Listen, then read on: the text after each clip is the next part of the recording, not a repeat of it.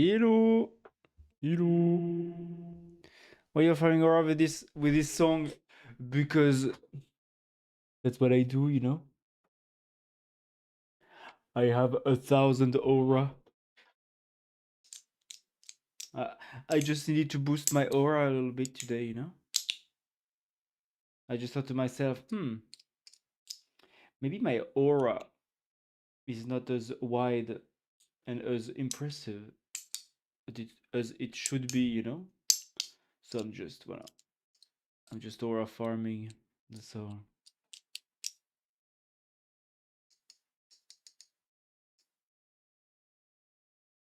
You know.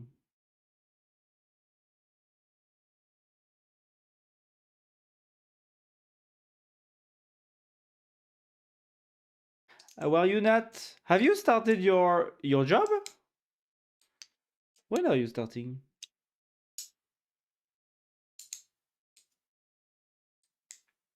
Good at you. Yeah, I'm good. Yes, I'm working right now. Ah, working. Okay. Is it your like second day? Did you start yesterday? Ah. Like, are you being still digested by the company? Like, do you not have still I had some course to do, but I finished already. Ah, okay. So I'm just here. Ah, yeah. You are in the onboarding, right? You are in the onboarding process. I'm waiting the new laptop. Ah, yeah. Yes, exactly. Yeah, okay. Yeah, I see. I mean, yeah, I remember, you know, when I was hired, I had like, yeah, 2, 3 days where I was just doing nothing. Yeah. They were just, you know, onboarding me.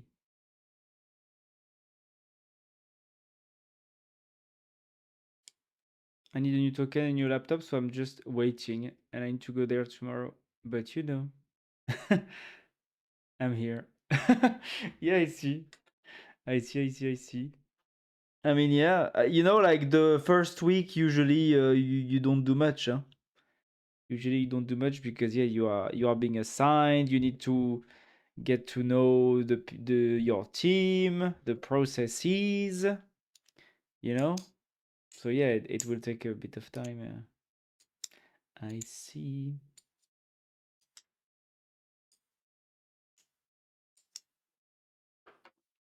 I did a lot of courses. No, yeah, okay. Like 15 hours already. Oh wow. Oh yeah, it's courses about what? Already at my life. No, don't say that, Nat. It's like the enterprise stuff, or is it like just generalist course, like programming course or DB course or something?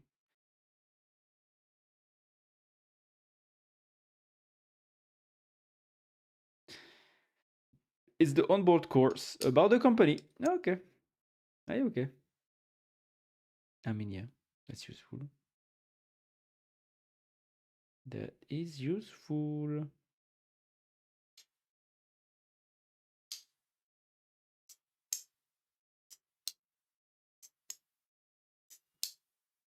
Okay.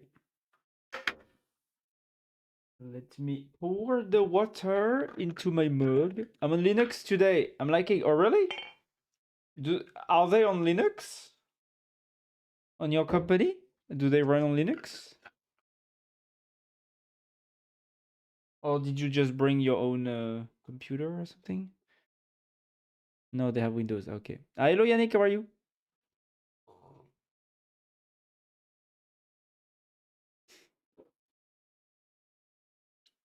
Up. Here I am.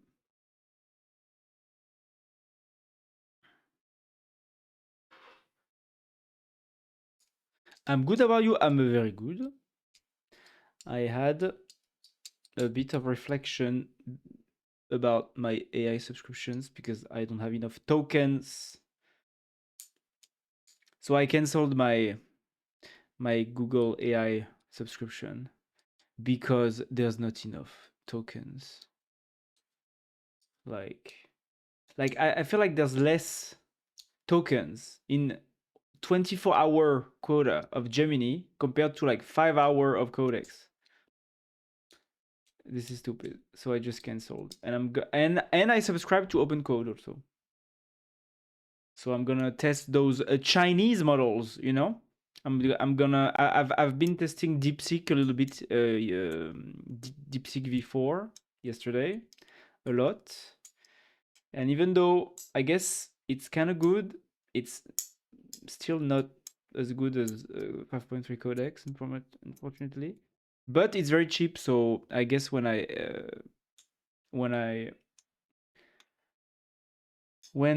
expand all my OpenAI tokens, I will probably just switch to OpenCode.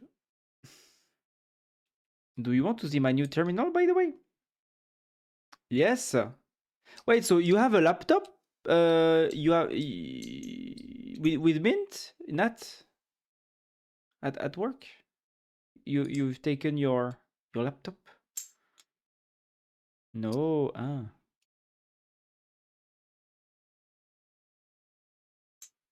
My PC is Linux. My PC is Linux.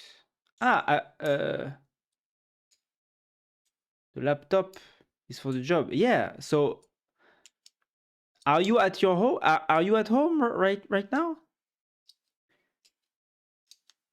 Or did you bring your entire PC to your workplace? How does that work? Yep. It's a remote job. Okay. I didn't understand. Is it remote like for a Brazilian company or for like a foreign company?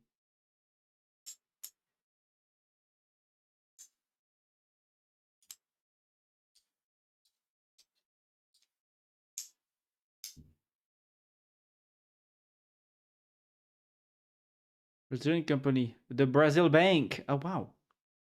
Damn. The National Bank. Oh wow. I'm kind of important now. Yeah, I can see. Damn. Crazy.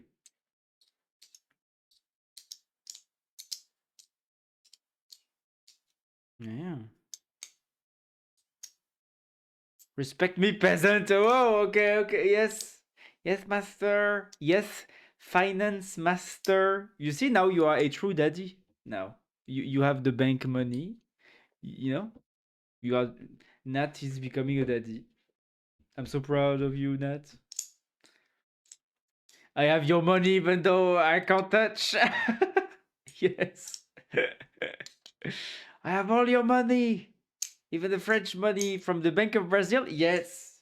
Yes, the National Bank of Brazil also owned the French money. That's right. You didn't know, huh? But it's true.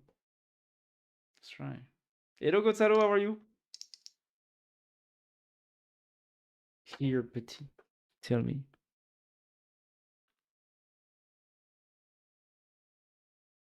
Wait, what? Oh, it's the wrong screen. Oh, fuck. Oh no, it's the wrong screen. Yeah, because I added my TV this afternoon, last time. Wait, I need to change my desktop capture. Display port. No. Wait, this one. No. Okay, sorry. Oh, my stuff is not there again. So annoying with Vivaldi. I'm going to switch to Helium or whatever because Vivaldi is annoying me. Oula, why is it bugging?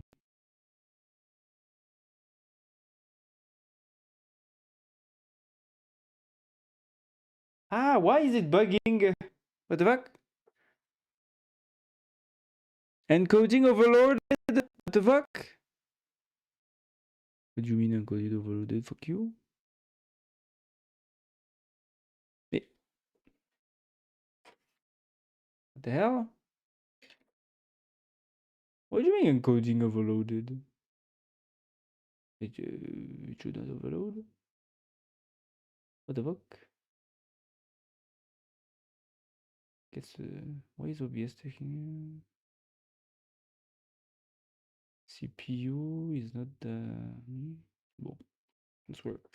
Brother, let's see.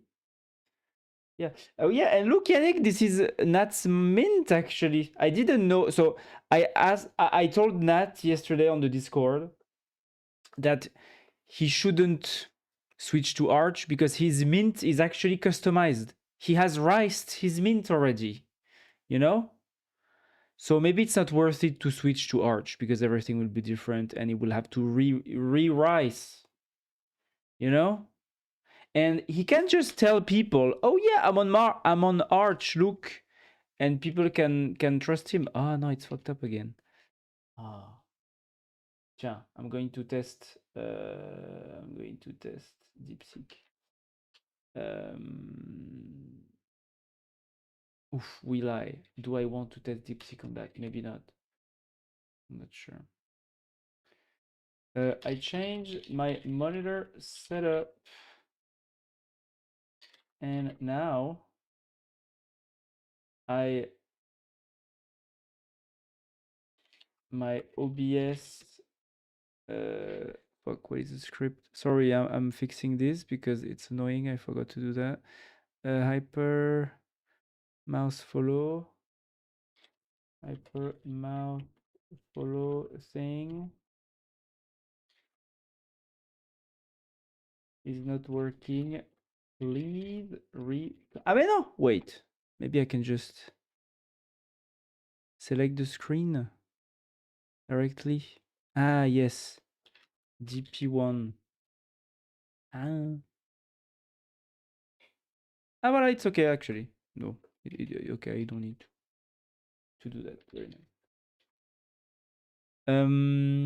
Wait. So now I need to read you. Good and you already started. How was it? Yup, yesterday. Nice girls. I did some courses. 15 hours already, and I'm waiting. I will start tomorrow if I got a new laptop. Not in my team. Sage. Sage. CC. I know my joke sucks. I'm so tired. You have no idea. He hasn't started working yet. Open Code, the new kid on the block in our stream. Yes. So I subscribe to Open Code because Gemini has too few tokens in their quotas, and so I was frustrated yesterday. Like I burned 24 my 20 like after my previous day of Gemini tokens with 3.1 Pro got expired. I burned into my next 24-hour quota in like 20 minutes. And I was like, that fucking sucks. I need something else. So I canceled my Gemini Google AI Pro subscription and I subscribed to OpenCode just to test those Chinese models because they're so cheap, you know? They're so cheap and you can have so many requests in OpenCode.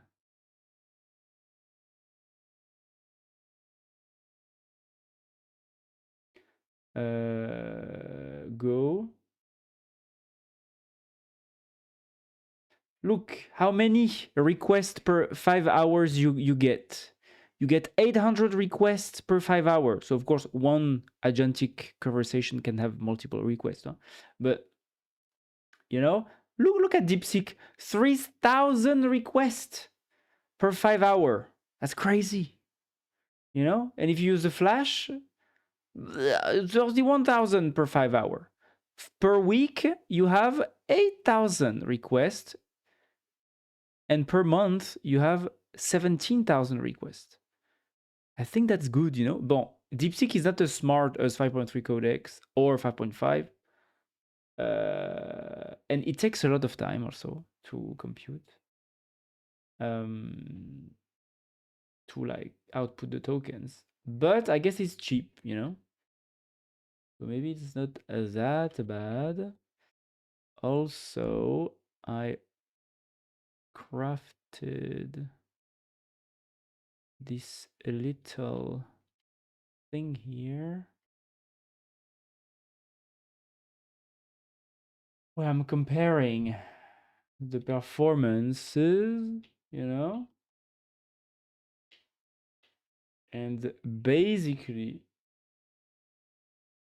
Pro is pretty good, right? Well, it's still worse than the others.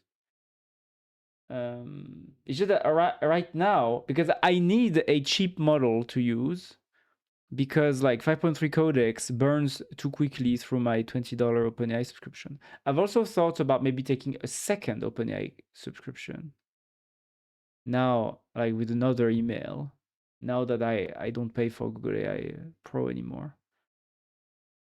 I mean, it ends at the end of the month.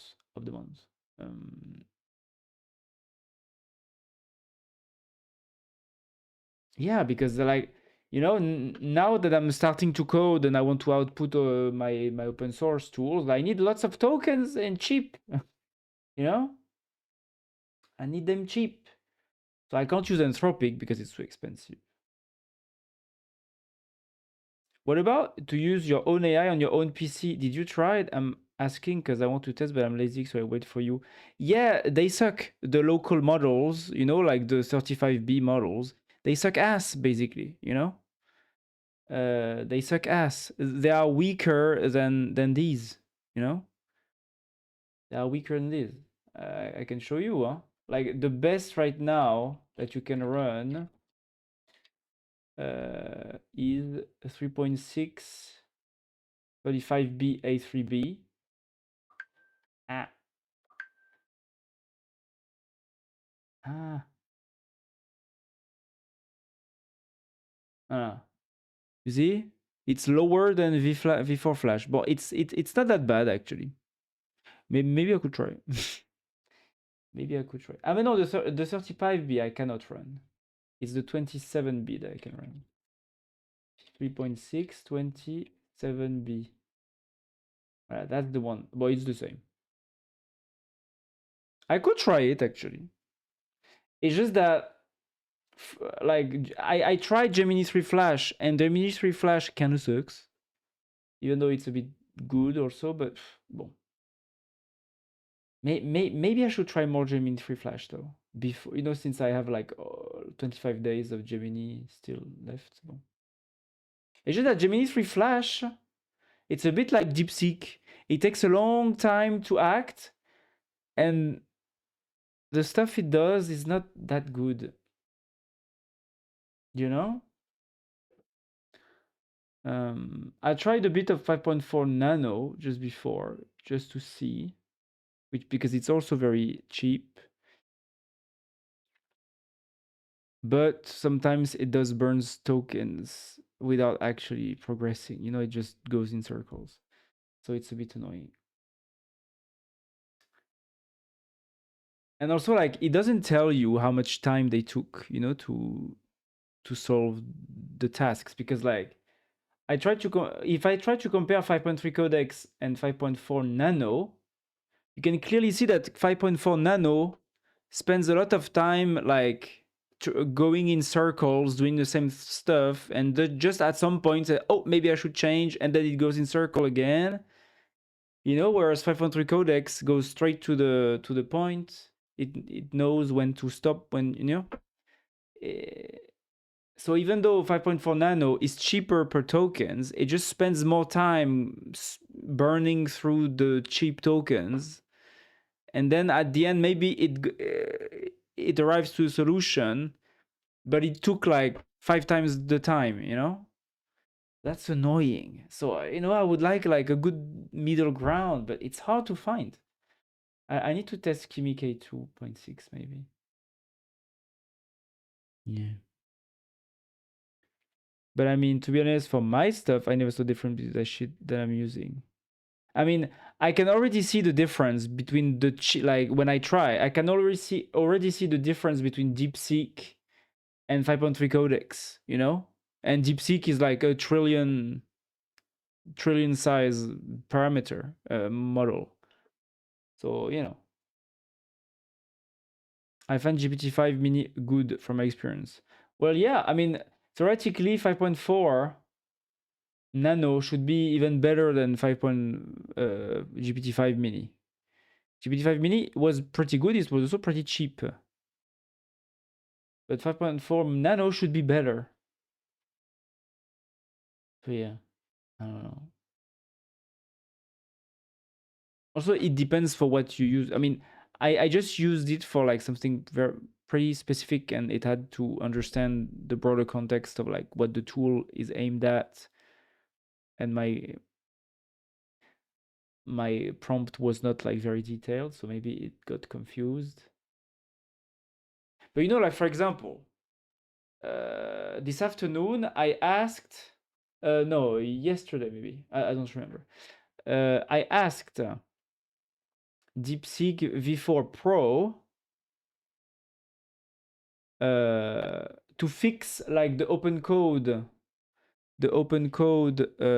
stuff here, because it was like taken from Codex Bar, which was for macOS. Of course, it was not compatible with Linux. And I asked it, hey, can you fix, like, I went into the repo, right? I opened the repo, I opened DeepSeek, and I like, can you fix the open code provider here? I said here for like, you know, as a reference of this repo, this tool, because it fucked up. It doesn't like it's made from macOS, but it's not compatible with Linux. Like, make it compatible. And it ran for like 5 minutes. And just at the end, I realized that he didn't understand DeepSeek, that I was talking about the tool inside the repo. He thought that I was talking about the open code CLI machine wide, you know? And I was like, oh my God. And then I had to ask to tell him, my dude, I'm talking about the open code provider inside the repo that you are, not inside the machine in general. And then he was like, oh, I understand now. Well, yeah, dumbass. You know, it's this kind of like, yeah, you know, it's the kind of things that we needed to do for the older models before Opus 4.5, you know? It's like you need to be extremely specific about what you want, otherwise it will interpret, you know, like the genie, you know. It's like, oh, you want to be rich, I will throw 1,000 tons of gold on you and kill you, you know. This is the kind of vibe that I get from DeepSeek, you know. It's like, you don't get my intent, I feel, you know. Whereas 5.3 codex and 5.4 and 5.5 gets the intent a bit better, you know. So and it's the same thing with Flash, a little bit less weird, like Gemini Flash, but still like, you know, the it's just annoying that they just spend, you know. And I guess like since we depart, because you know, like I remember GPT-5 was a bit like that, you know. It spent like a lot of time thinking, and then it came out with a good solution. But since like 5.3, 5.4, 5.5, we have models that go straight to the point. And even like since 4.6 and I guess 4.7, I don't know, with Anthropic, the models go straight to the point now. And so now I got used to that, and those and all of the non-SOTA quasi frontier Chinese models, I feel like they are still on the old premise of like, you know, they have to just think a lot and they take a long time, and sometimes they don't get what you mean and they misinterpret. And well, you know, I'm still trying to understand, because I'm not sure if I should like use open code more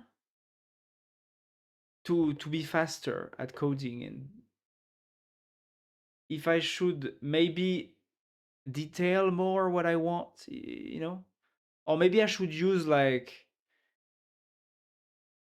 Codex to plan something and DeepSeek to execute. Maybe it's better, it will save on tokens.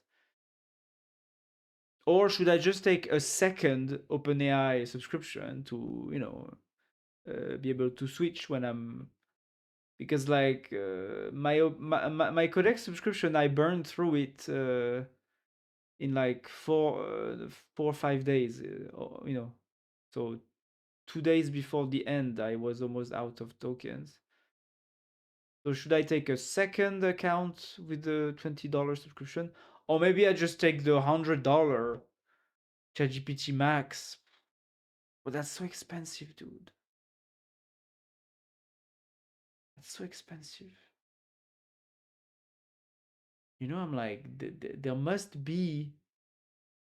there should be a way, because ideally I would like to spend max $50 per month on my AI tokens and just be able to code, you know, without limits, or almost without limits.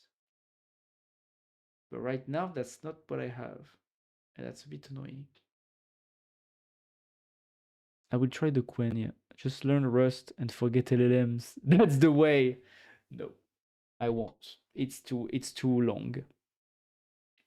It's too no, no. It's too long. It's not productive enough to do that.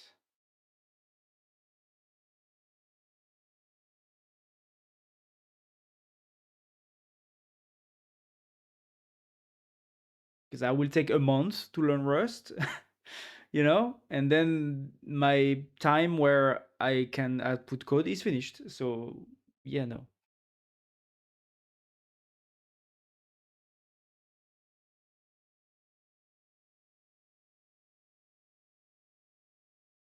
You should. You're spending all the planet's water. I use 100 RAM just in less than 1 hour. Yes. Psycode. Yeah, I mean, Quell 27B is not that bad, actually. maybe. Yeah. It's just that I'm thinking maybe I should just optimize the way I use my tokens. Maybe I should plan better. Maybe I should use 5.4 mini more. You know, because 5.3 codex is almost as expensive as 5.4 mini. So I'm already using a cheap model for codex. Can I, in codex, can I use like 5.5? What is the mini that I can use? 5.2, 5.4, 5.4 mini. You know, I'm already using a pretty cost efficient. So I can't use something else than 5.3 codex. Maybe I should use 5.3 codex for the planning, and then I use DeepSeek to implement something. Because codex 5.3 codex is already at the cost of 5.4 mini, and we don't have access to 5.4 nano in the codex, so that sucks. Cost, you know, like 5.3 codex, it's as $1,500, and 5.4 mini is at $1,300. So that's almost the same. And I guess in terminal bench, 5.3 codex is still slightly above 5.4. So it's just worth it to use 5.3 codex. Or maybe I use Gemini to apply. Gemini Flash. Or DeepSeek. DeepSeek to apply. I'm so addicted on Gemini. I'm just like, hey, Gemini, should I eat today? Gemini, my stomach hurts. Should I need the bathroom? Fuck, I'm doing everything wrong. Ignore me. Yeah.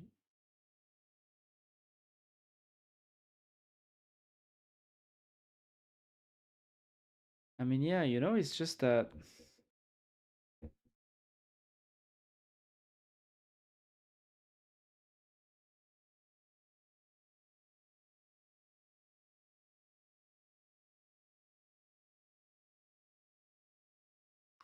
output tokens. You know, 5.4 mini, like, use so many more tokens. 5.3 codex, on the other side, is very, very efficient. It's almost as efficient as 5.5. 5.3 codex is the GOAT. Huh? 5.3 codex is the GOAT.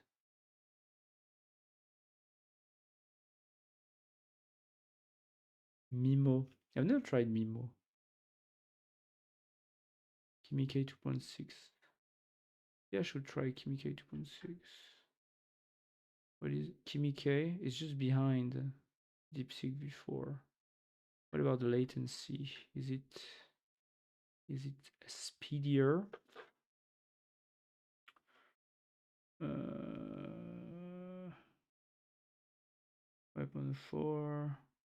So 5.4 nano outputs lots of tokens, but it also takes more tokens. So it kind of cancels out. 5.3 codex is pretty good. Because 5.3 codex is both fast and it doesn't use many tokens. Before Mimo is the best for the Chinese models. I mean, also than DeepSeek. Yeah, DeepSeek is the fastest. But I feel like DeepSeek uses a lot of thinking. Mimo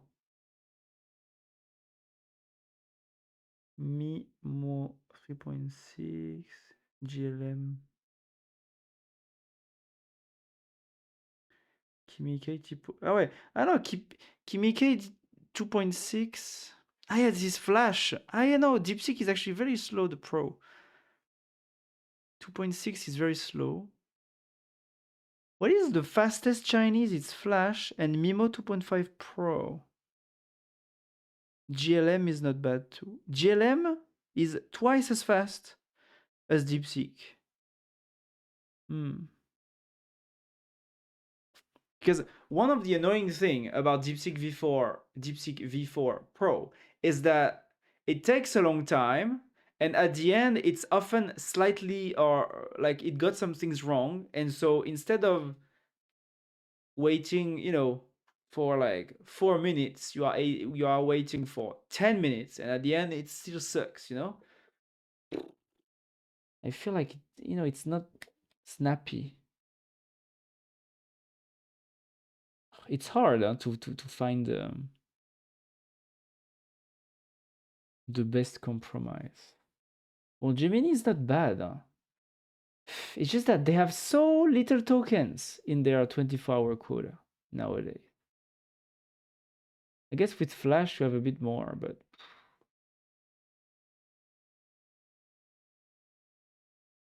also it might be that I'm asking very specific, like TUI, Rust TUI stuff. So it might not be, the easiest things for them to do. I'm not asking for a landing page, so of course, it's something that they are not explicitly trained on, I guess. I'm also tired today that I leave work late. Work is the worst. I have to work a little, maybe came back later. Yeah, okay. Don't worry. I thought you wanted to be employed. I just want the money.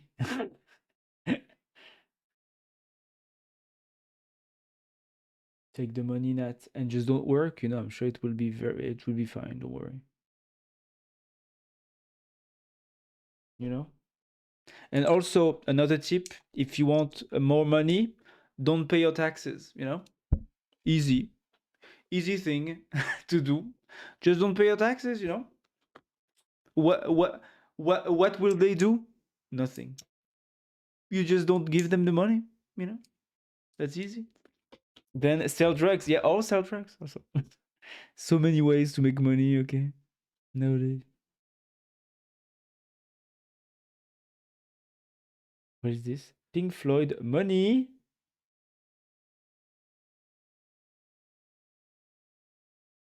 Yes, that's right.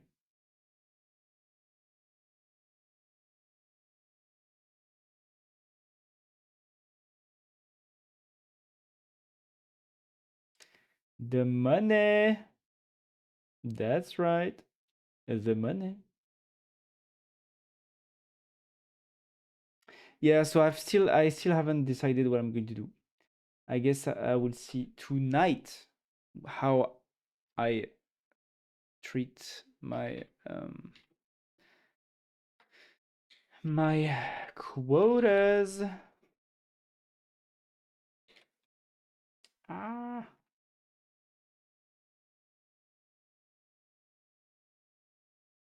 I'll go build and cargo run.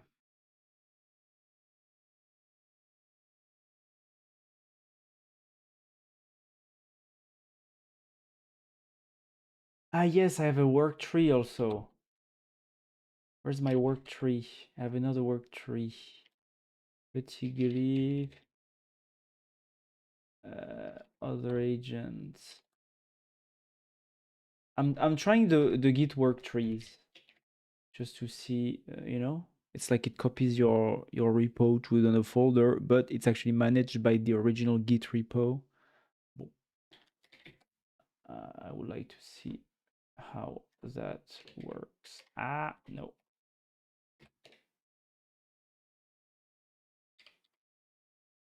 Cargo build and cargo run. What are all those errors? Okay. Oh yeah, one thing that sucks also about DeepSeek is that it doesn't accept images. So I can't take screenshots of my apps when they don't work because DeepSeek doesn't accept images. That's annoying. You know, like there's so many subtle things to this mess. Ah.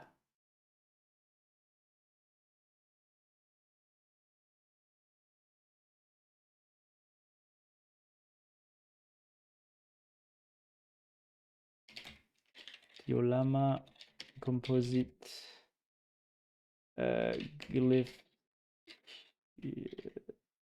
preview here is a bit fucked up. Please investigate the composition process for flaws.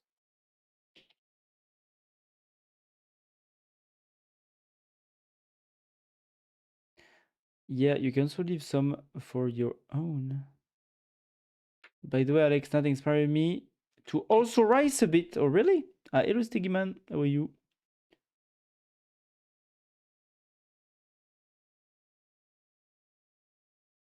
Oh, wow. Oh, damn. The boy kisser? The arch boy kisser. Wow. That's impressive.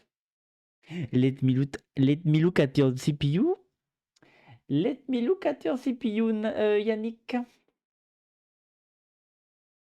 How in the fuck do I inject S into an MKV container? I have no idea. But I'm sure you're going to find out. Wow. So let's look at this very interesting CPU. You have an AMD Ryzen 5 7600X. And oh, you have an AMD GPU. Wow. AMD Radeon RX 760 XT AMD Raphael. You have what is this though? Is it the RAM? No. This. Where is the RAM? No, this is the EX4. That's your drive. What is this? 32 gigabyte, 30 gigabyte. Where is the RAM and the non-RAM? I'm confused. RAM plus swap. Oh yeah, wow, you have 30 gigabytes of swap. Damn. Oh yeah, you have as much swap as you have RAM. Wow. But are you running NASA spreadsheets or something on your computer, Yannick? What's going on? Why do you need so much swap space? Yeah, you have 30 gigabytes of RAM. 32. You never know. You know, you're just a computer prepper like that, you know. Just in case, maybe one day you will have to open a very big spreadsheet. Up, you will be able to. Arch Linux, by the way, Linux 7, Grub, AppImage, Flatpak, Kappa Command, KD Plasma, systemd, Kwin, Wayland. Alacrity. Very nice. Yannick. Yannick with a nice, I don't know how you call this, but yeah, with the hour, I guess. And the boy kisser, of course. Glorious boy kisser. Very nice. Very nice. That's very nice to see. Congrats on your rising.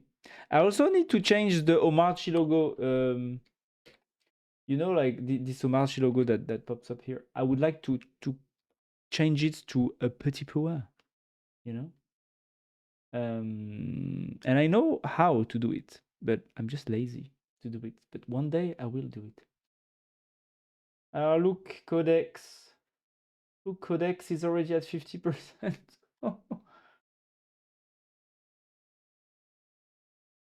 Well, I did some work before, but it swallowed like 10% already for this one task. Does that mean I can just have like 10 tasks per 5 hour? No wonder they want us to move to the 100 plan. It's just that I'm thinking that with the $100 plan, I will have too many tokens. But maybe I'm wrong. Maybe it's like the law of the whatever. How do you call that law again? The law, you know, the law of the capacity or whatever. How is that called? The law of capacity filling. No, like when you increase capacity, people use it. Parkinson's law? No. No. There. How? Obstacle law?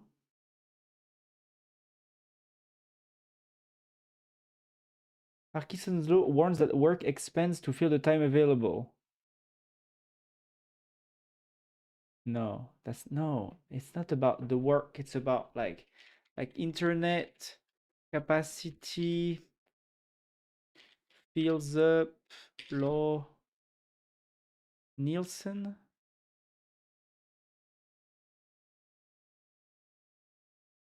God damn it. It's a very well-known law, huh? How do you call this law? Metcalfe? No. God damn it. Here is my config. My fast fetch is still flunky, but it won't load the icons for my GPU and display. Okay. Let's see. Wow.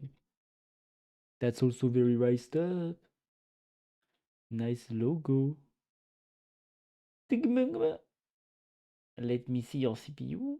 Wow, 3 monitors. Very cool. 3 monitors. Very cool. 1440p, 27 inch. Very cool. Ryzen 9 5950X, 4070 Ti Super, very cool. 32 gigabytes. Swap also, I guess, right? A bit of a better FS.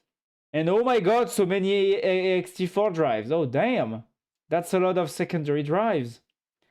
How many? 4. Oh, yes, you have 5 drives. One main and 4. Wow. 4 hours, 9 days. Very cool. Very cool.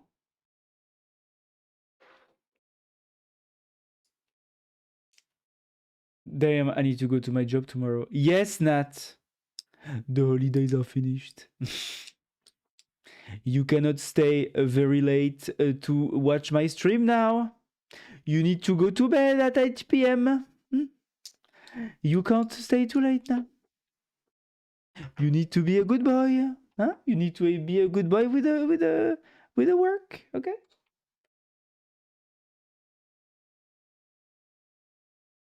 With a job.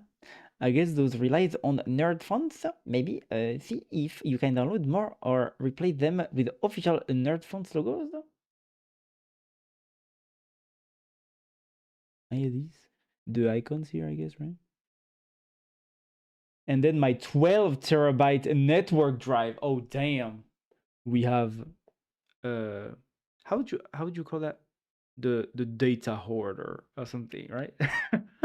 It's like I can store so many data, so many data and torrents in this bitch, you know. Are you this kind of person, Sticky Man? You're like, I'm just going to store the entire torrenting collect archive of this website for fun. I mean, presidential stuff.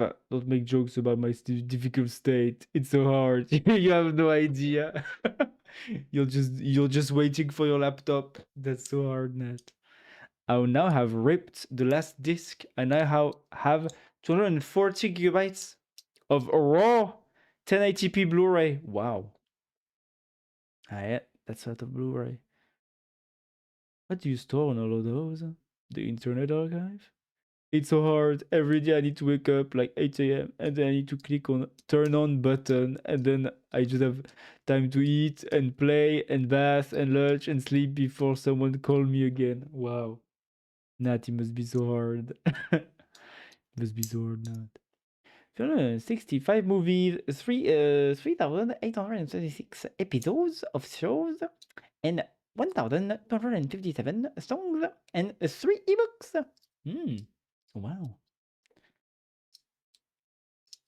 I guess we can see your priorities, you know?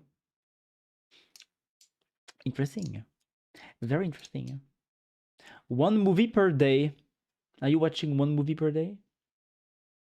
Just for 1 year, though. Next year, no good. And 2 copies of Wikipedia in English. Wow. Really? You can copy Wikipedia? How do you do that? How big is it? Wikipedia? How big is Wikipedia in English? That's interesting. You know?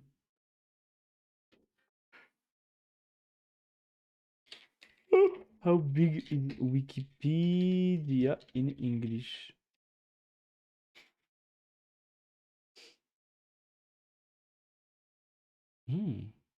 Database download. Oh, wow. Yeah, 3 copies of all available content to interested users. Wow. Oh, yeah, I didn't know. A BitTorrent. Oh, you can download with the torrent. Oh, okay.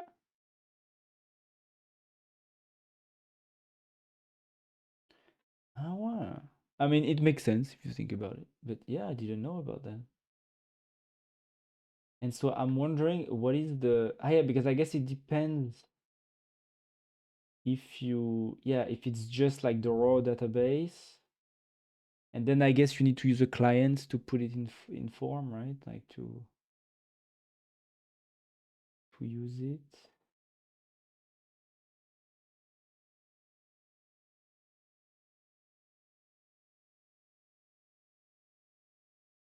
Linux.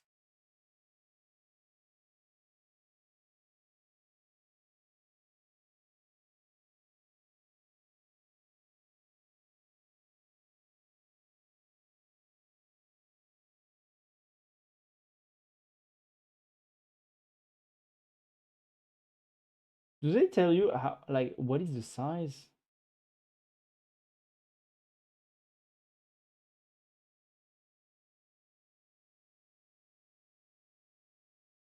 Size comparison. The size of Wikipedia.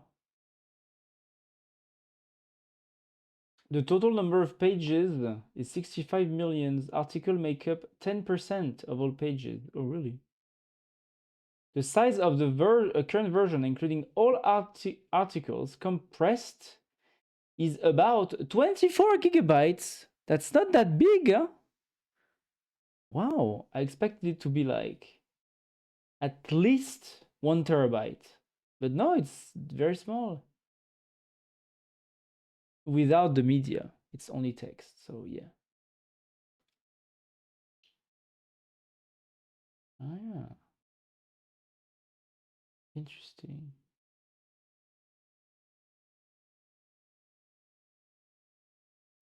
English.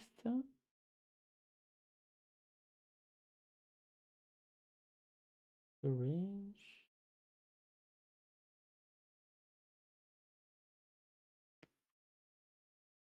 Interesting.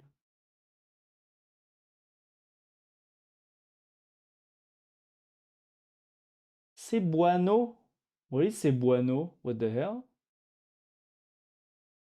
Cebuano? What do you mean Cebuano?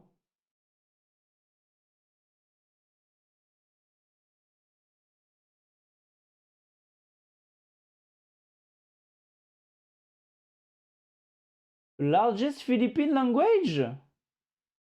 I didn't know about this. I thought I know about Tagalog or something. Ah oui, Tagalog.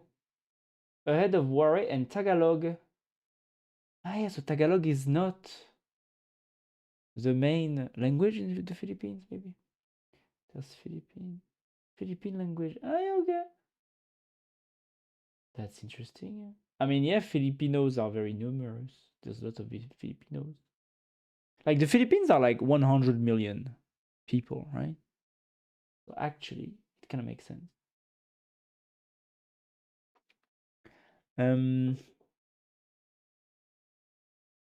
Nothing you can download local copies. I have 2022 and 2025 locally stored on my server. I let my local AI run through it rather than a real deal because it's faster and it spares Wikipedia. I mean, like if you have 3,800 episodes of shows, how much stuff are you adding per day? It's not that big, so this is not that big for you. Wikipedia, no, it's not that big for you, for me. Oh, I add in bulk. Like I said, I just got Clannad Season 1 and 2 on Blu-ray ripped, and that 240 gigabytes raw. That is then encoded to fit onto 50 gigabytes for its episode because I enjoyed that anime. I spared it being high quality. No, that's very, very large. I mean, for text, yes, it's large. But I just that, given that Wikipedia is such like a big thing, I expected even the raw text to be a bit bigger, to be at least 10 times bigger, like 500 gigabyte. But no, actually, just 24. I mean, yeah, 250 gigabytes. You can compress anime to hell and still looks decent if you use Kleber VBR. Hey, okay. I didn't know.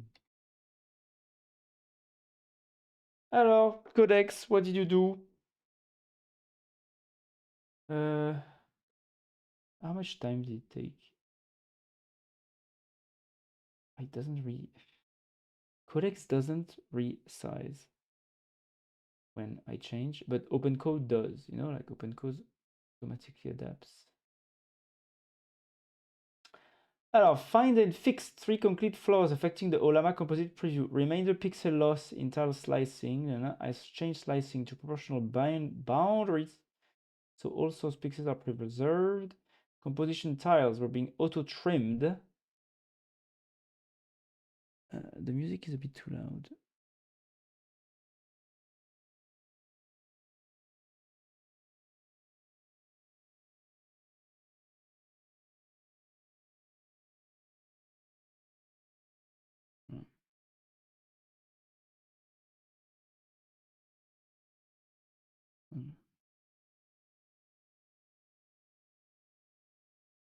Like some of the anime I have is only 300 megabytes per episode and looks perfectly fine.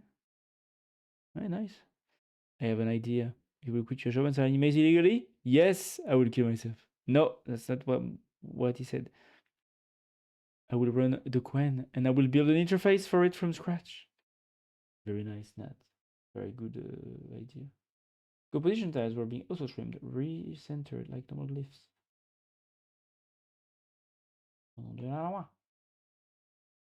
Install font sample fragmented inserted spacing. Okay. Antico gadget. Be careful, gadget. Dun, dun. Let me test something. Dun, dun. Oh.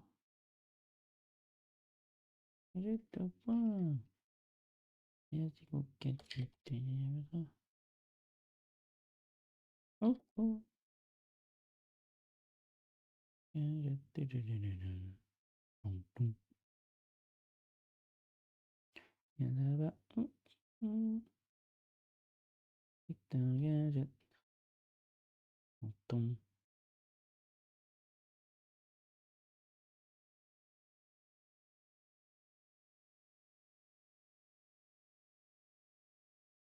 Oh, doesn't work?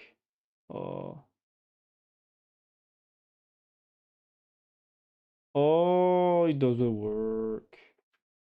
I tried to reinstall after adding a normal Ollama image for having both Ollama composite and Ollama normal glyph, and I can't reinstall. Investigate. Compact. I don't want the AI slope. I run Qwen 3.6 locally, and I have given it a MCP server to allow it to crawl the local Wikipedia and other documentation. It's then instructed to link me to those sources. Works well and stops me from writing sloppy code but find documentation faster. Oh. Are you satisfied with Qwen 3.6? I guess you're using the 27B, right?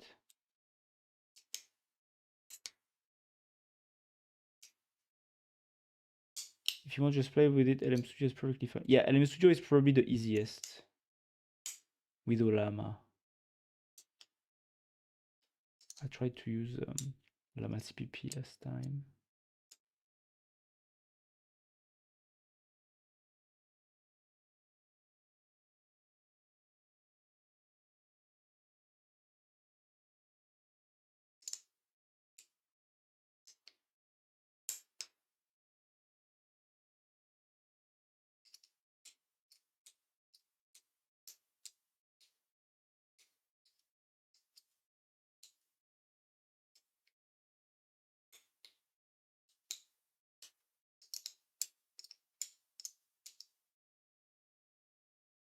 I used Qwen 3.6 27B, coding NFVP4. Okay. Okay, nice. Where did you download it on? I guess on Hugging Face. Is it on Hugging Face? Nope. Ollama. Ah, okay. Okay. Very nice. Because yeah, Qwen 3.6 seems to be pretty 27B seems to be pretty OP, you know? Look at this. 2.6. Well, I have the 35B2. I know actually. What is this? Qwen 2.5. No, I want the. I mean. Yeah. Qwen 3.6 27B.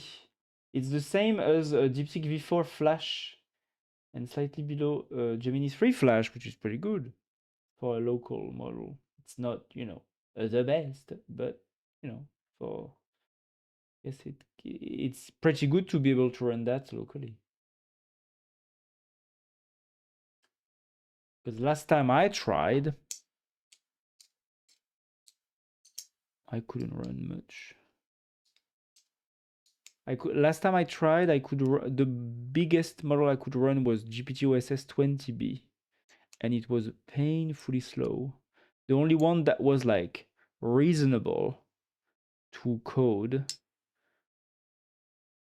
was a Qwen 3 8B. That's the only one that worked with my previous GPU with 8 GB of RAM. Now I have 16. But yeah, on 8 gigabytes of RAM, of VRAM, yeah, Qwen 3 8B was the only one that was kind of okay. But it was like only good for like generating bland landing pages, like anything a bit complex and it would break down.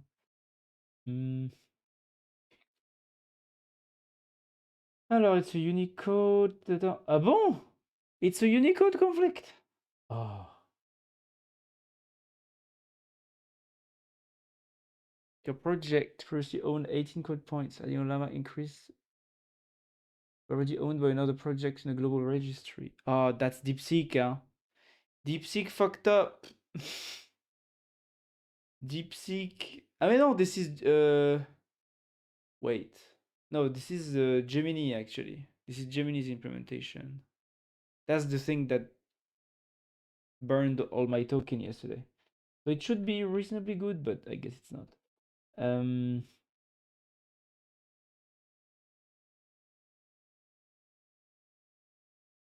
The next agenda slot is already owned by another project. So no more install failed. The normal glyph and the 3x3 composite tile do not remove the base glyph.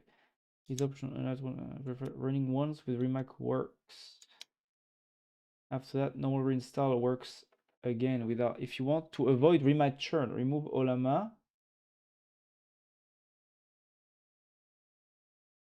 But it's not supposed to happen since I have all these anti-conflicting guardrail in place.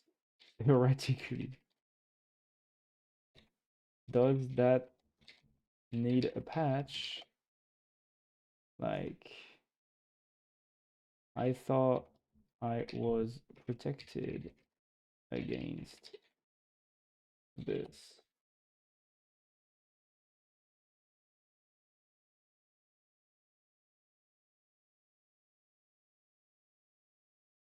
Uh, 27B is too much for me. Yeah, I mean, yeah, 27B yeah, you need 16 gigabytes. For 8, you like the biggest one I could is the GPT OSS 20B. That's the biggest I could run, I remember. Ah, fuck. Wait. My monitor.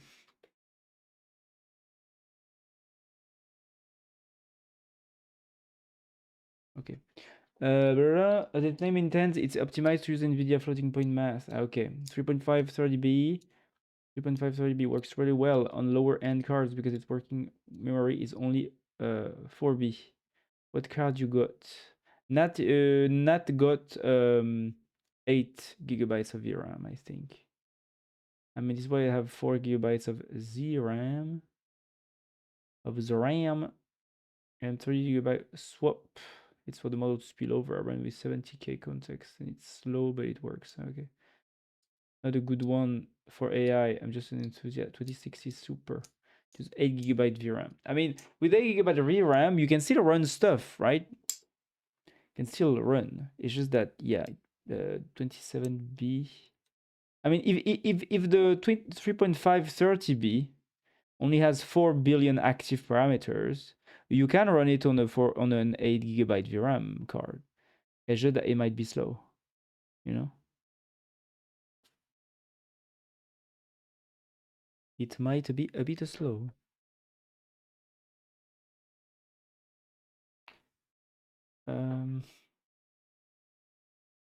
What happened is expected project range. Existing code points disable unless for 3 mat. Your project needed one extra slot, but adjacent expansion page more good. Gently remapping. Correctness bug no. UX gap. Well, I don't want the user to need to use force remap. That's horrible UX. Make this automatic.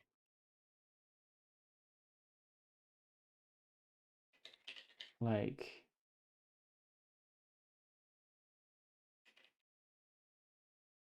can patch it through authority force remat only on this specific complex and report that remat was applied while keeping BIOS strict.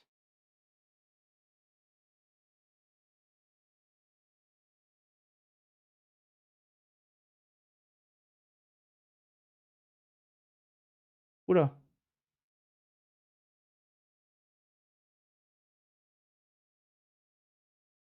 Whoa, whoa, whoa, whoa, whoa, whoa, whoa, whoa, whoa. What's going on?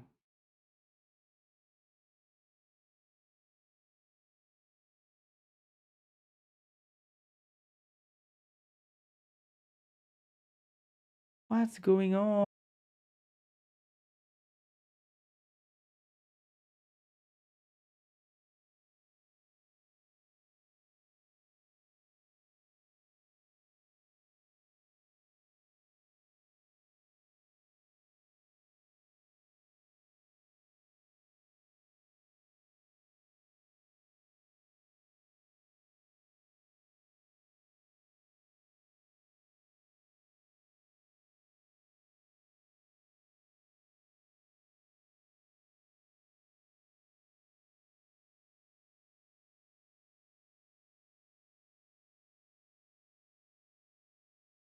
Hello?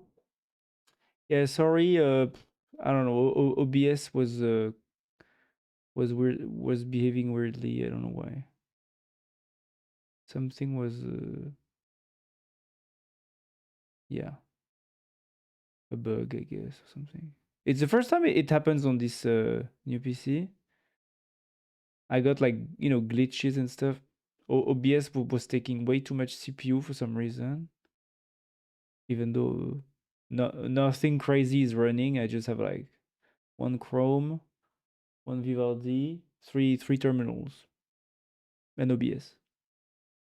It shouldn't behave like this.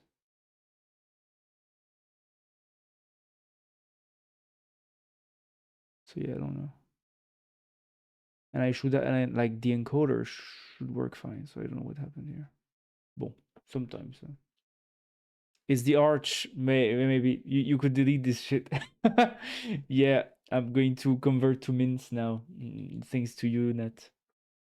Want to know the most cursed part? Yes, for sure. I can't see the beautiful eyes of Petit anymore. It's the arch. You could delete this shit. Yeah, you're right.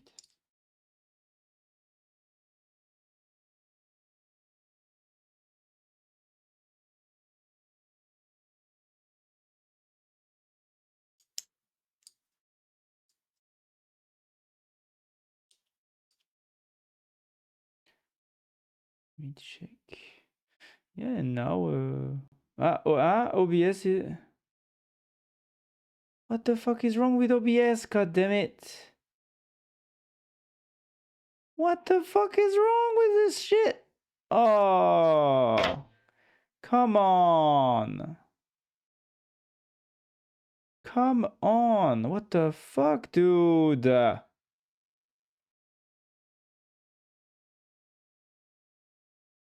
It's OBS again. Oh, is it Codex? What the fuck are these K workers, motherfuckers? Ah, K swap K works, K swap GK workers. What the fuck is this? Is Codex leaking? Like, is it leaking CPU work or something? Like, what's the fuck's going on?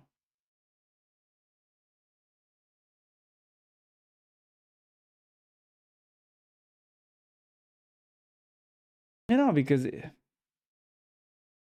no, it's OBS. It's OBS, motherfuckers. Oh, come on.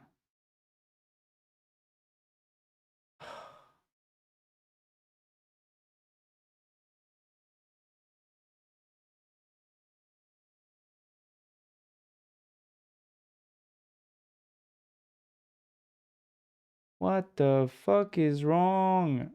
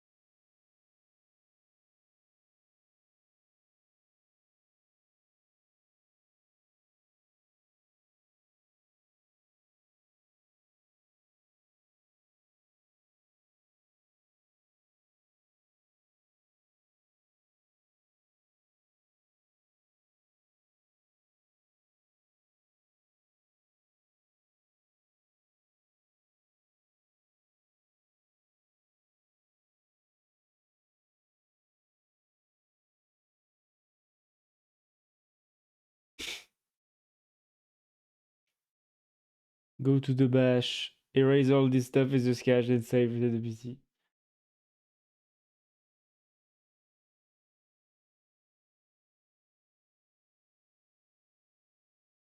Wait a minute.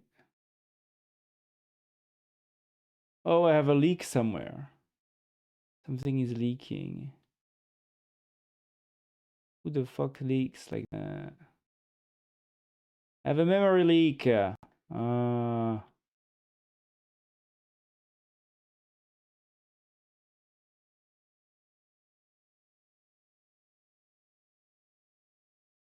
Yeah, so I have a memory leak. Oh, it's open code. No way.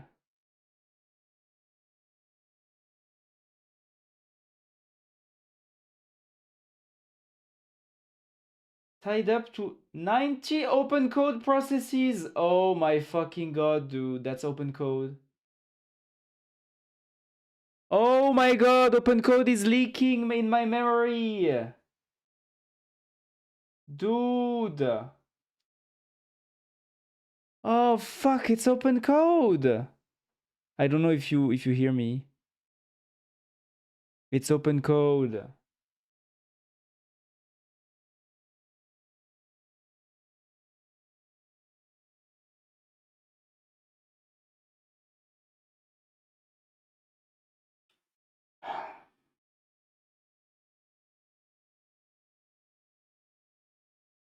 "90 open code serve processes." Oh. Oh, it's fucking DeepSeek. It's DeepSeek. Okay, kill all those open code servers processes.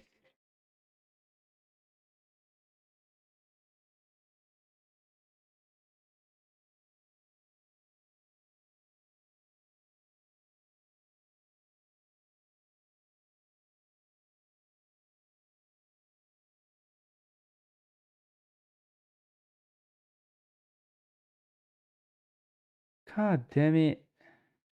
I don't know if you hear me.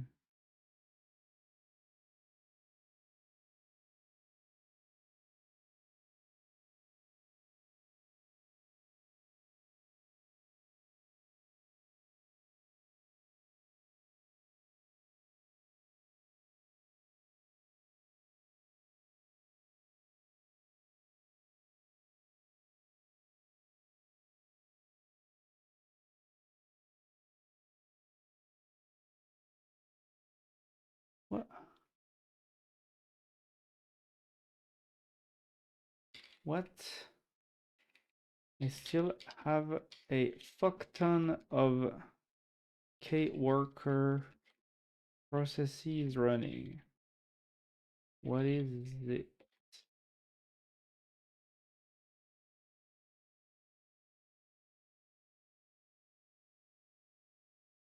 God damn it, dude. Yeah, the one thing that changed between last stream and this stream is that I used OpenCode, and DeepSeek debugged OpenCode by spawning a quadrillion servers to test like the. Oh, is it the Waybar? Oh, it's that.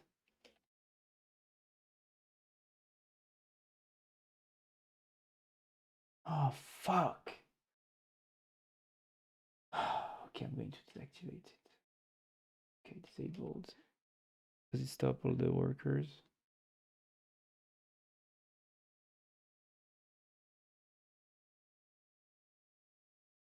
Reappearing. Yeah, it's my fucking.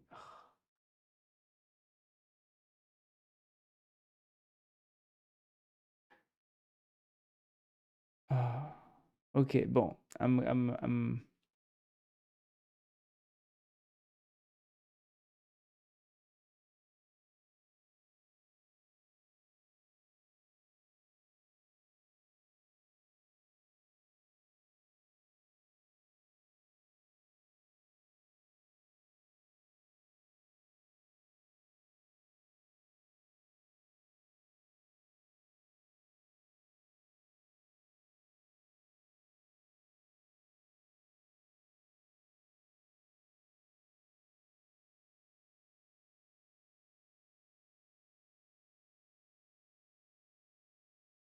Okay.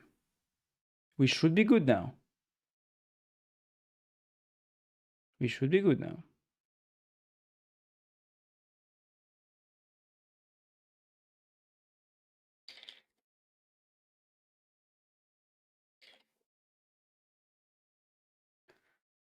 Okay.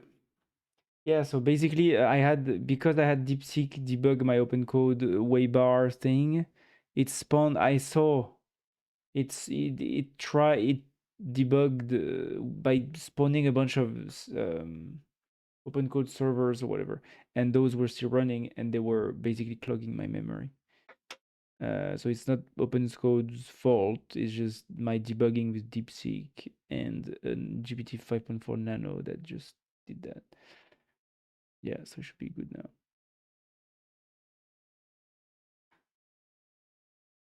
Should be good now. Now I'm half of my memory that's used. Yeah, should be good. Maybe I should increase my RAM. Can I do that? I'm not sure. Talking about swap, you know, just before. But at the same time, maybe it's good to find out when I have a memory leak like this. Alors, instantaneous system is much better. Most are in I state. Only,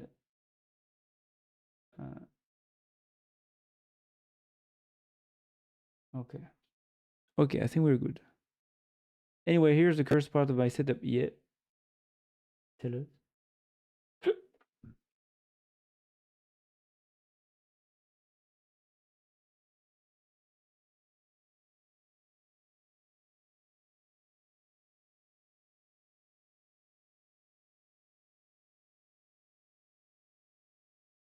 My chat client with my stuff. VRM desktop pet software for Linux, aka an official Linux port of Shiny Flavor Mate Engine. Oh wow. Damn. Oh no, what? Oh, wait a minute.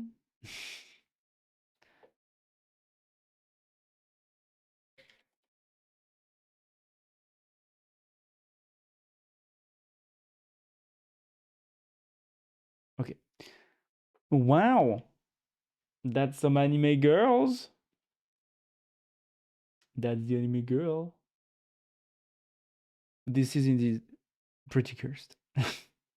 But you know, some people like anime girls. Well, I don't, but I know some people do, so you know, it's okay.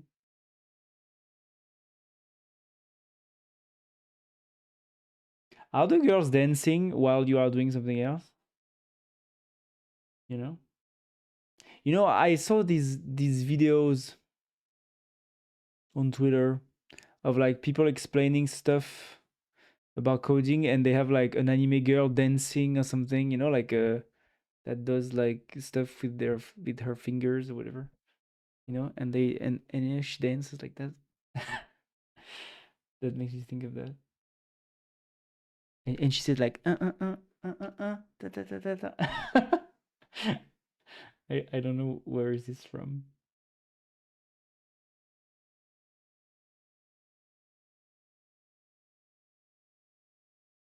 And yes, it has a chat window that connects directly to the Olama backend. Wow, they dance when you select a media input as volume above XDB. Oh wow. Ah, yeah. Damn.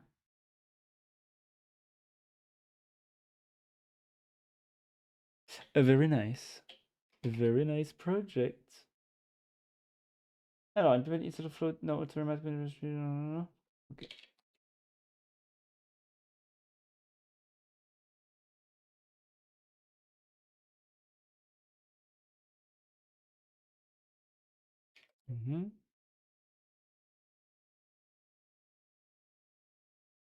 Okay. Yeah, so now to see. No, I need to open Alacrity. Thank you for the follow.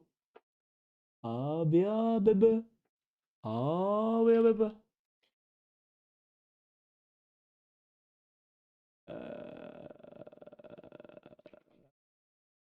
Other agent up, and then cargo build and cargo run. Oh, it's still a bit cursed. It's still a bit cursed. Unfortunately.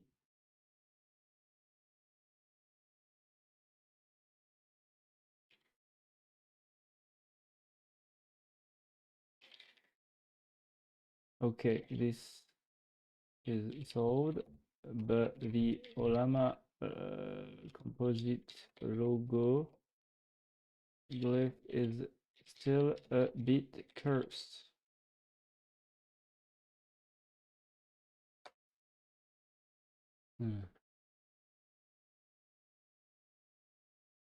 I have set it up to listen after Feishin, a jellyfish music player. I don't know what is a jellyfish music player, but okay. Oh. Oh, wow. Oh, yeah. The girl dances? Very cool.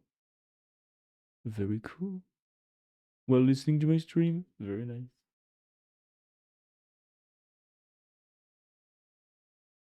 Petit, did you read my tutorial to fix the stream bug? It's very easy. Yes, I read it on stream, Nat. Do you remember? I read it on stream. And I need to make a clip about it, but I didn't. And now I don't know which stream it was. I need to go back and search.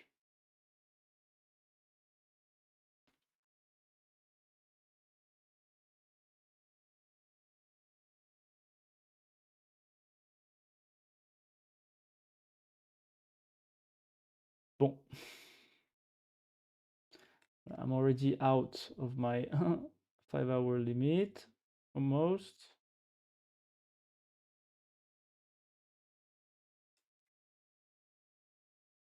Maybe I do need the 5x limits. Maybe I do need to pay for the. Oh, that's a lot of money, $100 per month.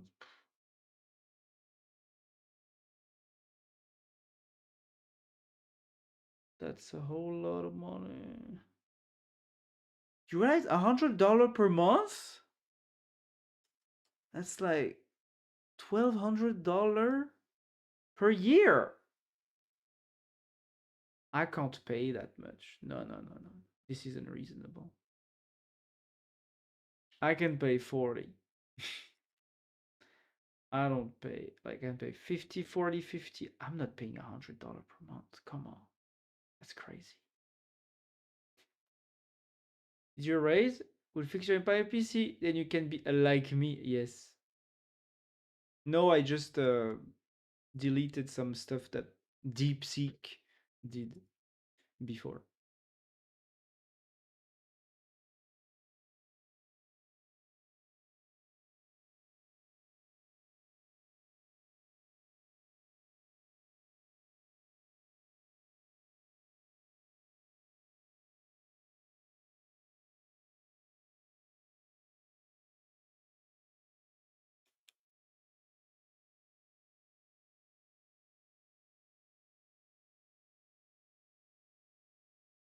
Overall, I don't know if it's me who wants to code more than before, or if it's just like because the free tokens have been going on for too long now.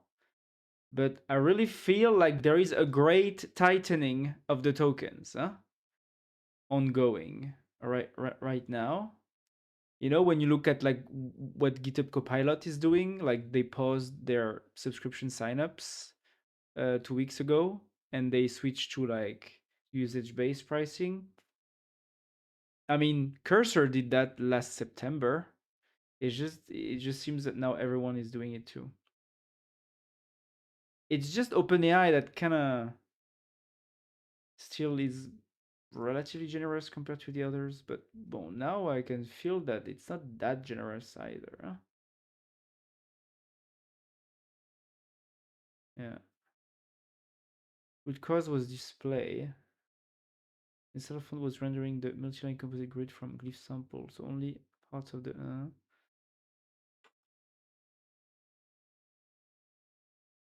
okay, let's see.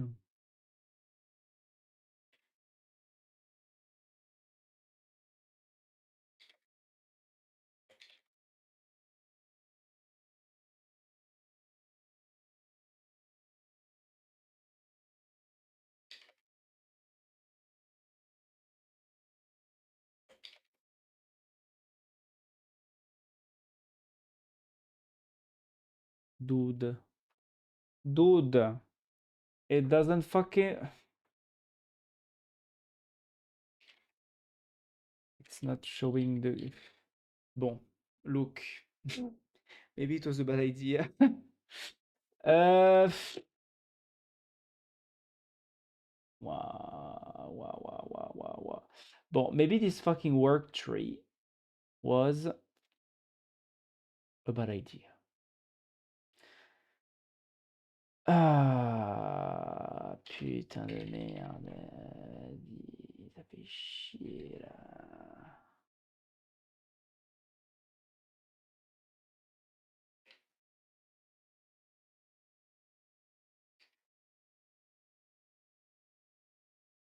Ah, putain.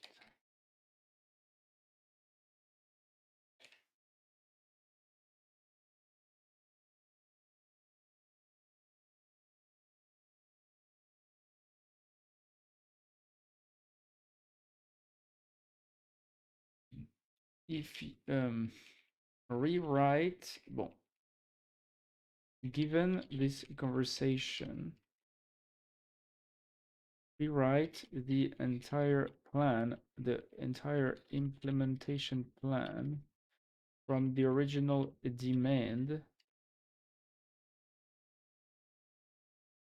with my added corrections to hand off to another agent.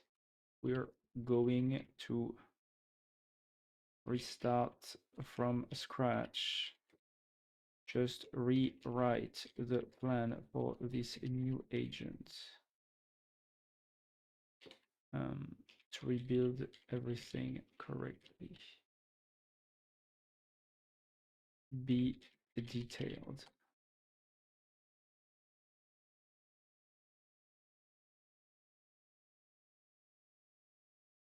Sadly, the anime girls don't work well in the Wayland. Why is Nightbot putting a second Discord thing? That's weird. It's once every hour, but be an hour. Anyway, I'm gonna hop off and sleep. Okay. Okay, see you, Sticky Man. See you later.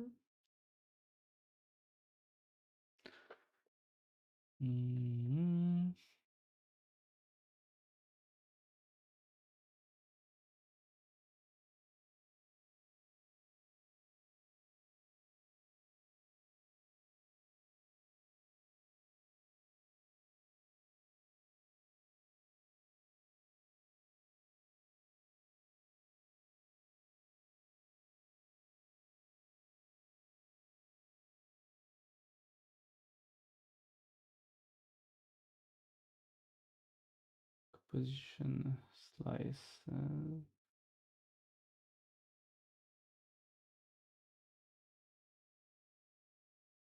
High quality handoff. Fuck you. Quality checklist.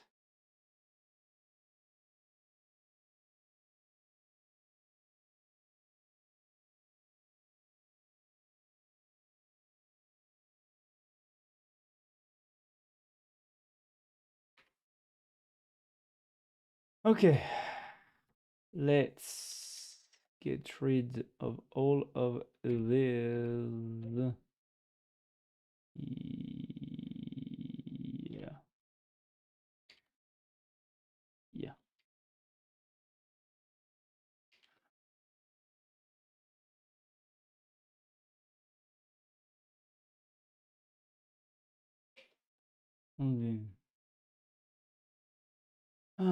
Implement this feature in full.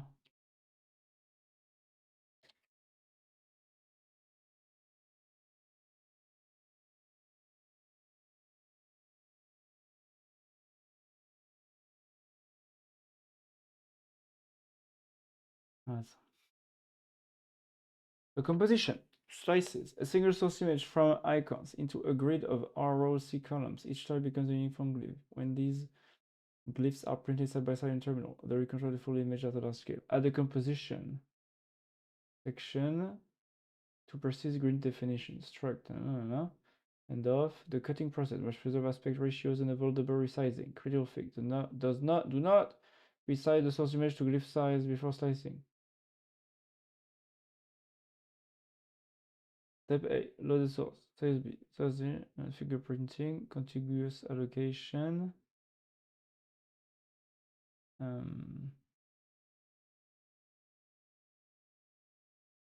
Insert flag string, 2D text layout.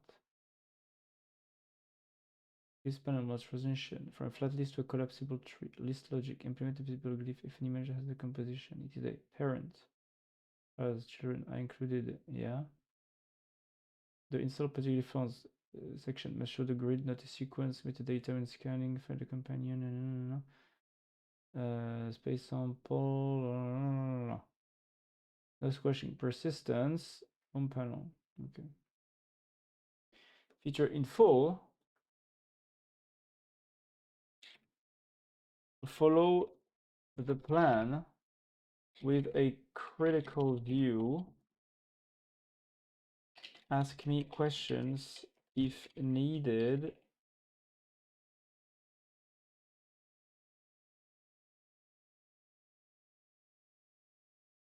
Be smart and solve additional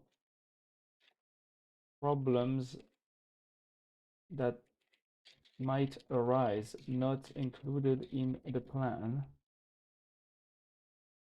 Care for the quality and ease of the UX UI for the user.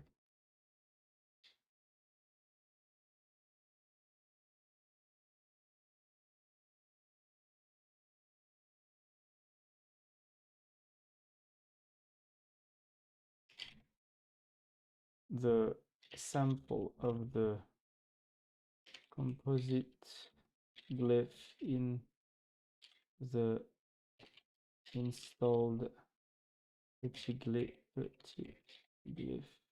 font section should display the assembled composition, not only single glyphs. Must be a dedicated space for those. Think about everything.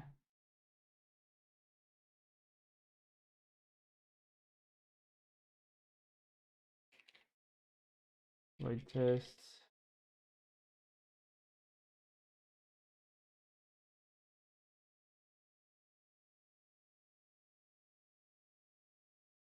And think about rebuild, uninstall, reinstall interactions that might bring about edge cases and weird states.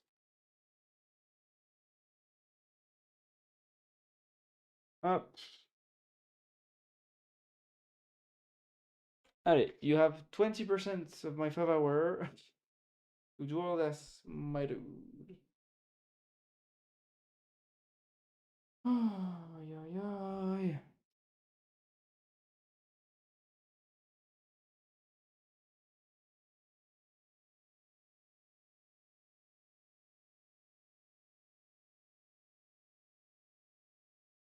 So Nat, for context, basically I've been trying to implement this feature 3 times already with different models, and they all fail. But I did that before. I couldn't try that with Codex.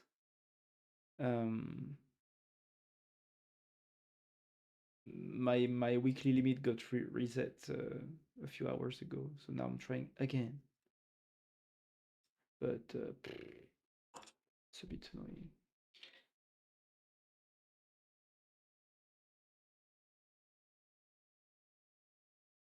Just that just when I need quality tokens to do my stuff,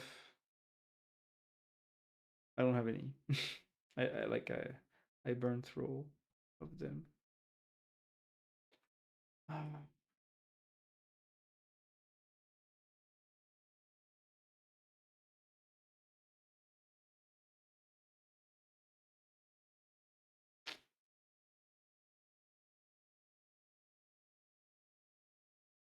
I guess if this doesn't work, I will just have to do the feature step by step with DeepSeek or Kimike something.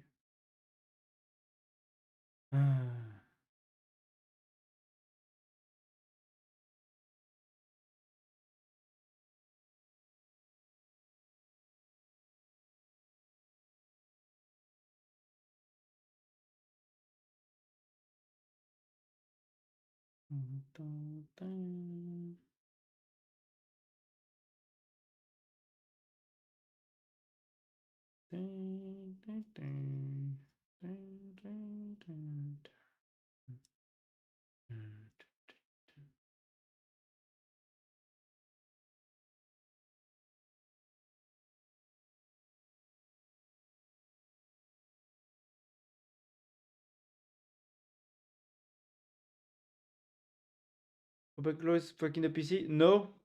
I mean, I don't. I used to use OpenClaw, but I like OpenClaw was on another PC on my old laptop.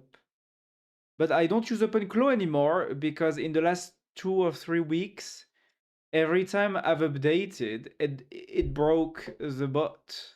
The bot could not use the manage browser anymore as I used to ask it to do.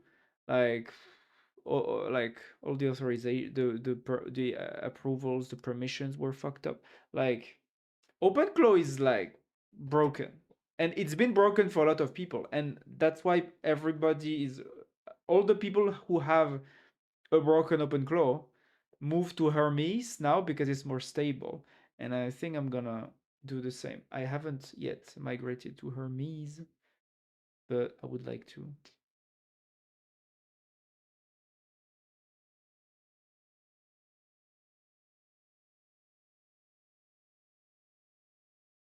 And no, it was not OpenClaw, it was OpenCode, but it's not OpenCode the app. It's me. It's DeepSeek that fucked the PC basically for my lags before.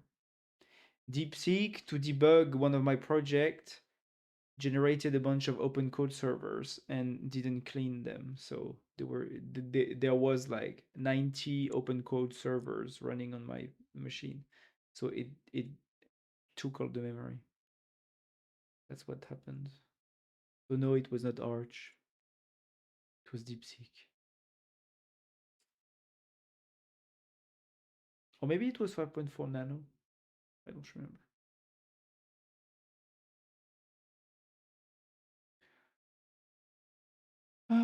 Yeah, it's just annoying that like with the Chinese models, it's like we go back to when we actually had to babysit the models, you know? You can't actually let the model do whatever it wants. You actually have to look and say, okay, what are you going to do? Tell me your plan. Because half the time it just do something stupid. It just does something stupid. The only model that I actually now trust with my life to do the good decision by itself would be 5.3 Codex. But now the tokens are just running out so quickly. Phew. Why so many search the web? Like, what the fuck? Why is it searching? Why is it searching so much? Hey, my guy. Why are you searching so much?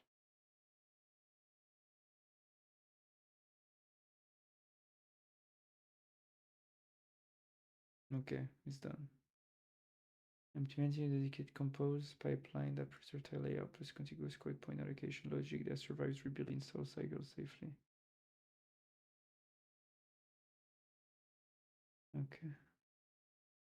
I'm excited to test a Qwen 9B now. Yeah, I mean Qwen 9B can do some things, yeah. Mm. It's just that you will have to babysit it even more, you know? Like the small models like that, I guess, yeah. They are still, it's like the models of early last year, right? It's like you need to actually check the code they're generating because they will not know how to do things properly, like those very small models.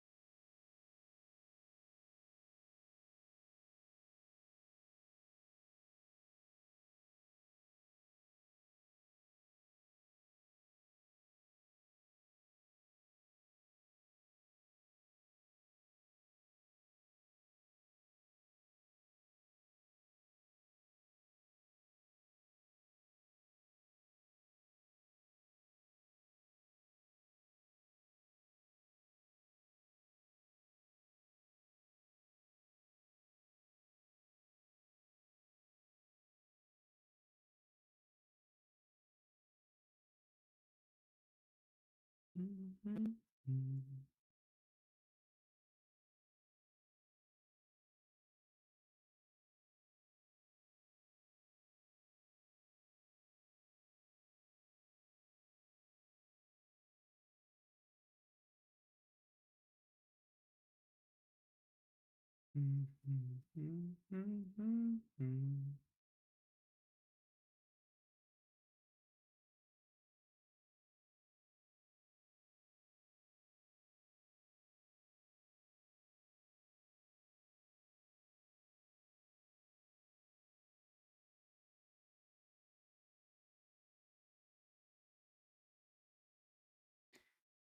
Oh yeah, I wanted to watch a video while it's coding, right? Instead of doing nothing. I saw a video about Rust and Rust. Oh yeah, the Linux, yeah.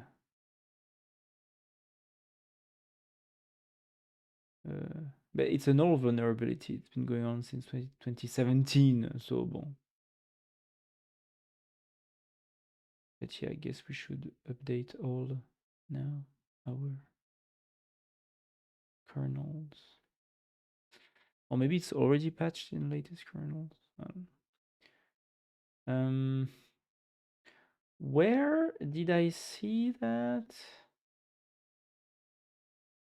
There was something about Rust and web.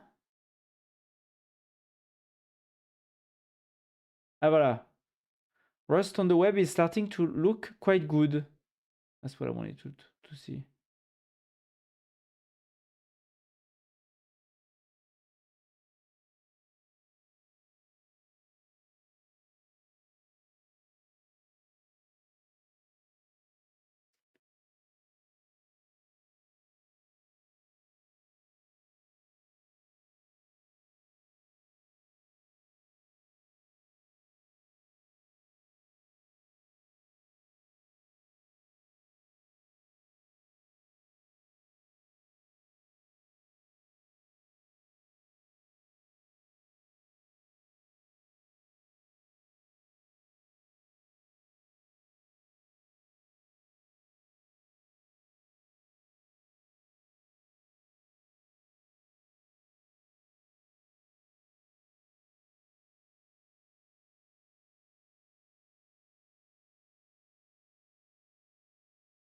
That's a very zoomed in screen, huh?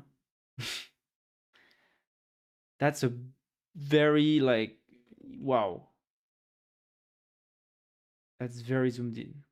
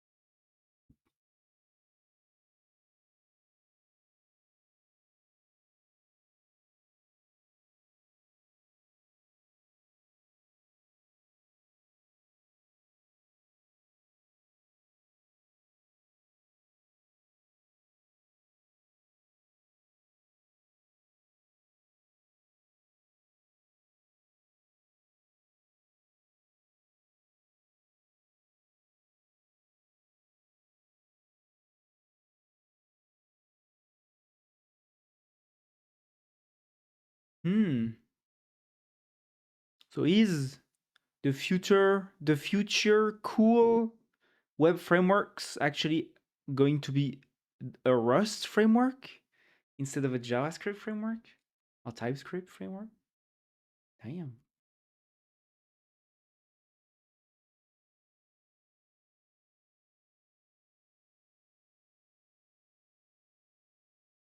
Wait, are you done? No, you're not done.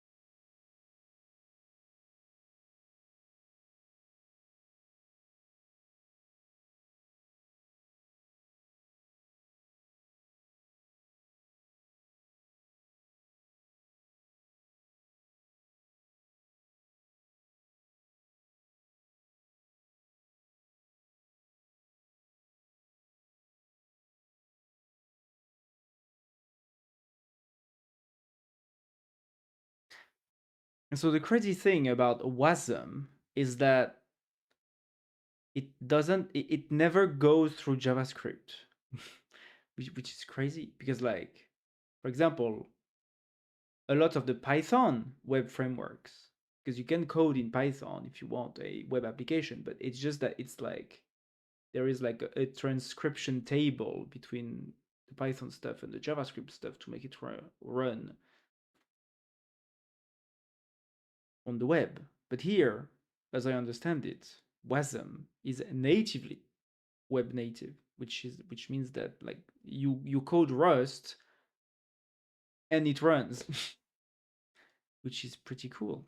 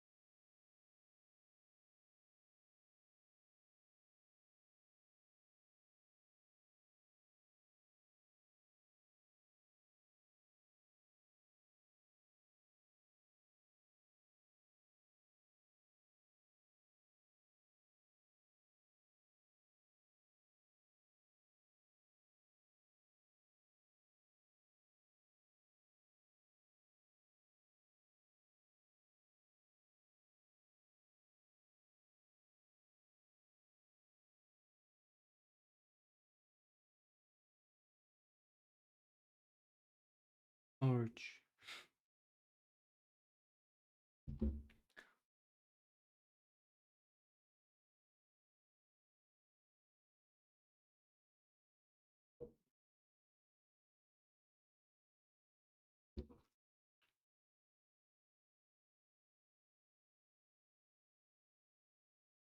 Client side, client side rendered.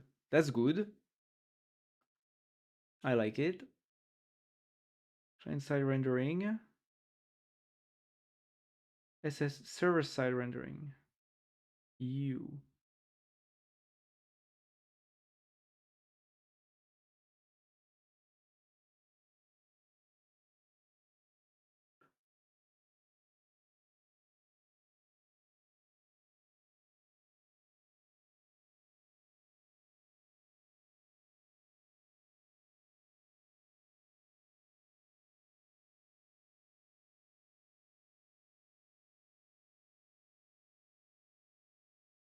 It's funny how we always talk like that. And then you need to have the backend server. And then you would use React. It's funny how people have habits of intonations. Codex is done. Let's look at it. Implemented end-to-end compose grid support will build lock location to hierarchy and install font sample rendering. And I'm at 0. Voilà, 0, 5 hour. Voilà. Thank God it finished at least. Let me just like stage all this. And let's see. Bon, let's just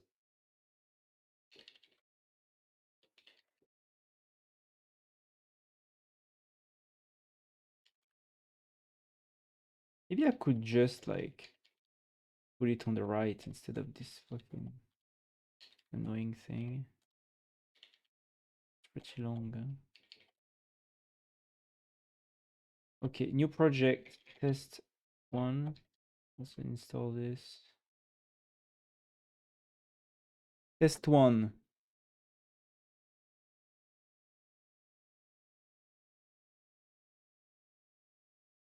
Up. I bring all the icons. I build. I install.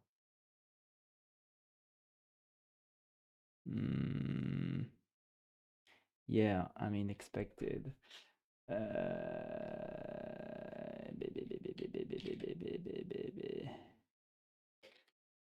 Let's use Alacrity. Up. Okay. Test 2. Test 1. Oh, yeah. Ah, yeah, because we were in the other. Yeah, no, it's okay.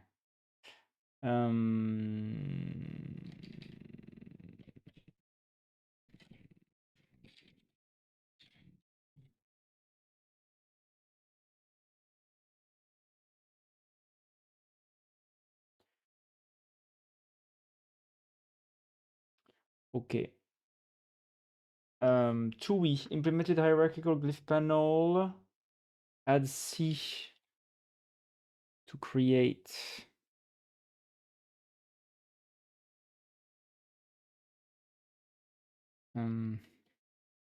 A composite. Oh, does it actually work? No way. Oh, so you can. Oh, that's pretty nice actually. You enable the composite. Wait, but I can't select it then. And C, delete composition from manifest.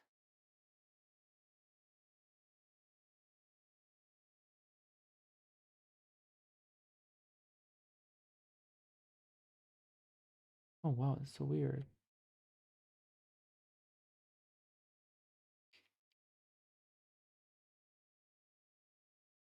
Where is the nose? There is no nose? There is a nose, my dude? It won't render properly. It will not render properly, obviously.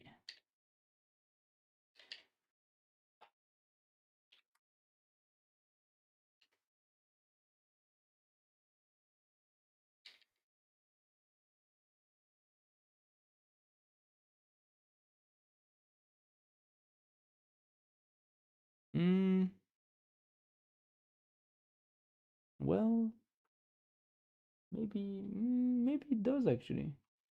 Wait a minute. Oh yeah, but now I can't do anything because I don't have the fucking.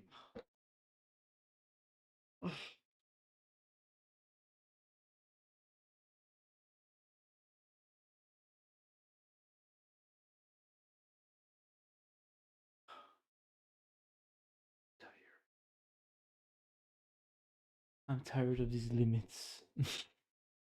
These fucking stupid limits.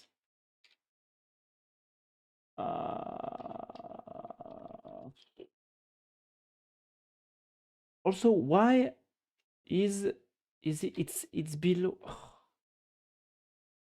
Why did you put this? It's the glyph. It's the composite of the test one. Should not be below. And now I don't have any limits anymore. I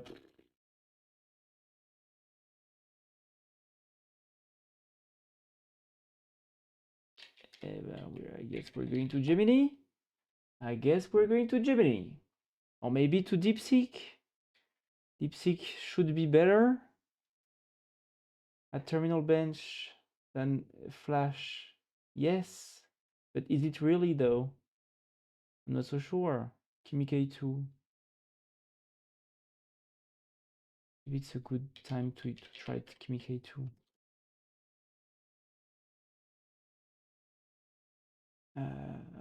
Models. Kimi K 2.6. 3x limits.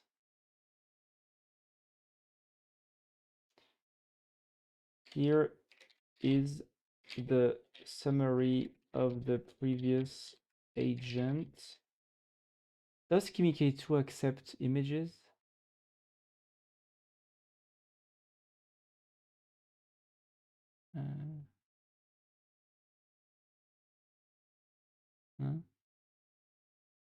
Hello Taras, how are you? Hello. I'm crashing out because I don't have enough tokens on my subscription. Where can I see if a model?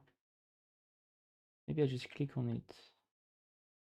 Kimi K 2.6 input. It supports text. Kimi K 2.6.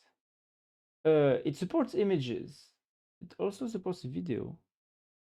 Okay, good. Yeah, so DeepSeek does not support video, so that sucks. Bon, at least Kimi supports images. Mimo. Shut up. Shut up, Google. Mimo does not support images. That sucks. GLM 5.1. GLM does not support images. That sucks. And Qwen 3.6, it also does not support images. There's only Kimi K that supports images. Damn. Okay, I didn't have that in mind. Only Kimi K supports images. And it's still pretty good, huh? Still pretty good. It's just below 5.4.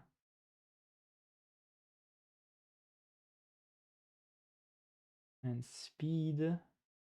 Oh, it's not very speedy. It's the same as Pro. Price. It's cheaper than DeepSeek. Cheaper than DeepSeek. Interesting.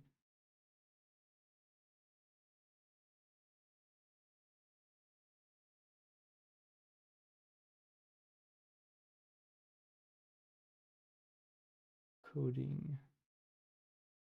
Yeah, it's roughly the same at coding as DeepSeek actually.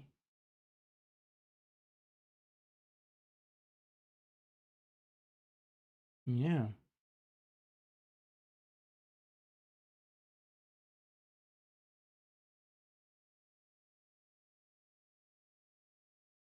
Terminal bench 44 and DeepSeek is 46 with max. Maybe KitMeK 2.6 is the goat. Agent, make sure there are no spaces. Attends. Hey, let me. I know I can't commit that. If I do this, it's going to crash, right? Because I don't have it. Yeah. Usage limit. Hmm? Okay. So what is this? Feet.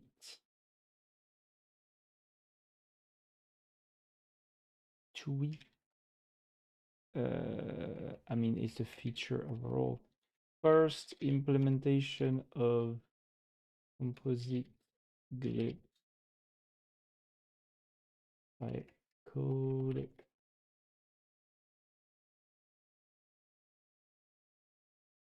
Up.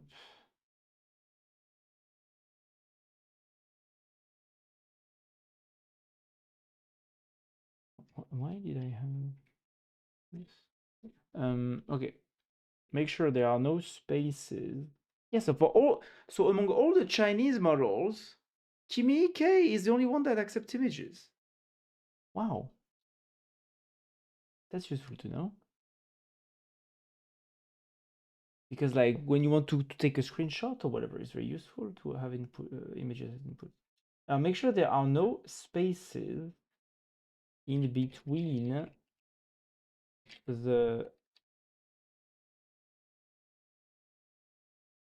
composite glyphs sampled in the installed glyph const cards. Right now, they are spaced, but to connect properly, there should not be any space between the glyphs.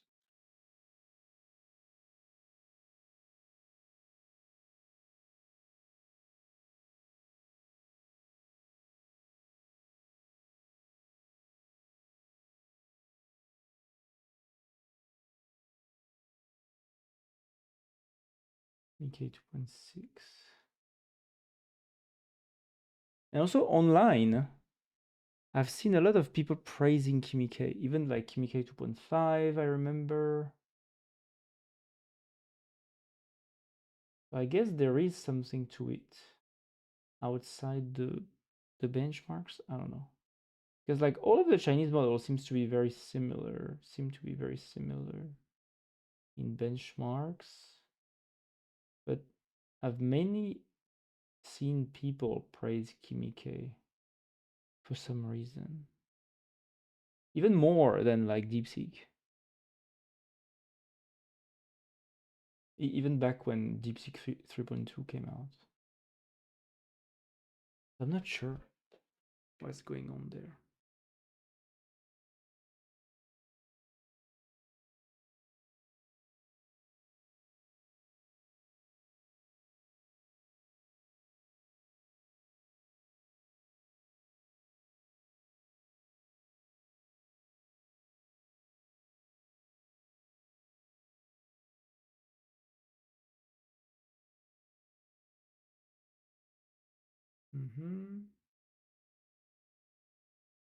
I mean, KitMeK seems to be very whoa.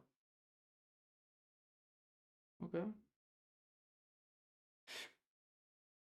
Without intercharacter, no.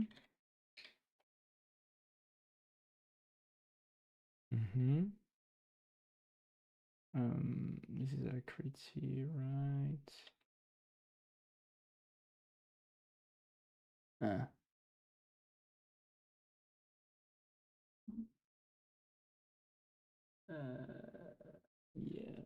No, something is wrong. But now something is wrong.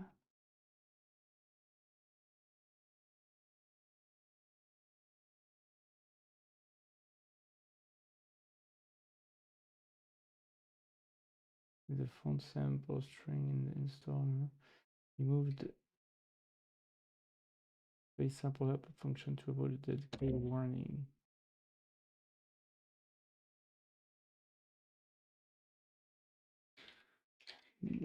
Both glyphs seem to collide with each other.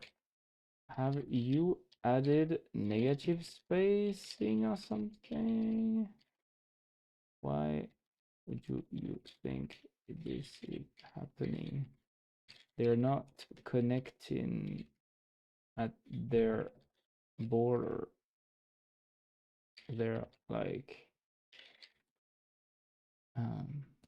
overlapping for some reason.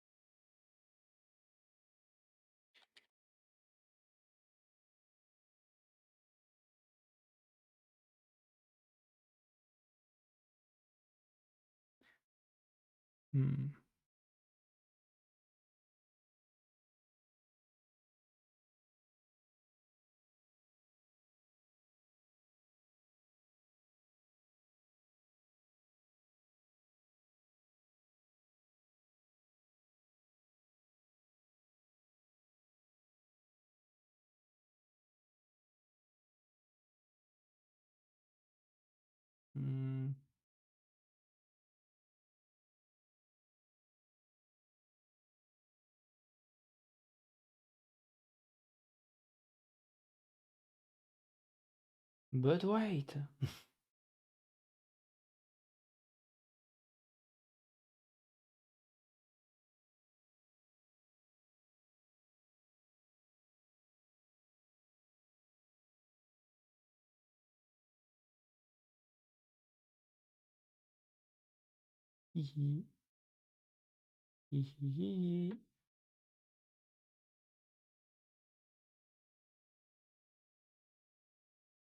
I'll try. What will you try?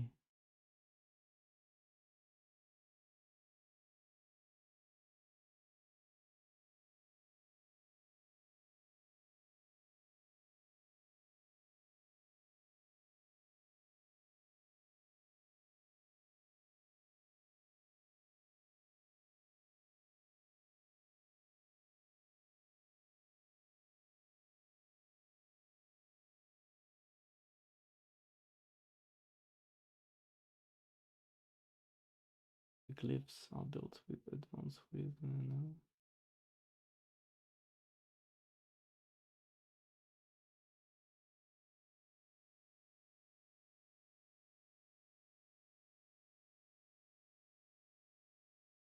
to be fair, like, it's true that at some point, if the pricing of, like, if there is a great tightening of the tokens and the pricing keeps going up and you can't actually use the SOTA models for more than 30 minutes for $20 per month or $50 per month, if you need to have like 100, 200, $500 subscriptions to actually code all day long, every day of the week, maybe it's better to just run your own models locally, even though it's weaker and you will have to babysit it more and to have more step-by-step, stuff. But maybe that's the way, because like, and I'll see the 9 by B1 I was seeing, and it's kind of good. Ah, okay. Yeah, you'll try the 9B. Yeah. Yeah, I mean, like, the more I think about it, the more I'm like, if I really end up needing a $200 subscription per month to actually code how I want to code, maybe I would just be better taking a weaker model and just babysit it more. And maybe it will be better at the end because I will be forced to know my code base better because now I need to actually, tell the model, okay, you need to do this with that, you need to write this function with these things, and you need to search that online and this and that, instead of just, having the frontier model do everything for you. Maybe at the end it's a better it's a better. Oh la la, he's thinking a lot, huh? Maybe at the end it's a better. I don't know.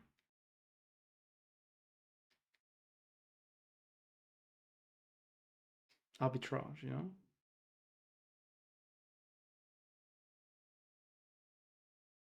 because like I am not spending more than 50 or 60 maybe, like with cursor.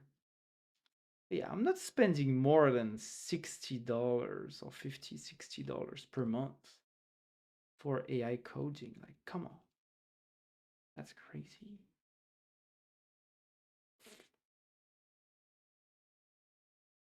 It can read screen. You don't need to pay. And again, yeah.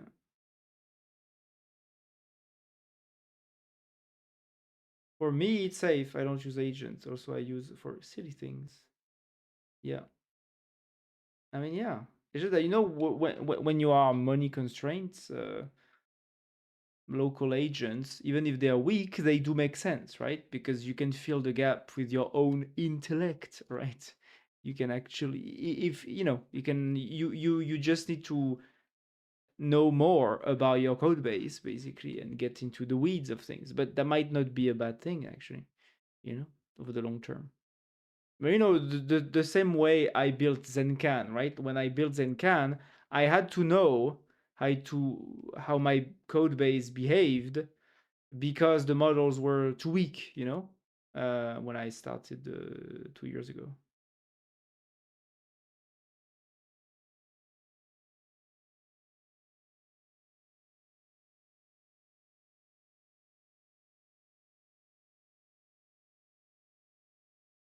And Gemini is here if I want, or Claude or Copilot, blah blah blah. Yeah. Yes. Also, I don't like agents. Oh yeah, you don't use agents at all.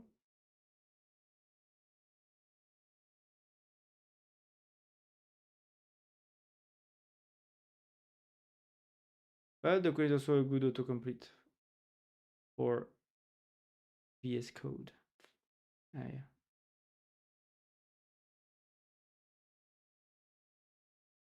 Oh my god, he's thinking so much. My dude, you need to stop at some point.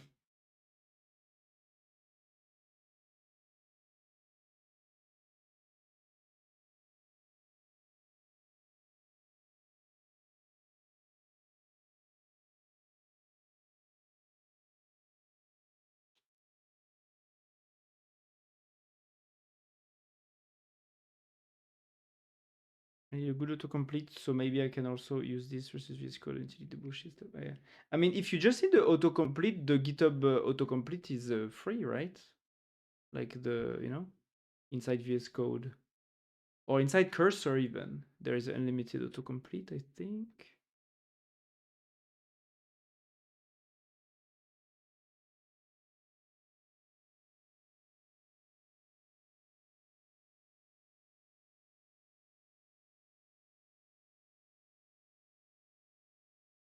All right, takes so much time.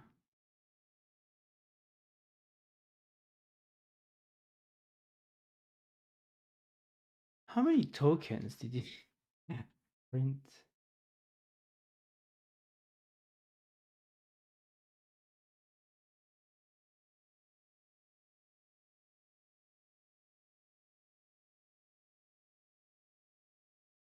Oh my god, dude.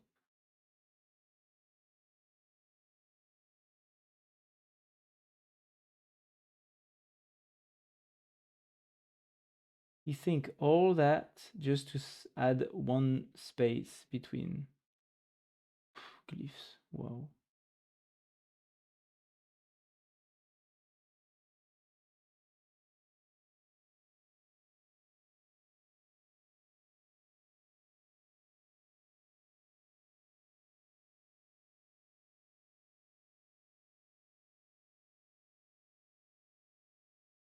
Ah.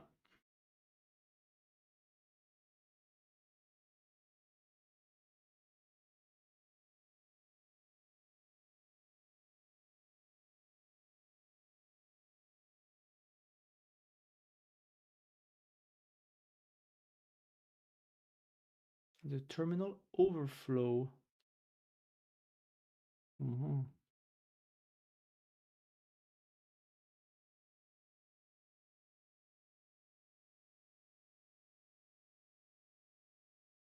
Oh, it hallucinated a join method. Interesting. Compiles.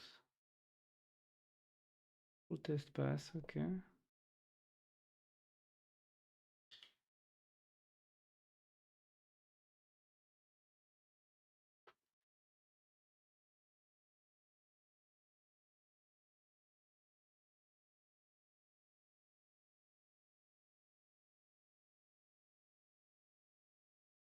Okay, this is a bit better now. But it's still a bit fucked up, huh? Still a bit fucked up. Ah, is it because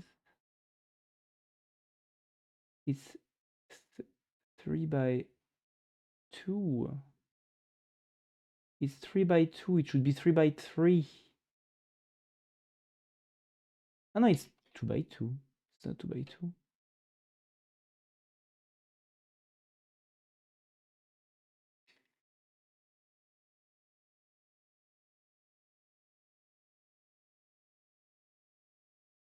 Bon. Let's say it's good. Ah, maybe, wait. Do I need to click that? No.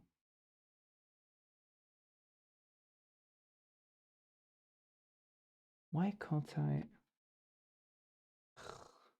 Bon. Okay. Compact. Hmm.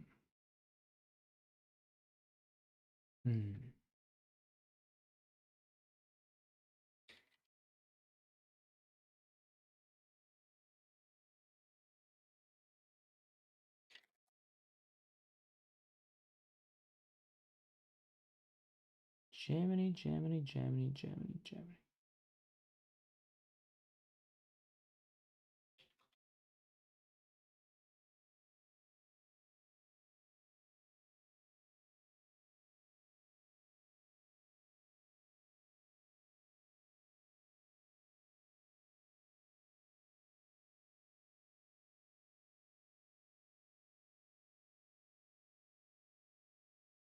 Hmm.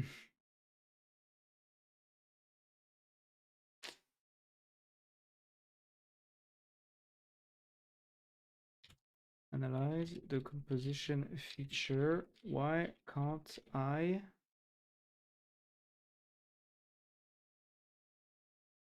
select the grid numbers?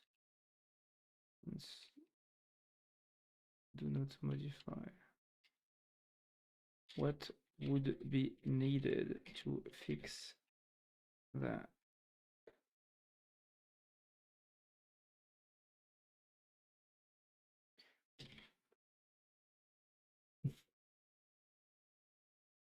Well, I guess for now, sort of fix the spacing for composition, composite glyph. I don't like composition, I like composite.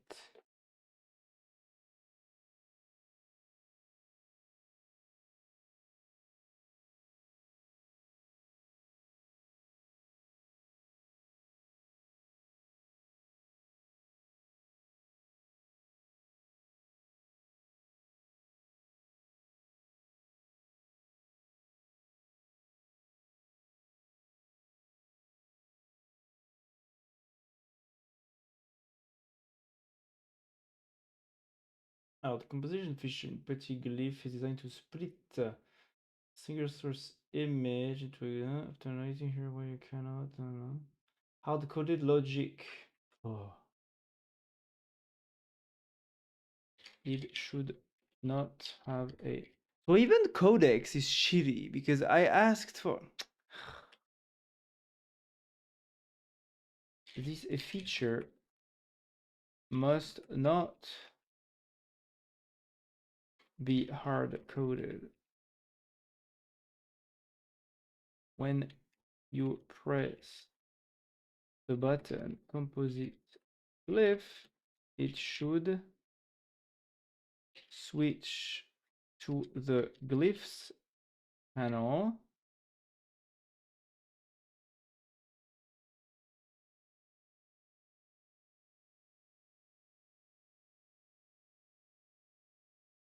Actually, no, I should. Those buttons should not be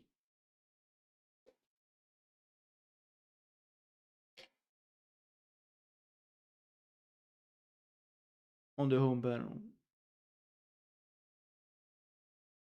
Compose grid. They should be here.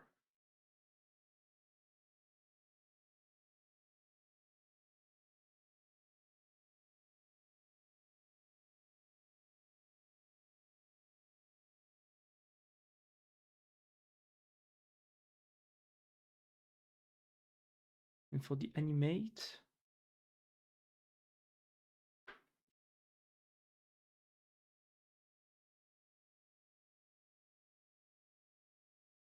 create the project. This is, yeah, because this is the features are for the glyphs. They are not for the projects. They are glyph related. They should be on the glyphs panel. Yeah.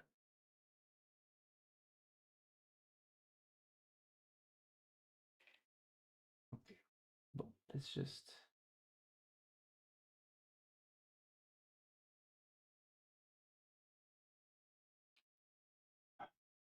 I need you to do this refactor.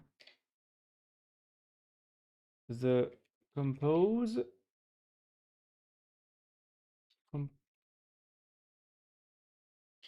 switch the move the compose grid button to the glyphs panel above. Add a line above the glyphs card, the glyphs panel to have buttons. Put it there. Then change the name to composite. Bon, maybe we'll change that later. Composite glyph or composite glyph, grid glyph, glyph grid, glyph grid. A bit better. Composite glyph, grid glyph, grid.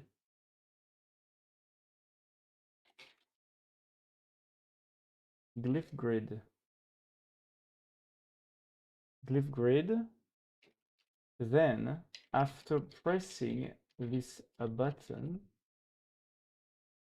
it makes you select a given glyph already added to this glyphs panel card. Once the glyph or the grid has been chosen, display in the preview card a UI to choose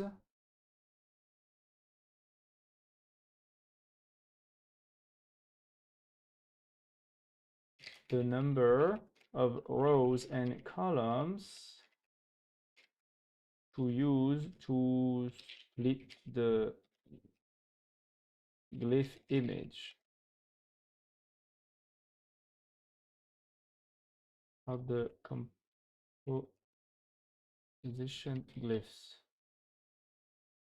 The principle is good, but the UI is bad.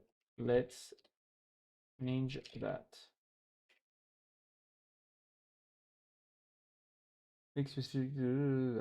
One of the glyph for the grid has been chosen.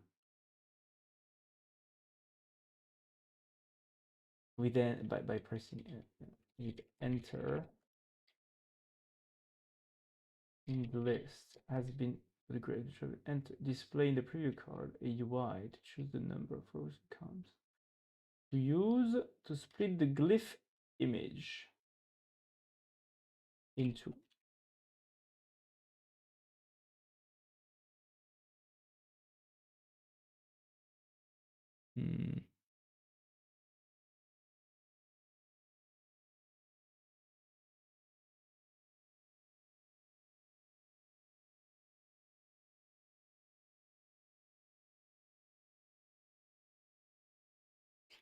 There should be no squeezing of the original image.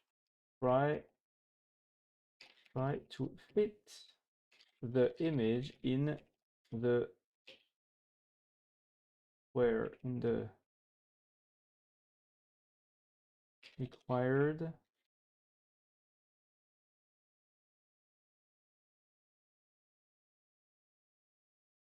two input fields that you can write into with like typing numbers or pressing arrows up down to increment decrement by 1. You switch from one or the other UI input, one for rows, one for columns, with arrows left, right. Below, there should be a create grid. No, not below. On their right, there should be a third UI element reachable by going right with create grid that validate the grid by pressing enter. Then you do what's already in the code base, the parent, children, collapsible menu, etc. etc. is good.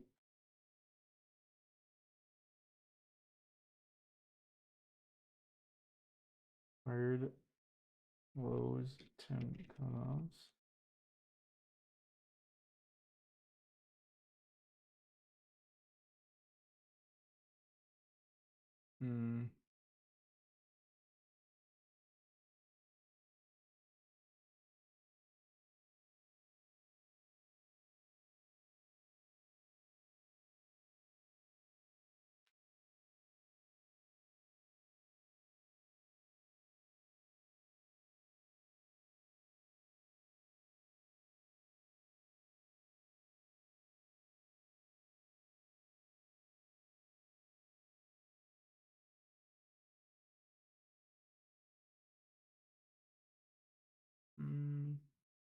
I guess it should be aligned. Top left. Aligned. The image should be aligned left, and top should be like, what do you say, flush, should be aligned slash flush with top, the top left.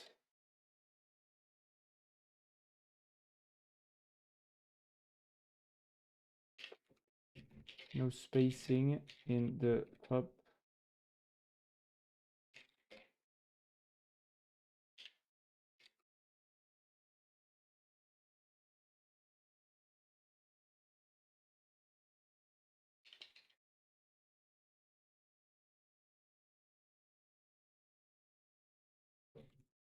Not centered. Not centered. Not centered?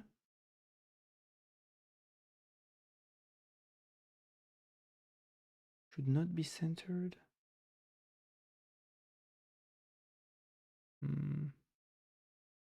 I mean, they should just fit. They should be centered. Yeah. The image should be fit as wide and like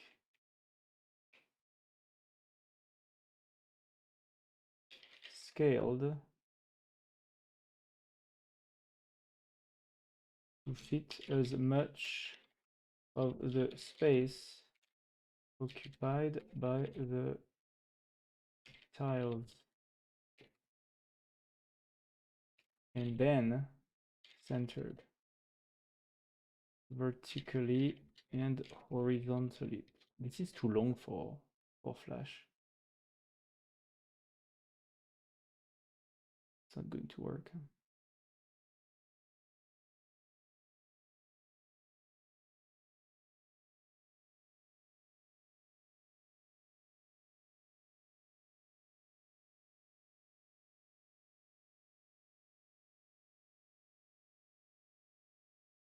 Let's try anyway.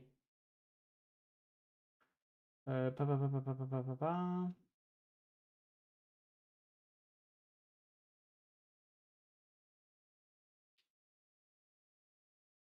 How the current Flash child preview is handled, played, etc. All the existing code is good enough.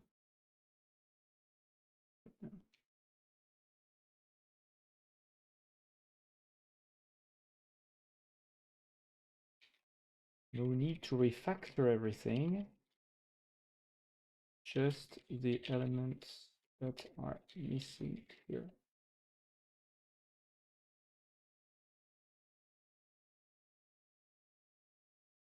That are specified here. Try to fit the image in the record. The image should match horizontally.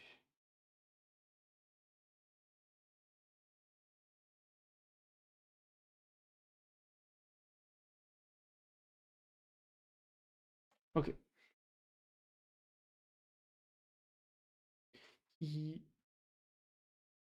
Ooh.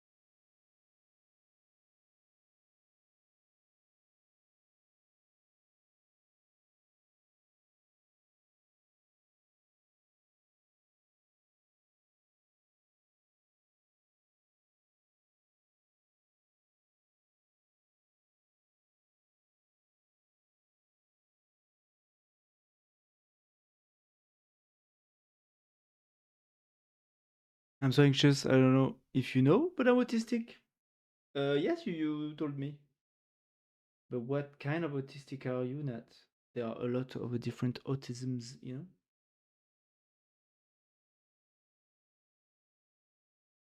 And tomorrow I need to leave my house.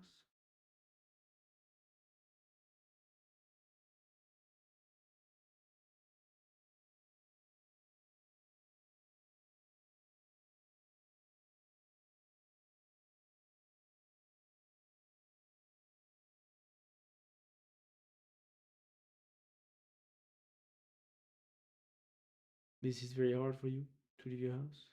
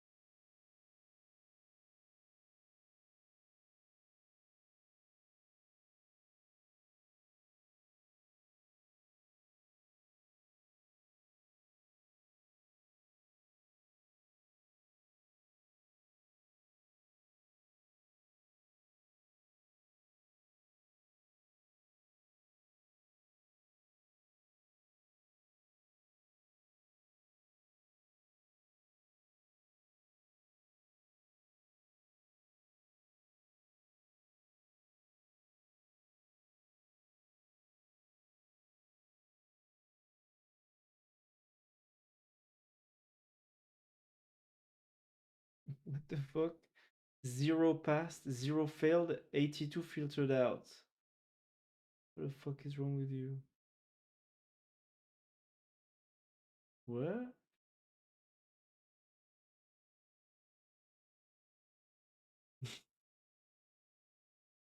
Failed. Ah.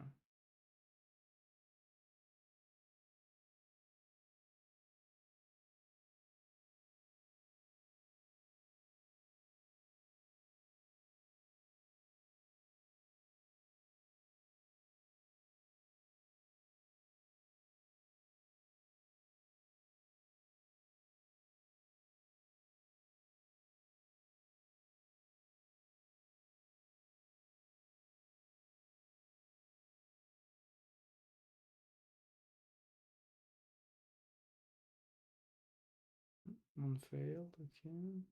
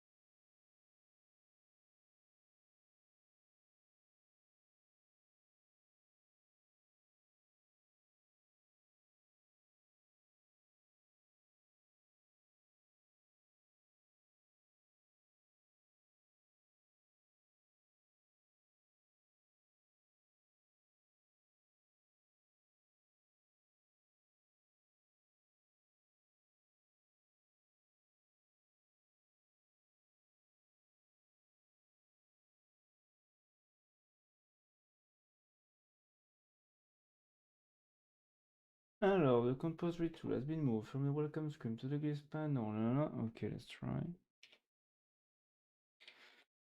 Let's try.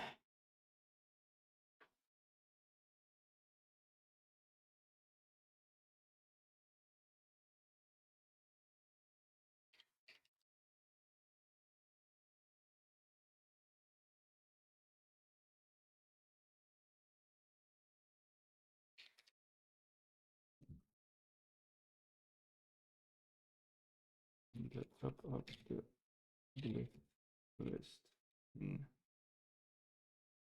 the glyph panel to the glyph grid. Get up.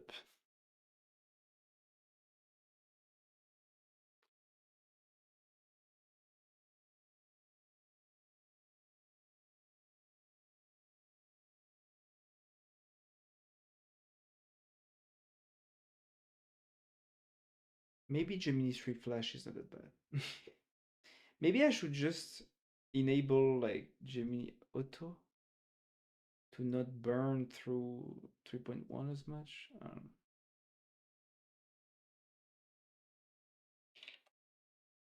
I don't know. Hmm? Wait, what? Wait a minute. Doing Q from the glyphs panel doesn't close?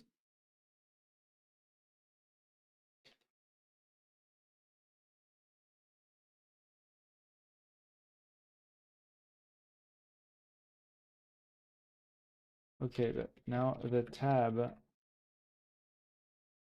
makes me jump from the glyphs list to the button 2. Do not let it do that.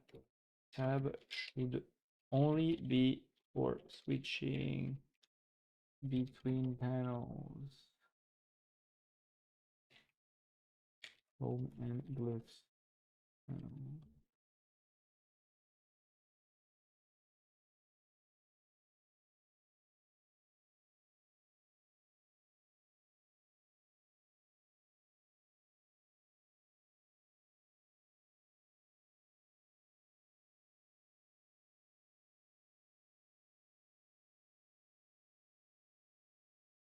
17 minutes.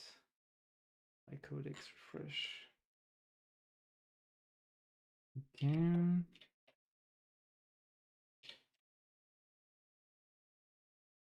Also, I should be able to exit the app with Q both from the home panel and also the glyphs panel. I cannot do that from the glyphs panel right now.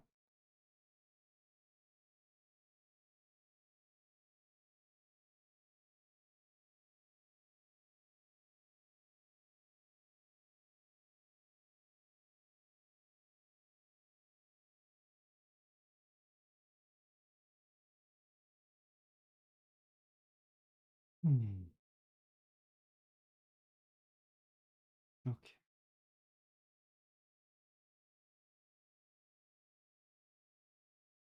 Okay.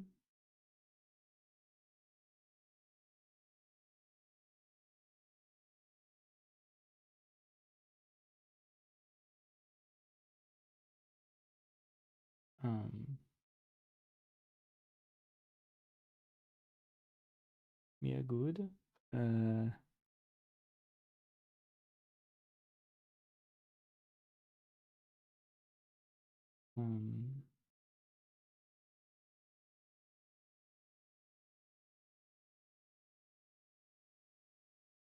Where to select a glyph? When I click on the glyph, well, glyph grid button to select a glyph.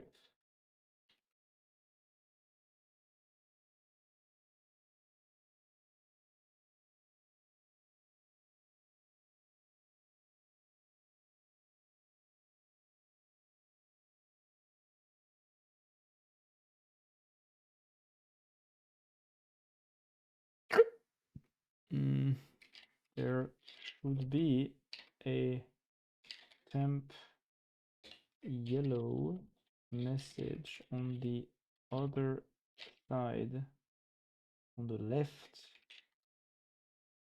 side of the glyph card, if possible,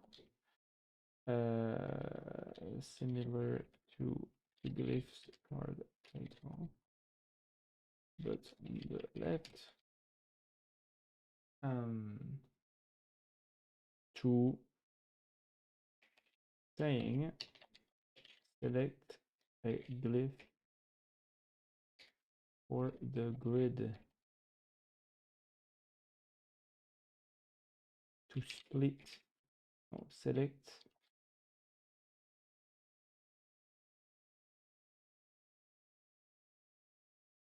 to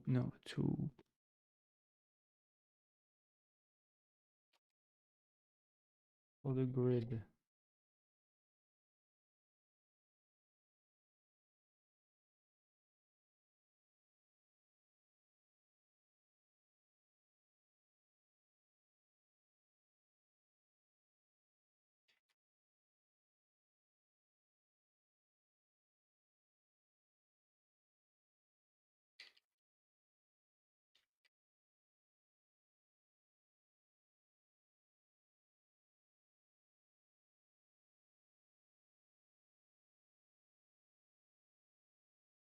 Okay, nice. Hmm.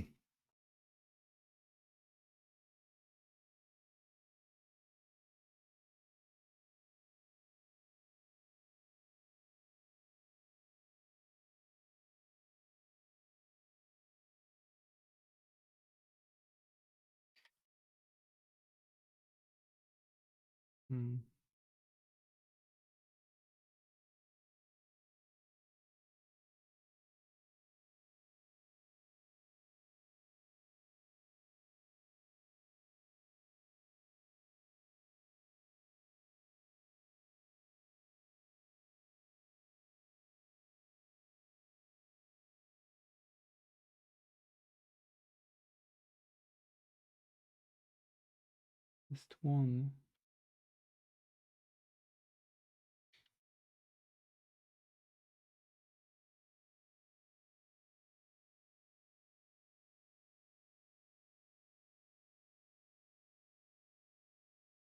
What? What's happening, Nat? What usage?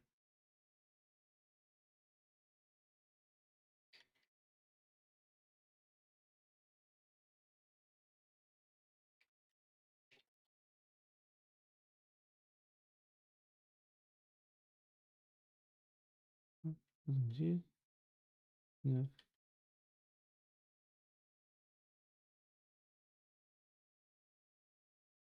field. Install.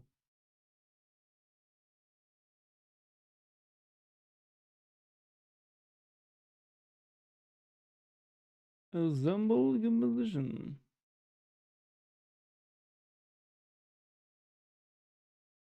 What usage, Nat? Explain yourself. Explain yourself. Real quick.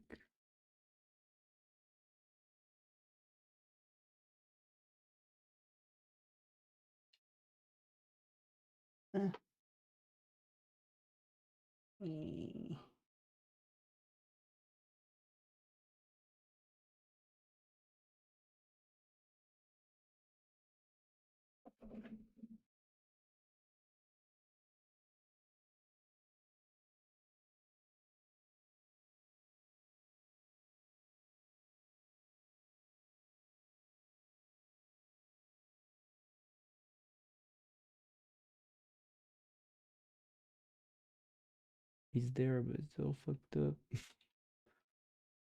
It's there, but it's fucked up. It's fucked up. I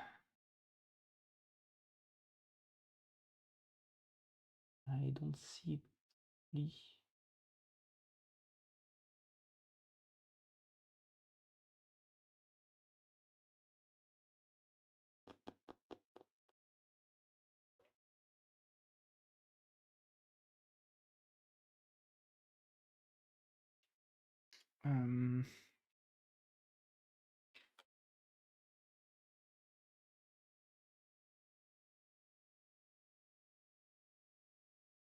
PV.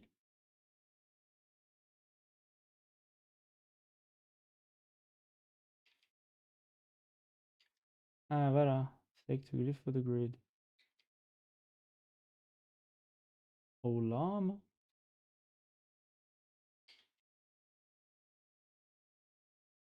Ah. 3, 1, 2, 3.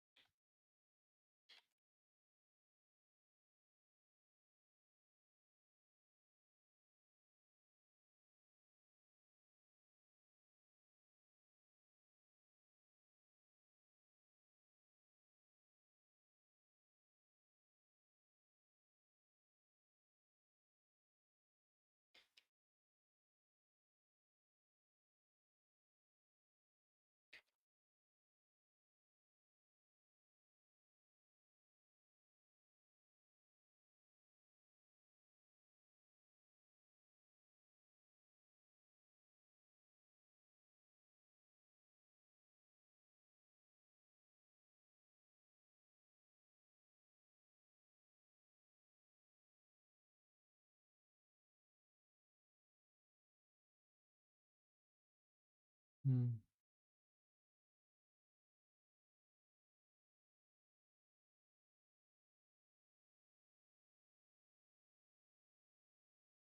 Hmm. Yeah. Alors, compress.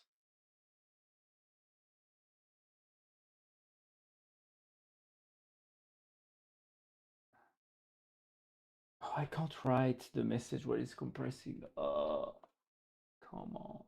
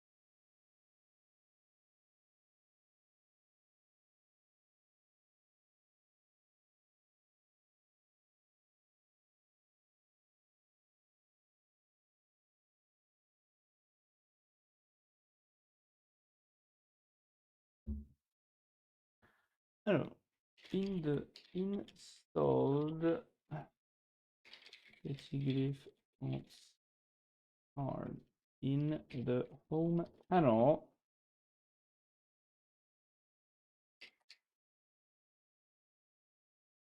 I need to create new selectable items other than the uninstall font buttons because I can't see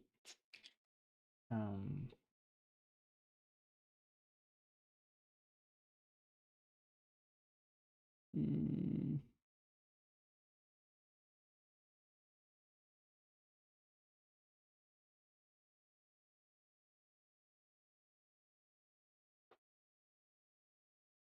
I can't see the value. I see everything.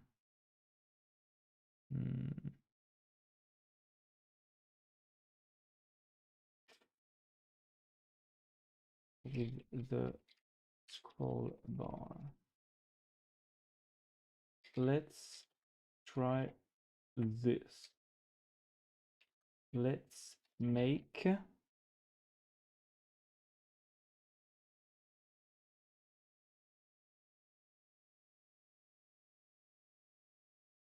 each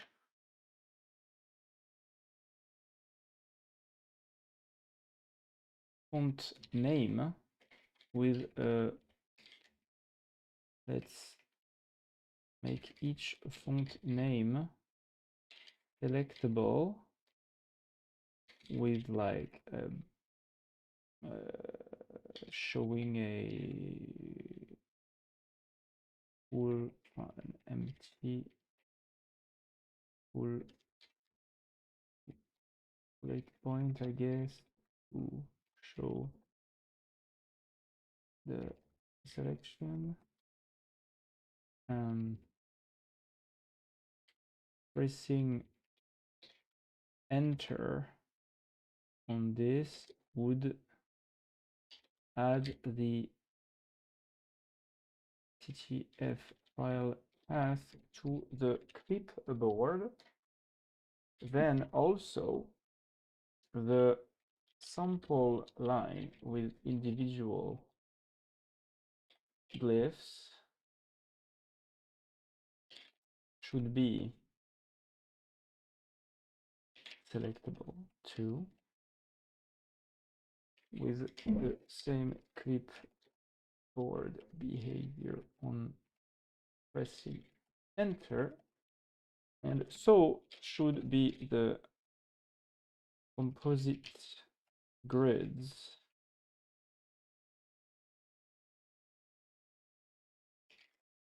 should be selectable one by one and also copied on clipboard when pressed enter. After each copy to clipboard, a yellow message appears to the right of the selected element for 1.5 seconds to show copied to clipboard, then disappears.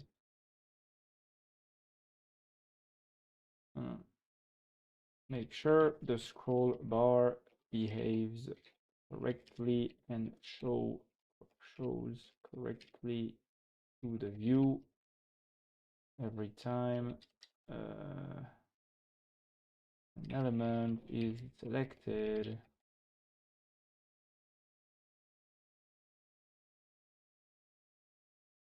Up, down, extra.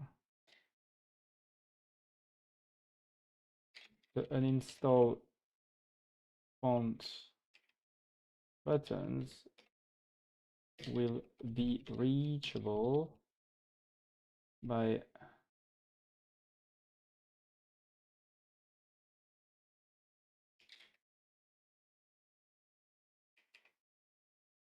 pressing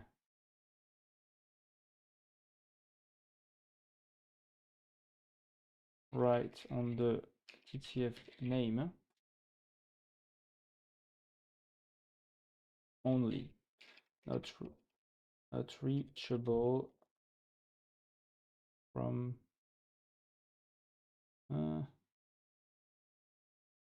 well,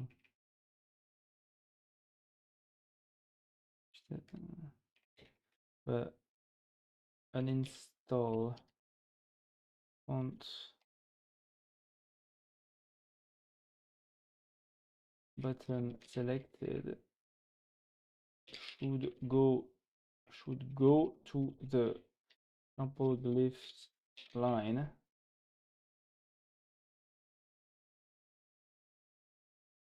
standard glyphs line when pressing down.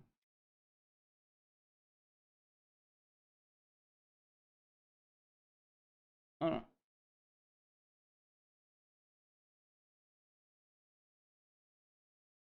Well, maybe Flash is not that bad when I explain it specifically what I want. I guess it's the same with all models, I guess. It's just like, yeah, when you have like something like 5.3 codecs or 5.4 or 5.5, same with Cloud Opus, because they're so good and they make everything work. Of course, you get a tendency to just, let them do everything. And you can't do that with the weaker models, fortunately.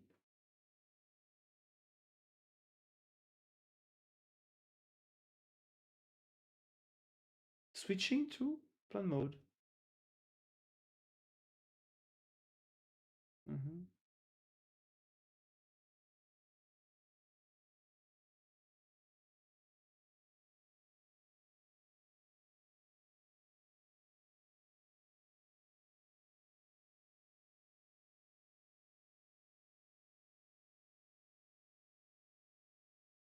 Alors, this one details the refactoring of the installed Cotiglyph fonts card in home panel, super granular selection, clipboard copying, and improved navigation. Yeah.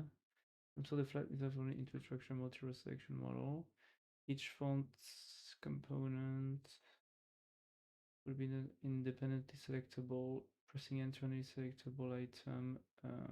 Will copy its associated path on the connect to the clipboard. Provide visual feedback for selection. Yeah, copy information. Ensure consistent navigation rules. Okay. Does this one actually recreate your requirements?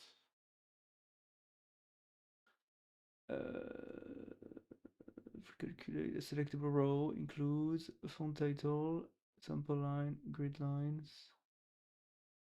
For each row, check if it's the current global selection. Use full for selected, empty for unselected bullet points. If an install, if moving down for last minute, go to subindex, moving up.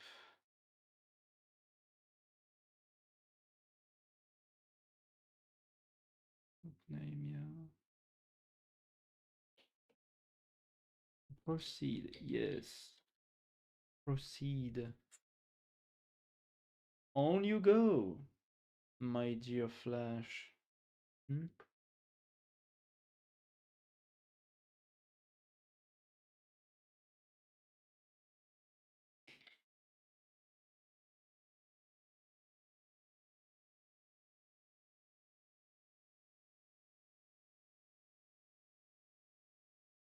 Ah, my codex is back.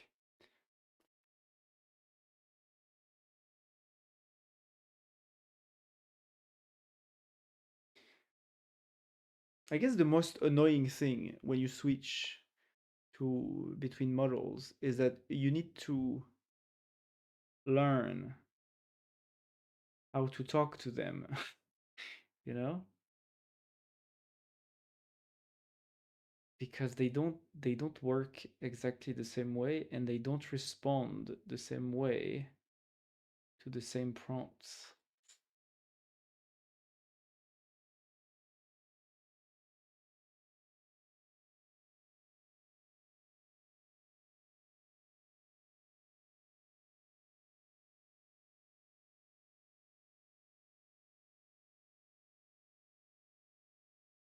I hope it doesn't fuck up. Why do you ask me permission to run cargo and you're in YOLO mode? Like, come on.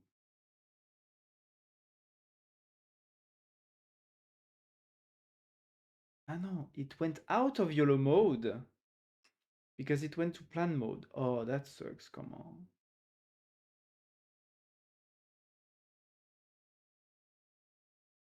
Yes, now it's not in YOLO mode anymore. Great. Great, great, great, great.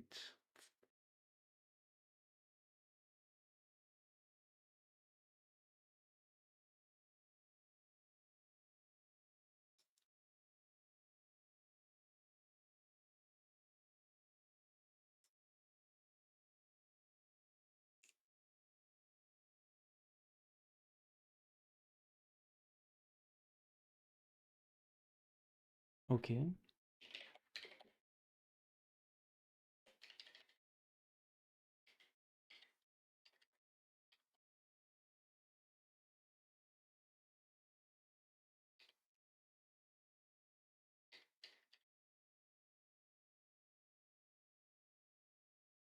Oula.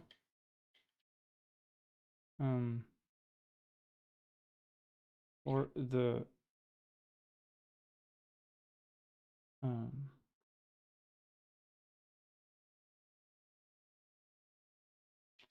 selection in the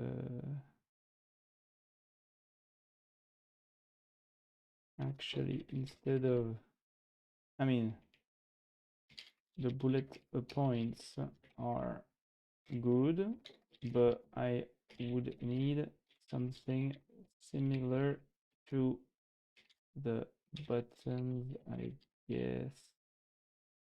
So like full green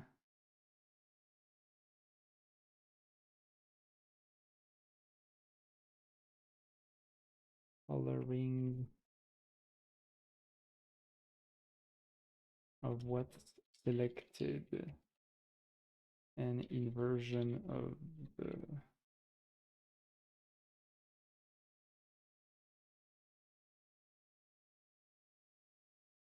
change of font color to, and also the grids should only be selected as a whole, not each line of the grid individually. I need to copy all 3 lines.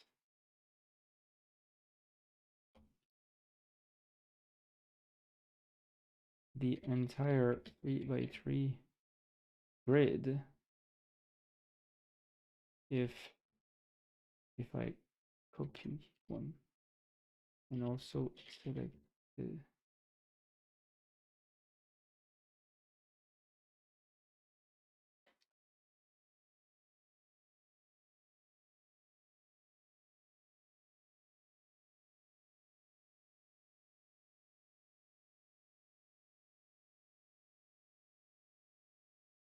for the standard glyphs is good.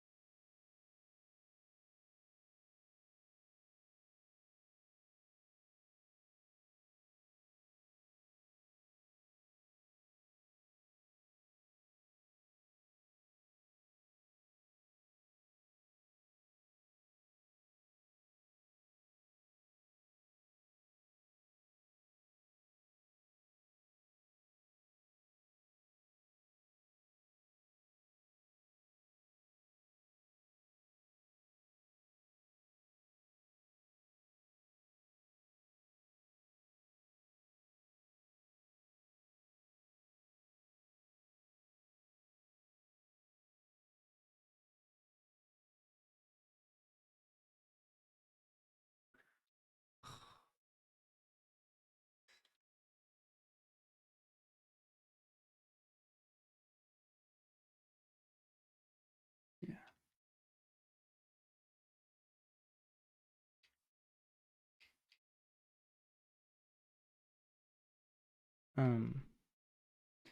Do not include the bullets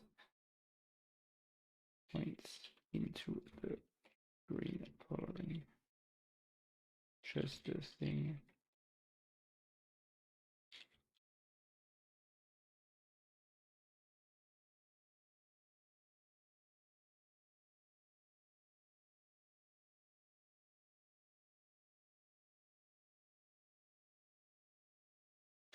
It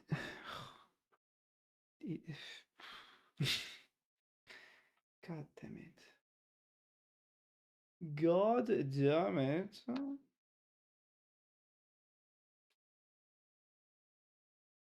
Well, at least the Gemini 3 Flash goes out pretty slowly.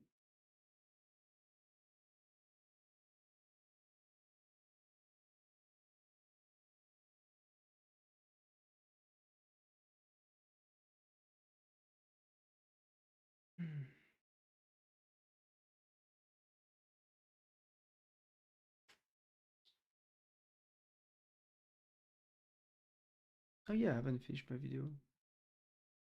Where's my video? It's there.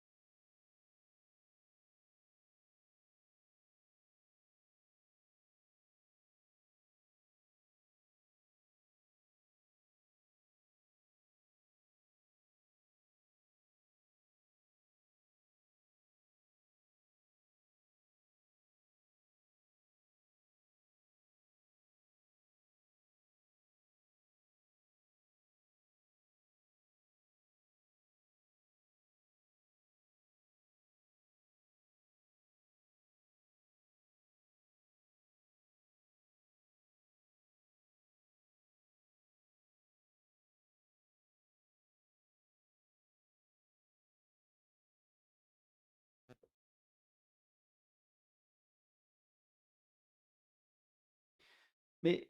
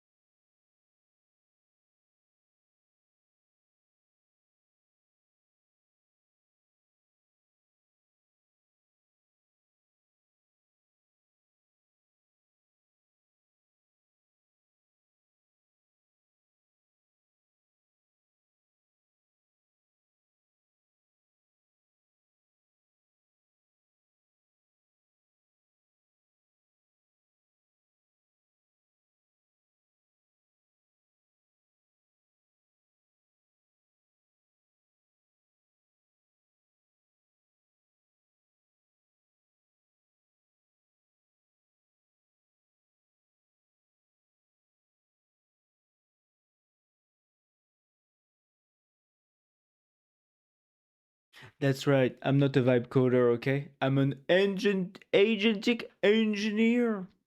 I just do agentic engineering, you know? I don't vibe code. It's all agentic engineering. Don't worry about it.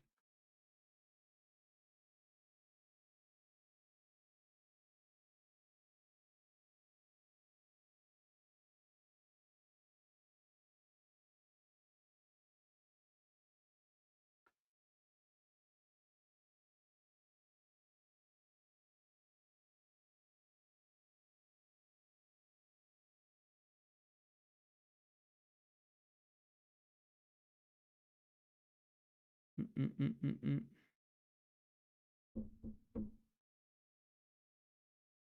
Yup.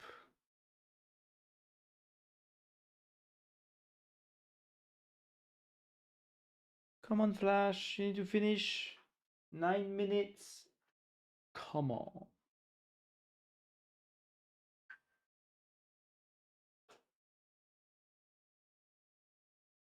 Come on.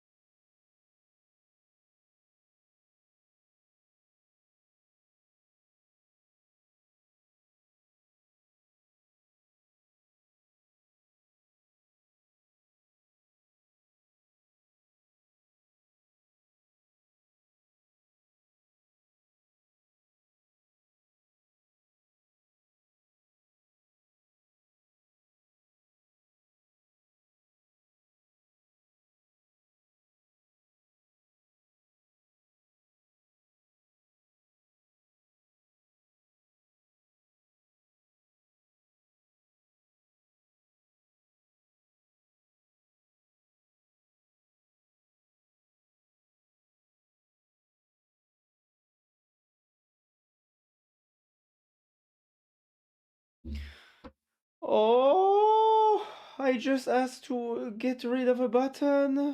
Does it take so long? Oh my god. Come on.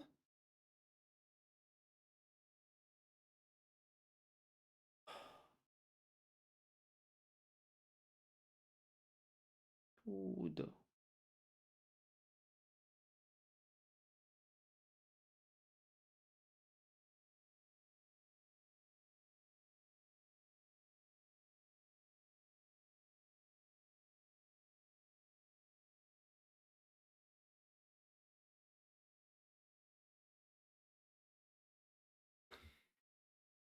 Yes, Rust. Rust. Bon. Wasm plus Rust with a virtual DOM sounds so overkill compared to Svelte or Preact. Well, I mean, I think it's kind of cool if you don't like to use JavaScript on the back end.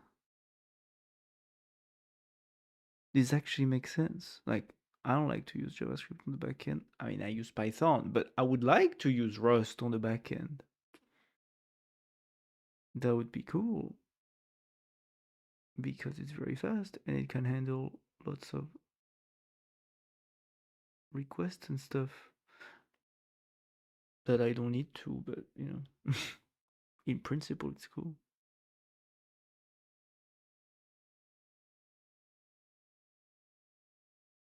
That I don't need.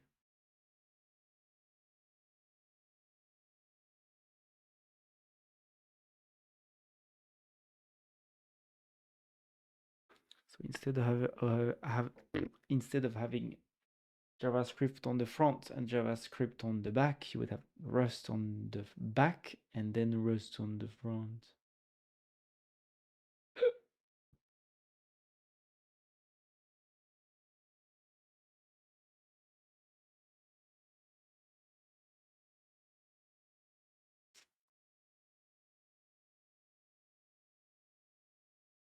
The annoying thing is that it seems that the Rust front end framework, WASM framework, are just heavily inspired by React.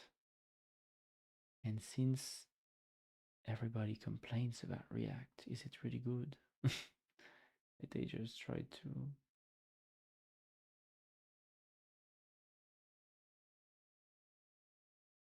do that.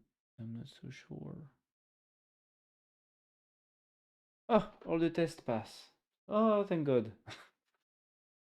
Thank God. Allez, now you conclude. You conclude, Flash. Come on.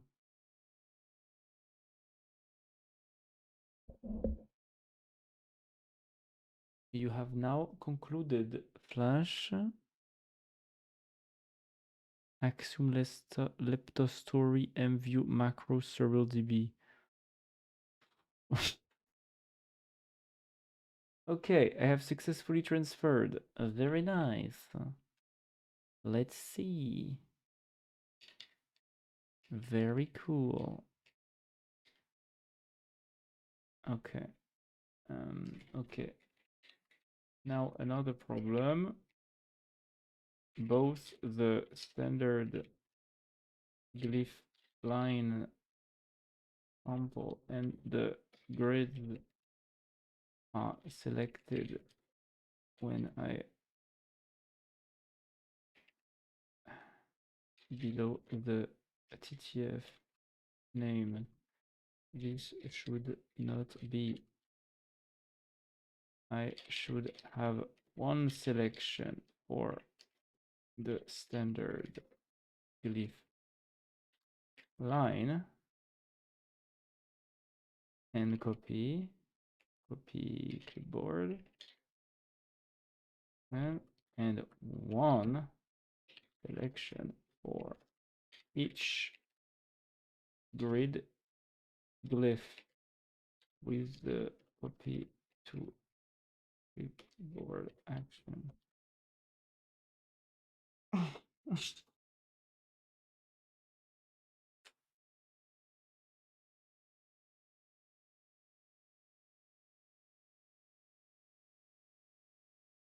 I just want to continue using Flash because it has all the good context now to do the work. And since the context is so big, I guess it's good. But goddamn, it's so slow.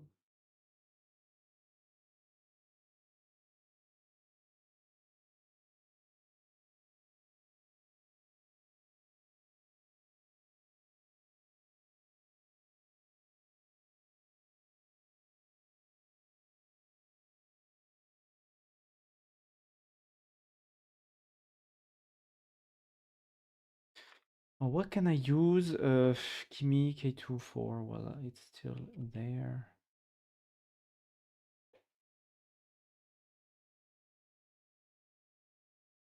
The fix, you.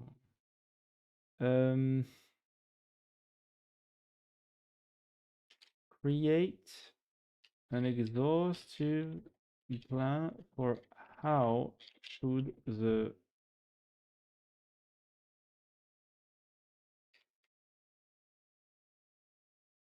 why does it take so much time to get to active? How should the animate glyph feature be implemented? The goal is to have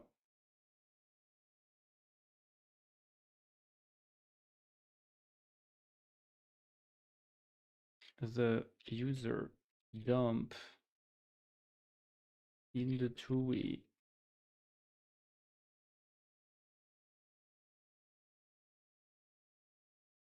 several images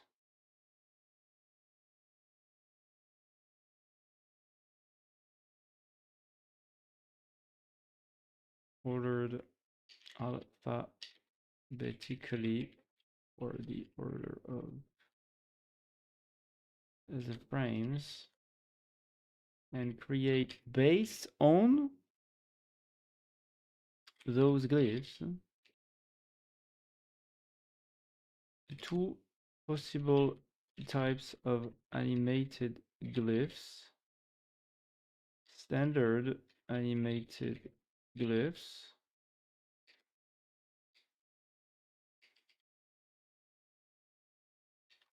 where standard glyphs are generated for each frame, and the TUI can render them with an animation by how do you say, clearing, no, updating each frame at 24 fps per second or something, or at 12 fps per second.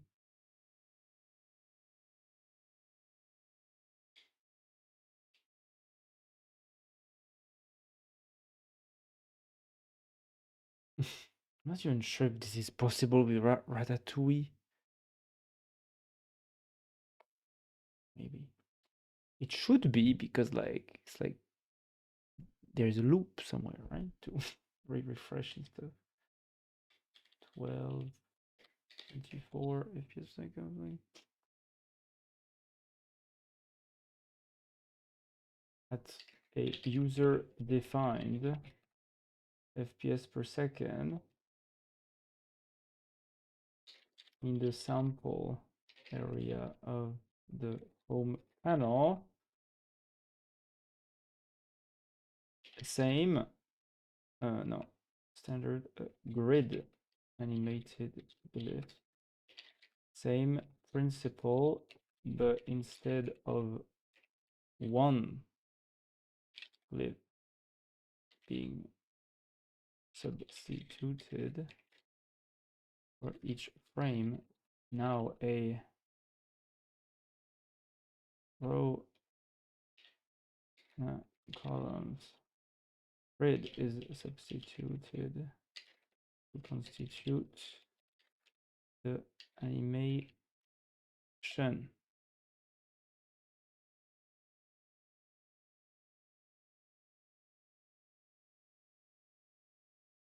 Also previewed in the example area.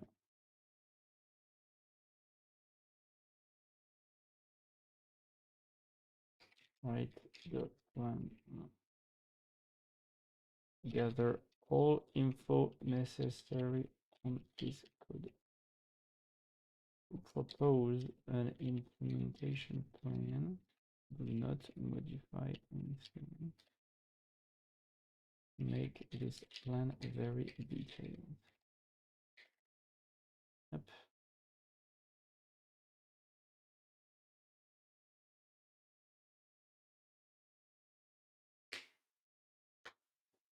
Alors.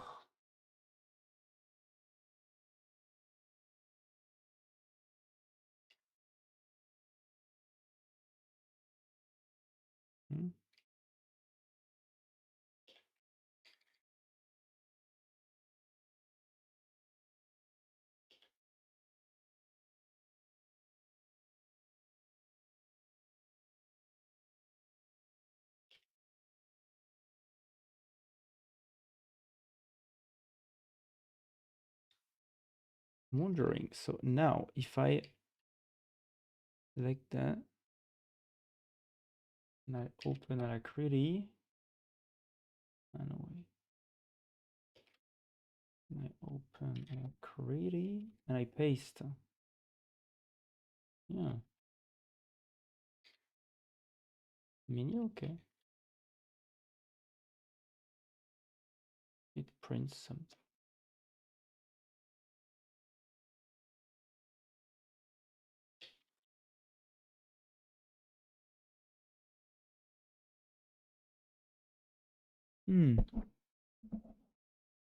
Yeah, so the glyphs are almost aligned. They are almost aligned. It's just that for some reason the first one are not correctly oriented.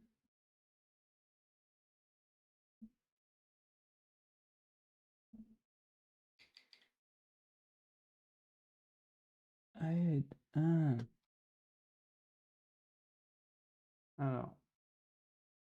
Okay.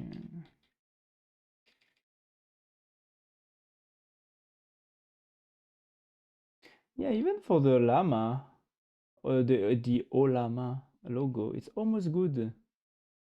It's almost nice. Something is still wrong, but I don't understand.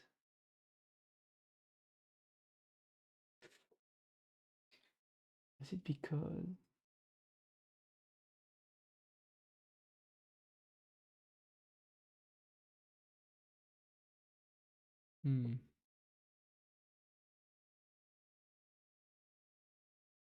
like the image must be centered, but the glyphs themselves must be all connected. Bon, let's just ask ChatGPT. Then I will leave.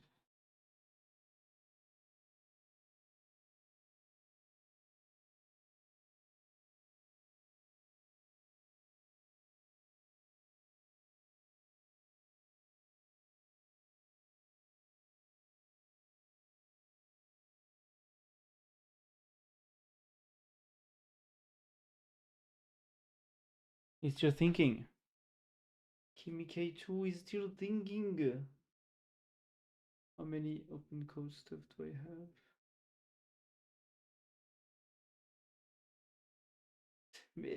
This is false. I don't have 100%. This is bullshit. This is a bullshit. It doesn't fucking work. Go.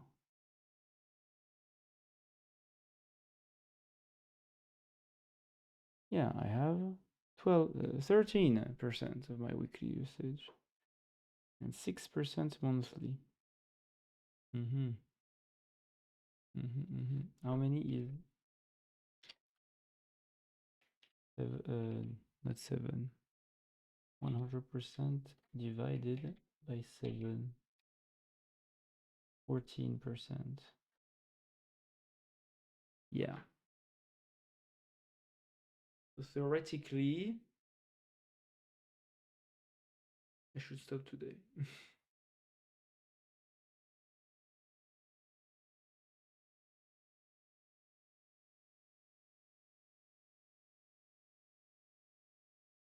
But I don't think I will.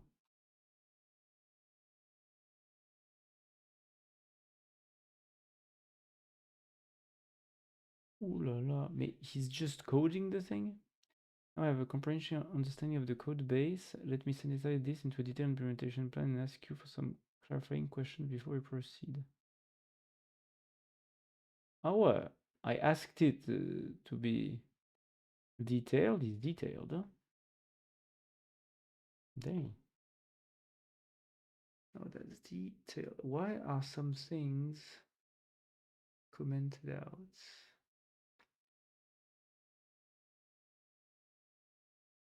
Oh, wow.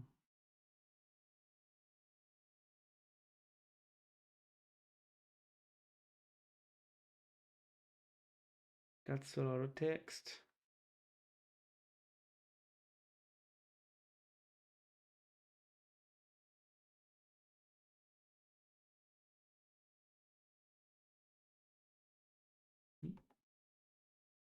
I'm back. I was not in home. Ah! You were not in your home? Alors, before I proceed, I need your input on a few design trade-off. One, the TUI currently supports only a single selection, the glyph list. Solving things. Wow. That's so engineering of you, you know? Such an engineer, Nat. This is what I do. I just solve things. Yeah. That's why you have a job, Nat, you know? That's exactly why you have a job. The TUI currently supports only select an yes, petit. Don't call me petit with a T. It's like in French, it's like yes, petit. Don't call me like that. I'm not your petit. I am very strong and tall, okay? I will talk with these guys tomorrow, asking for a job for you. I will help you. You can work the 2000 reais. Don't worry. Yeah, which is like 10 euros per month. Hey, look, that would be more than what I currently earn, you know? So yeah, from a job. So yeah.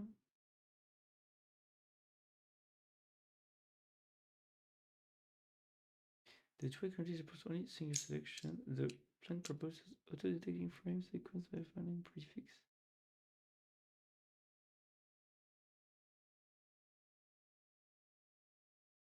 Single selection auto-detecting frame sequences by finding prefix.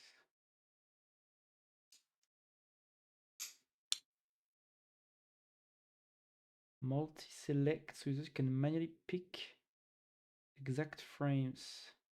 No, the user's job is to curate the frames beforehand, select them all, and dump them all at once during the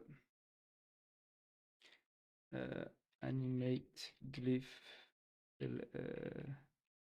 creation process. Anime. Hey Lula, you know, I know this French guy, China, you know, and you know, he's my friend, you know, give a job to him, you know, China. China. Ah, you are Trump. Ah, okay. Hey Lula, you know, I know this French guy, China, you know, China, and you know, he's my friend, you know, give a job to him, you know, China, China. I know you can do it for me, Lula. Give him a job without blowing front, okay? Look at me, look at me. Okay, he doesn't have any cards. Okay, you have all the cards, Lula. Just give him his job. Okay, shine, shine. Okay, okay. Let's dance a little bit. Voilà. Very nice.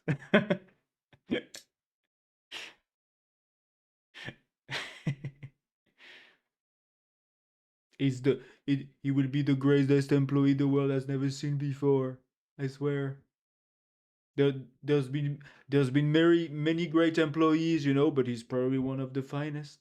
He's the finest in the world that the world has never seen before, you know. It's tr- it's tremendous. He's a tremendous employee. He's a tremendous employee. Mm-mm-mm-mm. You just need to give him a small loan of $1 million, and that's good, you know. Oh, I know what I need to do. Oh, I know what I need to do. Let's just make a deal, okay? He wants to make a deal. He wants to make a deal, so let's make a deal. I will talk to the central bank. Yes, exactly. Exactly that. That's exactly what you should do. That's exactly what you should do.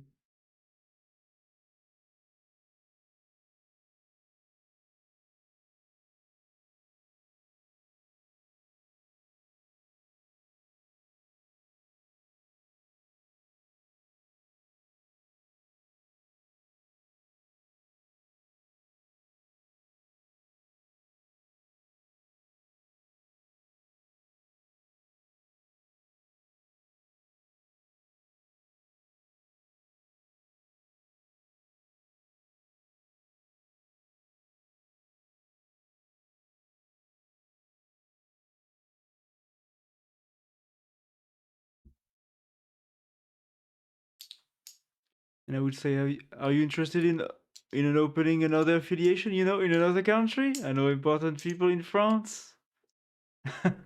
I know a French guy to make great things for France, so maybe I can help you guy with a connection. Yeah, exactly. It's very nice.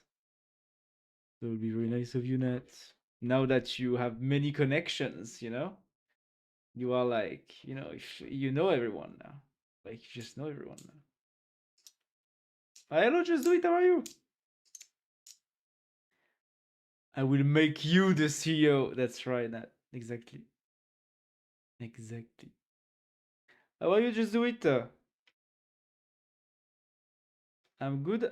I'm about to go crazy. Oh, really? Why?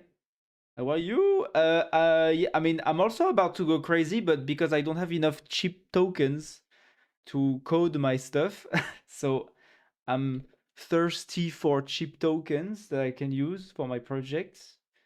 Because I've started again coding like since last week, heavily, and now I don't have enough tokens anymore for my stuff, and you know, I need water. I need to hydrate myself with cheap tokens. That's all. So where can I find reliable, good documentation about how to put an app in production? Uh, I don't know about with which stack. What stack are you using? It depends. What cloud provider are you using? You know.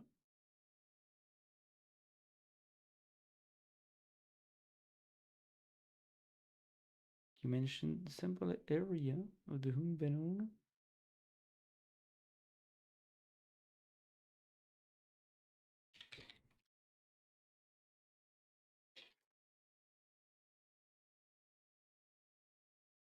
That has a sample area. This is the sample area. Grid animation and compositions. When creating a grid animation, the plan auto adds each frame image to manifest. The existing this means red frame also appear as exponent composition appearance in the glyph list. As an alternative is to keep implicit inside the animation teach the build system to split animation frames on the file. Auto persist to composition reuse existing path the compositions map. No B. be animations would have their own custom reviews, would not pollute the sample area space with grids of each frame. So here's the thing. I'm using pure Python currently with Streamlit as front end, but Streamlit can no longer handle what I'm doing since there are a lot of tabs. And I'm planning to make something with FastAPI and front end, maybe with Lovable, which I think I get TS, React, and Vite. By the way, I hate the new GitHub token-based billing, AI bubble popping slowly. Yes, you mean GitHub Copilot, right? GitHub Copilot. I literally discovered that yesterday, because yesterday I told myself that I finally wanted to get the GitHub Copilot $10 per month because it was cheap. And then I discovered that they suspended the new signups to their subscriptions, and that now they are switching to usage-based billing, which does not, is not good anymore. So yeah, I also have this same reaction to you, but it's just that, I had plenty of time to subscribe to GitHub Copilot to have the cheap tokens, but I decided to actually want to subscribe just when they paused it, which is ironic, of course. Too late to the party. Yes, exactly. I was exactly too late to the party. And yeah, so basically, I use FastAPI. So for my backend, it's pretty good. I use FastAPI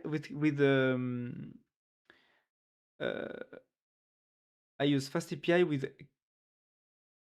I mean, do you need that? I'm not sure. I mean, if the server you are deploying from only serves the FastAPI backend, I guess you don't need a reverse proxy. I'm not sure. But basically, in my setup, on my Raspberry Pi, I have like a Caddy reverse proxy that, welcomes the request from the internet, and it routes the request to the FastAPI or to the different FastAPIs backends that I have, because I have multiple websites on my machine, and the FastAPI docs are actually very good. So if you go to the FastAPI, if you go to the FastAPI docs, the FastAPI website, this, I think, is very good quality documentations for you or for your AI agents, especially compared to like Flask or whatever. FastAPI, I think, is so much more didactic. It helps you understand why things are the way they are, way more than Flask, I think. I struggled a lot with the Flask docs, and with the FastAPI docs, way less. Well, it's also because it's only an API server, right? It doesn't do server-side rendering or whatever. But it's okay if you use. I mean, you just need to use a front-end framework that just sends requests to your FastAPI, and it works.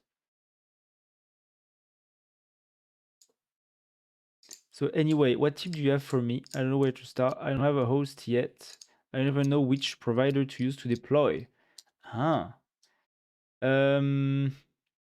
especially since you're in Europe, I think like from Europe, Hetzner might be, like there are some cheap German host provider like Hetzner or Linode. I'm not sure if Linode is European, but Hetzner is usually very cheap. Hetzner, very cheap, and they give you, like small VMs, small VPS basically. Maybe not VMs, but I mean at least the. And look how cheap that can be. Bon, you won't have many things, but it can be cheap. That's good. Hetzner is good for the price. Then if you need, like, if you have several websites, if you have one website, I guess the FastAPI Starlet server can just act as the entry point, you know, for your website to the internet, I think. So you don't even need a reverse proxy. If you have multiple websites, or if you plan to have multiple websites on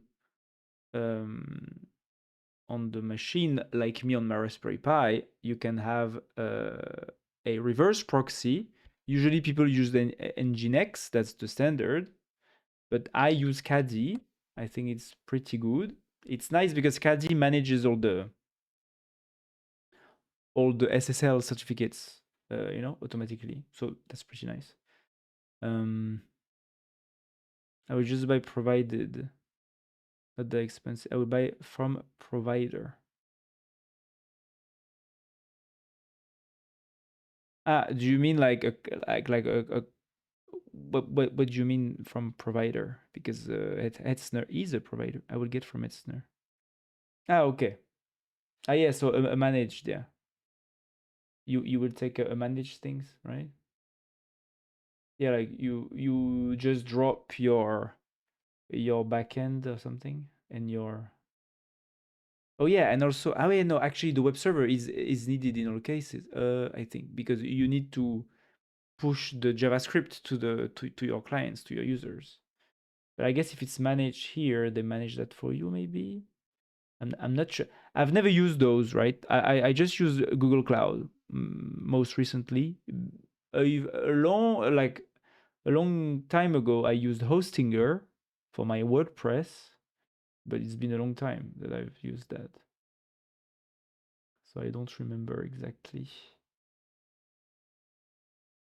But yeah, I mean, since you know Python, FastAPI, I think is the best option for the backend, and for the front end, it depends. It depends what you want on the long term. You know, I use Svelte because I think it's cool. If you want to be more like standard, industry standard, maybe React. You know, it depends what you want. I will get from Hess Svelte. Yes, I use Svelte. Svelte is pretty nice. It's just that you need to be aware that SvelteKit has that backend side that you should just avoid using because it's, you know, it's redundant with the FastAPI side. But like the Svelte, like the front end of Svelte, and also part of SvelteKit are very nice for, you know, doing the front end. I have no fucking idea. That's why my front end will be made with Lovable. Yeah. I mean, yeah, also. Yeah, I mean, that works too, right? Yeah, you just need to, I mean, yeah. Yeah. That works too. Mm-mm-mm-mm-mm.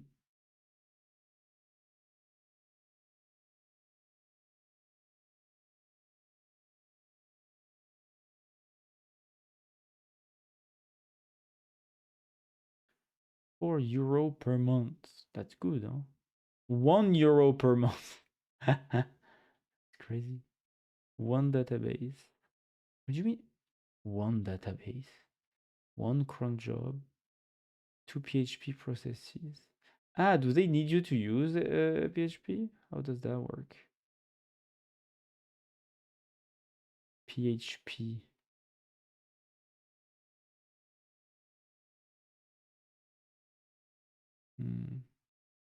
Cloud.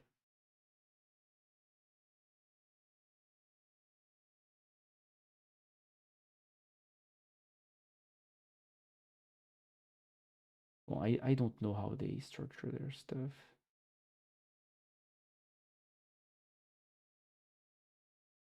Cloud server. Yeah, not sure. Shitty stuff. Just hoping I won't get capped somehow. I'm sure I will be able to figure something out. Well, I guess what's for sure is that once Lovable has made the front end, to connect correctly the front end and the back, you will probably have to, import everything into a VS Code, into like something local, and you just need to fire some AI agent and tell it like analyze the security, layout or whatever, to make sure that you're not opening stuff to the wild, like course policies, like the fact like do you allow your backend to receive from your front end the request, also how the users interact with the server, stuff like that. You need to planify about this in advance. Time to migrate from Streamlit. I have to create API routes. Yeah, but it's pretty easy to like Fast API in this sense is pretty nice because it's very easy to create API routes, right? It's pretty straightforward. Like it's the easiest part. The hardest part for me in any website, especially if it's a complex application where there's a lot of user side states that they need to update the database or whatever. The front end usually is the hardest part. The back end is pretty okay, especially if what you do with your database is not that complex, And yeah, and for the database, I guess you could use some like stuff like fuck, an online free database or something, or you could just use SQLite. I use SQLite, and it's fine. It's fine as a database, especially for Python. Especially if you do something with agents, like they know how SQLite works pretty well. I'm using Mongo. Yeah, I mean you can also use Mongo as you want. It's just that I'm an SQLite guy. But Mongo is not SQL, right? It's a document-based database, so it's very specific. I mean, it's not SQL. Yeah.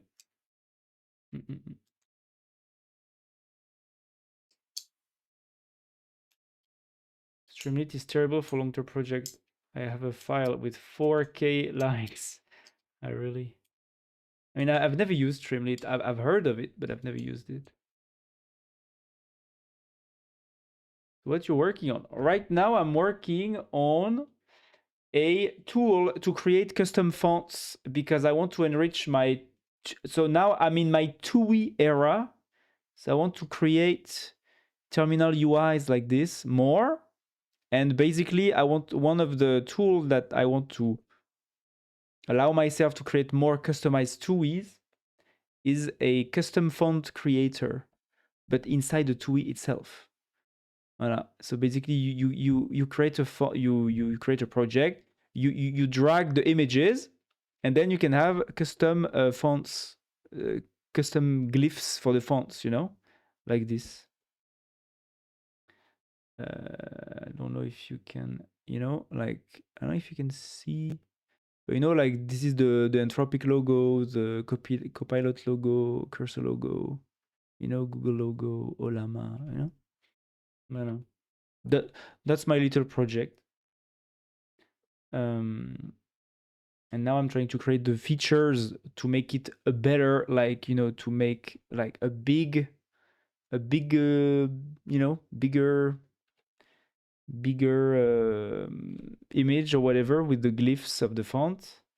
And I would like to do, it's still not perfect, but I would like also to do animations, like because like the TUI frameworks are like this. This is Ratatouille, this is Rust. They can manage the animation, right? And so you can just change the glyphs to animate frames, basically, to have like a terminal-based animation. I think this is cool. So I want to try to do that. For NoSQL, if you want, we have a Firebase, a free online database. Yeah, also, yeah, true, Firebase. But you will be inside Google's ecosystem. You will not be free. Firebase is a good choice for free stuff. Yeah. Yes. Forgot about it. Can use it for us maybe. Yeah. Yeah. Firebase is free, but it's pretty constraining.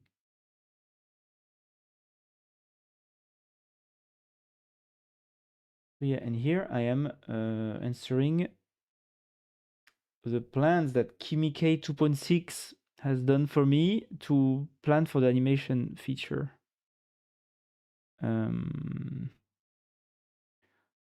3, 4. Should the tweet support deleting an animation?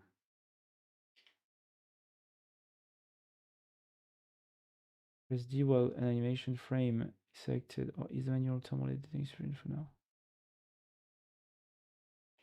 Delete, yes.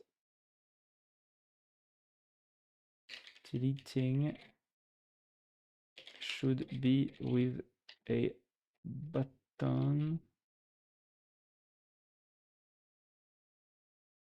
And it deletes the entire animation, not just a frame. And 5, proposing a range with a default of 8 and the preferences upper bound default. Yeah, 1 to, I mean, I guess 1, yeah, 1 to 30 FPS is good.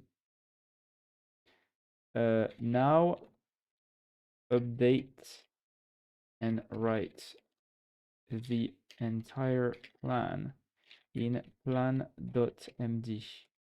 Do not implement yet.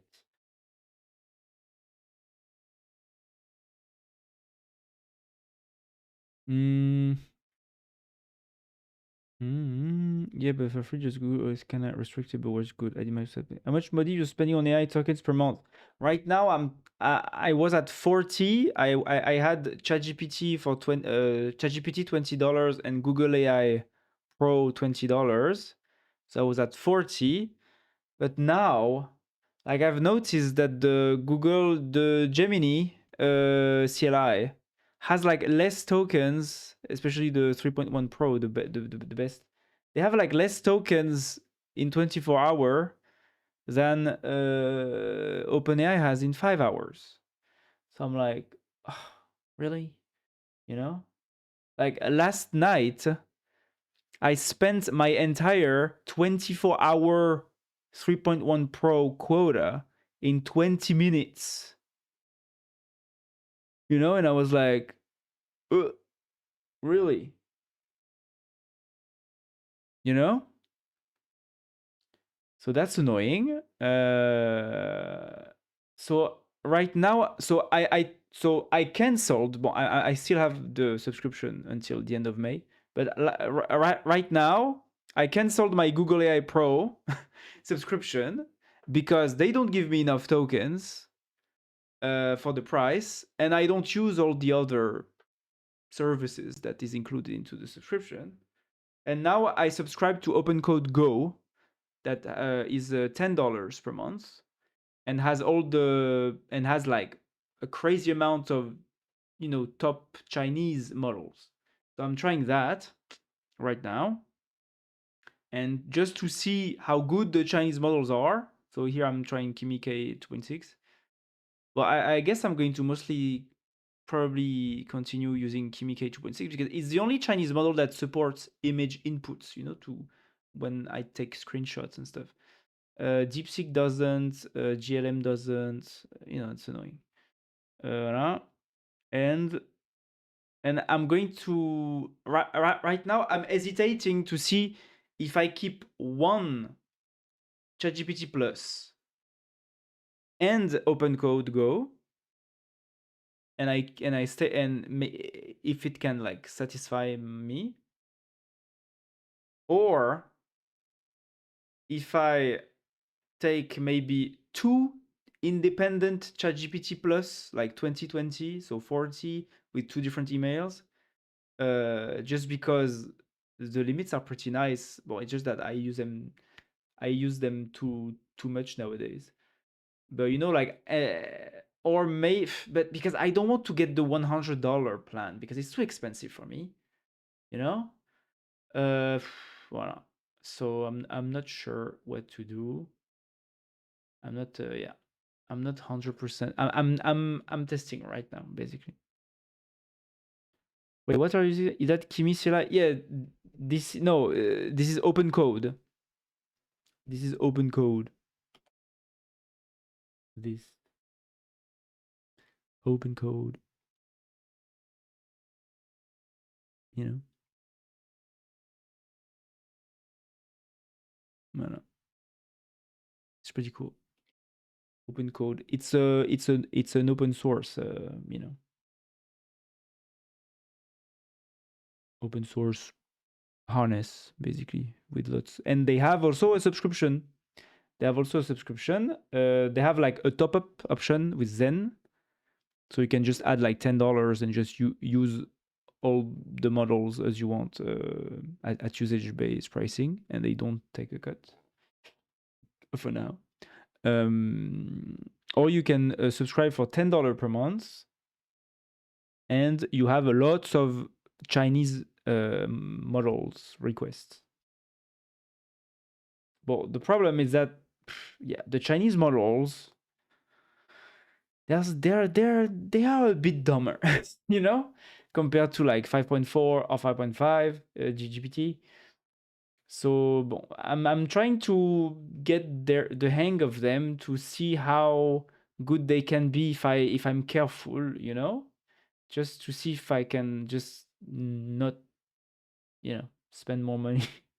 Because if I stay like this, I would stay. I would have $20 for ChatGPT Plus and $10 for open code.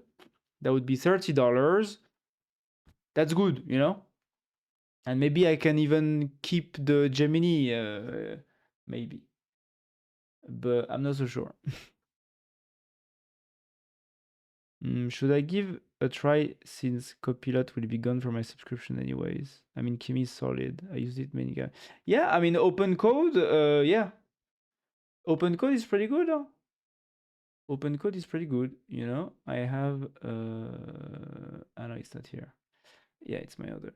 But yeah, no, it's open code. Like, I think if you want to test the Chinese models cheaply, you know, without subscribing or taking an API to this or that provider, you know, because, you know, there's like 4 or 5 different Chinese models, right? There's the DeepSeek, Kimi K2, GLM, Minimax, and Mimo now also, you know, so 5.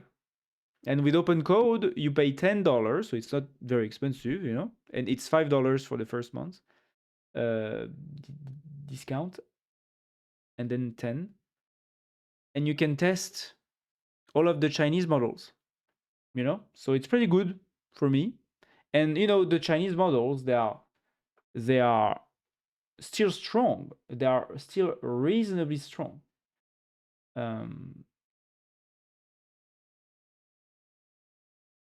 Wait, where do I get my previous? Let me. I have this comparison. You know, like I at Terminal Bench Hard, which is like what I use for my, you know, because I use the CLI and it's agentic coding basically. You know, so DeepSeek V4 Max is where it is roughly a bit below. So you know, they are still a bit below all the American models, right? All the Chinese here. But they're also way cheaper. So, you know, it's kind of worth it. It's just that you need to be more careful about what you ask, how you ask it. Because, like, for example, yesterday, I used DeepSeek V4 Pro, which is this one, which should be, you know, the best Chinese model. And it just didn't infer my intent. Like, I used it inside a repo that does my way bar here, you know, like my shows my token usage, you know, in percentage. And inside there, one of the provider is open code. And inside the repo of this tool that I was making, I asked it, hey, the open code provider here is not correctly displaying the info. Like I think the compatibility was for macOS because I imported from Codex from another GitHub repo. You need to figure things out. You know, like I talk to him like I talk to 5.3 Codex or 5.5. You know, expecting it to understand my intent. But no, it started actually analyzing the open code machine wide and not in the repo. You know, and so after 10 minutes of seeing DeepSeek thinking, I was like, hey, no, stop. I was talking about the open code in the repo you're in, not the machine wide tool. And he was like, oh, okay. You know, so I just wasted 10 minutes of my time with the DeepSeek thinking in loops and not understanding what I was asking, you know? You know, so that's a bit annoying. And I knew that, like, if I had asked that to 5.5 or even 5.3 Codex, you would have understand, okay, this repo has an open code provider. He's talking about that, you know? But no, it's too dumb, you know? Yeah, so, you know, it's pretty smart, but it's pretty dumb still. So, yeah, that's basically the Chinese models. And DeepSeek also doesn't have image input. That sucks. So that's why I think my main testing for the Chinese will be the Kimi K 2.6. You know, and they are a bit better than 3 Flash, for example, because you know, like in my subscription, 3.1 Pro burns like crazy, and then I need to use Flash. But Flash, bon, you know, it's starting to be a bit old now. Yeah, so you know, like I don't know. I'm trying to assess if the Chinese model can be good if you are a bit careful and for simple tasks, you know, because they seem to be very cheap. You know, but I'm not sure yet if what I want to do, because like there's a part of me that thinks maybe maybe for the simple task I can just use GPT 5.4 mini, right? But even though actually 5.4 mini price wise is pretty similar to 5.3 codex, so maybe it's not that interesting actually to use mini compared to codex, to 5.3 codex. But 5.4 and 5.5, they're so much more expensive. Like if I use them instead of 5.3 codex, I burn through my tokens even faster, and I already burn fast. So yeah, the only stuff I'm thinking about is 4.5 nano, 5.4 nano. I tested it, and it does seem very stupid. So I'm not sure. Maybe a Kimi K 2.6, you know, in terms of cost is, you know, like for the simple task. And then for the medium task, I use 5.3 codex. And then for the crazy complex task, I use 5.5 like once per day or something. I don't know. Even 3.1 preview is not that expensive. Or maybe I should just pay for 3.1 preview, like API pricing. I don't know. That would be weird, I guess. Well, Flash also is not that bad. It's just that you need... It's like DeepSeek. You need to explain it. Wait, isn't 5.5 in the $200 sub? No, it's 5.5 Pro that is in the $200 sub. The GPT 5.5 standard is in the $20 too. To be honest, I'm thinking about subscribing to Claude and getting rid of ChatGPT. Mais if you subscribe to Claude, you will see that you burn all your tokens with the $20 Claude. You burn all your tokens in 15 minutes, you know? Like the Anthropic tokens are so expensive. Like it's luxury, you know. If you want to code for more than 20 minutes in a given day, you need the $100 Claude subscription or the $200 Claude subscription. But otherwise, you know, you can just code maybe 1 to 3 times per week. I mean, for the and I'm talking about mainly the 5 hours session. Like between Claude and ChatGPT is like at least 2 to 3 times the number of requests and tasks that you can do with Claude. Claude is like super expensive for the value. No, not Claude Code, just the chat. Well, in Anthropic, the Claude Code and the chat is shared into the same limit. So, contrary to ChatGPT, where Codex and ChatGPT are separate limits, in Anthropic, they both count towards the same limit. So it will be the same thing. I mean, I guess maybe the chats don't work. Don't burn as many tokens, maybe. And also now there is a free tier to the Claude chat. Like I use myself the Claude chat often for free. I'm on the free tier now. They have a free tier like ChatGPT. Because also Claude got rid of subscription in Claude Code. Last man standing is GPT sub. No, shut up. Shut up, Google.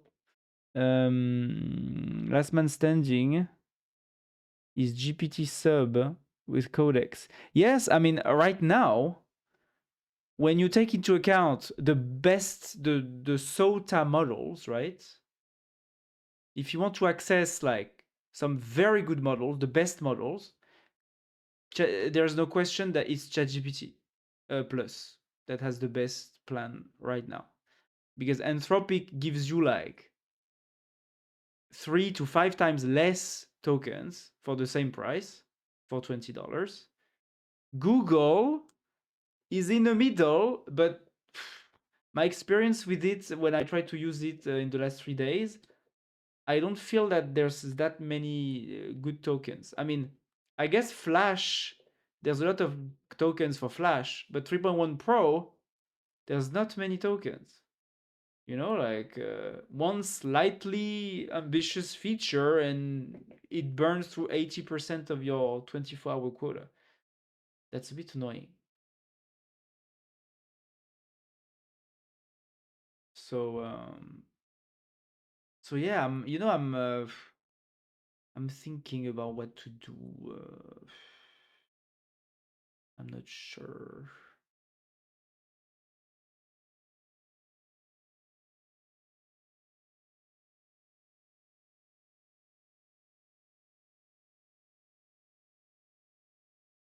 I'm even wondering if like just paying for the API prices, especially for the Chinese, right? Maybe not for the. I don't know. I mean, it depends. Yeah, it's just that since now my ChatGPT Plus subscription, I know that like half of the week I use it all basically. I'm like, what am I using to complement? And I'm not sure what to use to complement the ChatGPT Plus Codex sub. Do I use another ChatGPT Plus, or do I use OpenCode, or do I use Gemini? I'm not sure.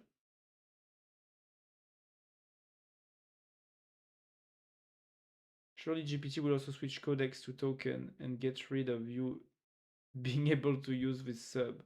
I don't. I mean, not. I don't think so, because like they proved with the OpenClaw drama that they are actually committed, to let people use the ChatGPT subscription more. So at least I think for the maybe next year it will change because things change, right? But at least like at least for this year, I think they are committed to letting people use their ChatGPT subscription, even in like other tools. Like for example, you can use your ChatGPT subscription inside OpenCode, the same way you can use it inside OpenClaw.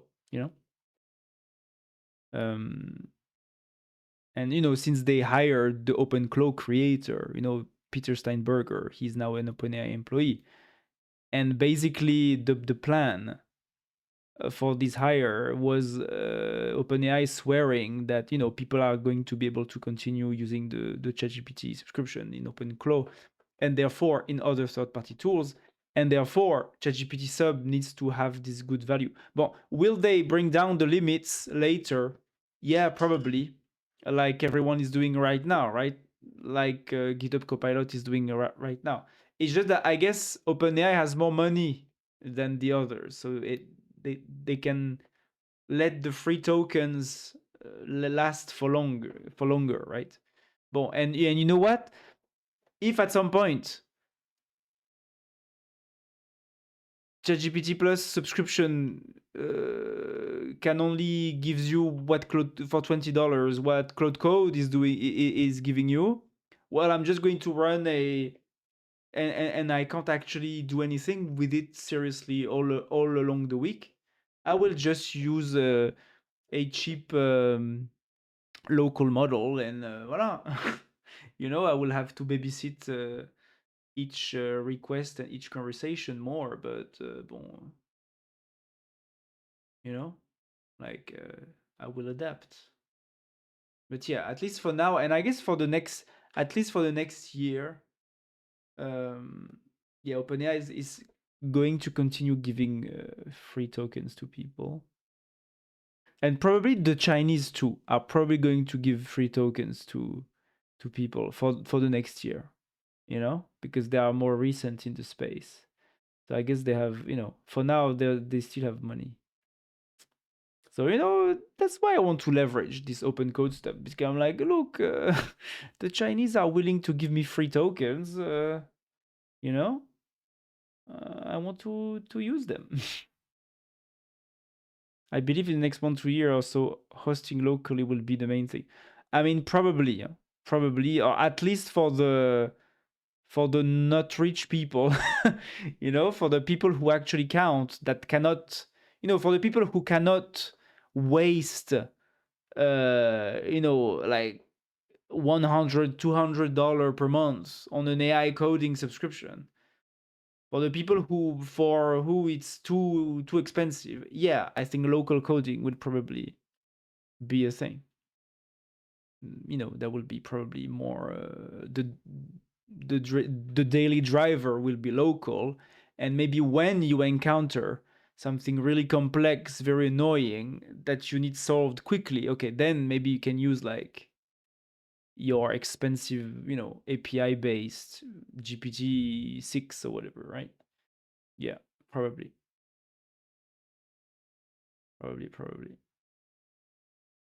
I mean, if it comes to that, and in a way, there is a part of me that's like, well, look, if I use a smaller, dumber model, it also forces me to know my code base better, So in a way, it's a good thing.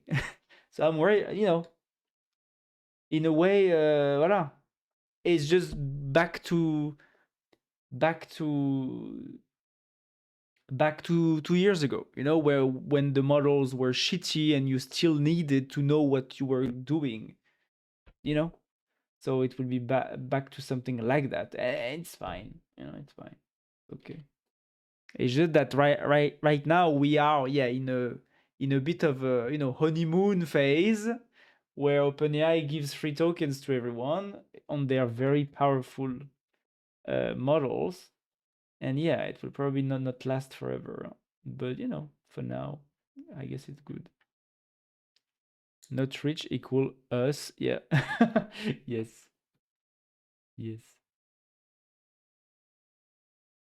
I'm wondering what the Nemotron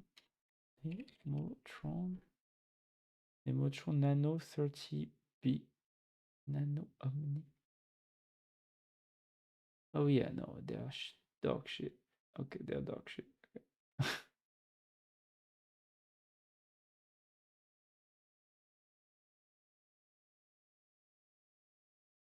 Mistral also released something, no? Muse Spark. What is that? Muse Spark. Muse Spark. Wait a minute. I didn't see that. Muse Spark.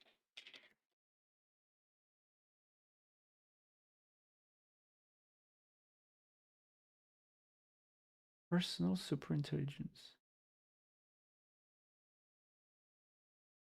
Multimodal perception, reasoning, health, and agentic tasks. Ah. Where is terminal bench? Terminal bench. Yeah, 59. Huh? They don't get close. 4.5. Yeah, they okay. So MuseSpark unfortunately sucks at coding in the terminal, which is, you know, the point of coding mostly. Yeah, so it's not crazy. Bench Pro 52. Yeah, it's mostly below.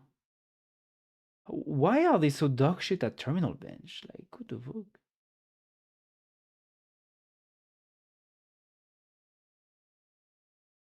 Okay, they are good at like general knowledge tasks. Something multimodal. MMMU.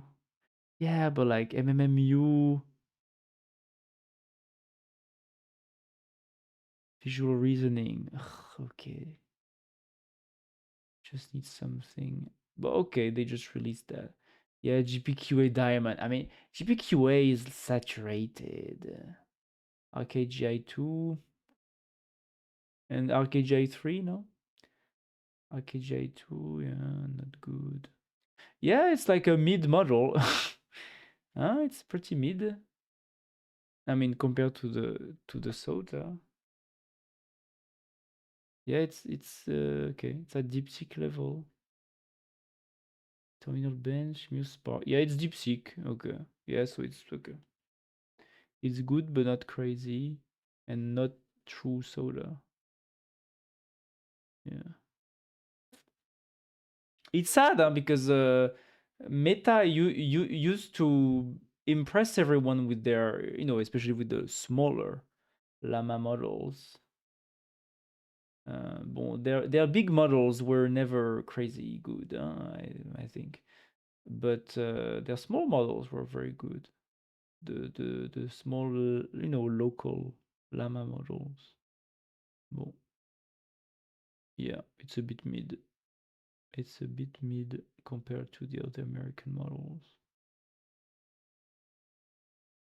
Terminal bench, GPQA, no GDP val. Oh là, it's at Flash DeepSeek V4 Flash level. That's pretty bad. And Crit P. Crit P, it's okay. Well, it's mid. Yeah. DeepSeek was so good when it was released. Yeah.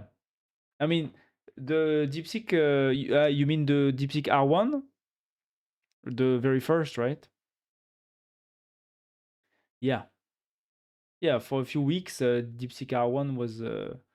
yeah, for a few weeks, DeepSeek R1 was actually the first thinking model, I think, right? Like, because back then, even OpenAI and Anthropic did not release yet a fully, you know, like model with thinking chains and stuff. It was actually DeepSeek that released the first big, you know, trillion parameter thinking model.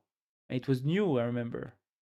And then, I guess the week after or something, OpenAI released their own, right? They released O1 and O2 or 3 or whatever, you know? But yeah. You know, like 5.3 codecs, it's pretty good, huh? For the price. Intelligence versus cost. Maybe I need to test Mimo. Does Mimo have image? No, they don't have image. You see, that's annoying. That's annoying when you have a model that does not take image input. Like, how am I supposed to describe, like, if I'm working on the front end, how am I supposed to describe what's wrong with the front end with just text? That's annoying. You just take a screenshot, that's way easier. It's only Kimi that has the image. That's annoying. So annoying. then even Gemini 3 Flash is good at that measure, because at least it's cheap, it's fairly intelligent, and it takes images in.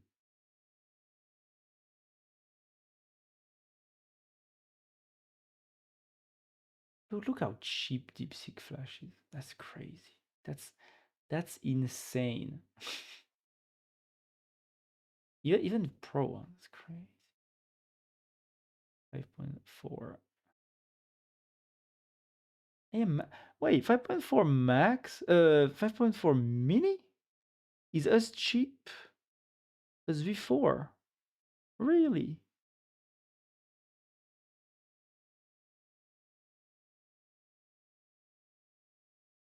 Oh. Blended price. I mean, why is the cost so close then? I guess it's because 5.4 uses so many tokens compared to 5.3. Yeah, because 5.3 codecs is always very, you know, it doesn't use many tokens. If I say output tokens, 5.3, 77 million to run the intelligence suite. Yeah, and they just, yeah, it spends twice as much, roughly, a little bit, 1.8. I mean, no, it's 5.4. Wait. Oh no, fuck. Here it is. 230. Oh, whoa. I know. So it spends. Wait. What is the multiplicator at that? 240 divided by 77. 3 times more tokens. 5.4 mini. It spends 3 times more tokens for the same tasks, like for a big benchmark, to run a big benchmark. 3 times, but at the same time, when you look at the price,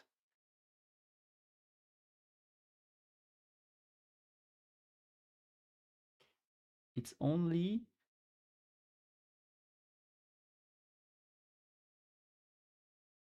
oh yeah, right? It's only 2.8 or 2.9, 2.9 times cheaper than 5.3 codecs, but at the same time it uses 3.3 times more tokens, so it's actually more expensive. Yeah. That's why we have this cost, right? That's what we have this. I mean, no, actually, it's slightly cheaper. Bon, but that's why they are so close, basically. Because even though 5.4 is actually cheaper per million tokens than 5.3, 5.4 uses like 3 times more token than 5.3. So the cost is very similar. Reasoning. Output tokens. Yeah, 5.3. 77 million. Yeah, 240. Yeah. Reason. And most of it is reasoning. And so I'm wondering, well, I'm gonna go to bed. Maybe I'll do tomorrow. Yeah, okay. Okay, see you. Just do it. I also need to go to bed. Just want to finish this. So I see you later. And for the speed. For the speed. 5.3 codecs. Divided by 94. It's 2 times faster. Yeah, so it's 2 times faster, but it uses 3 times more token. So it's actually slower. So it's slower. Yeah. 5.3 codecs is pretty good. Yeah, night, yeah. Good night. Good night, see you.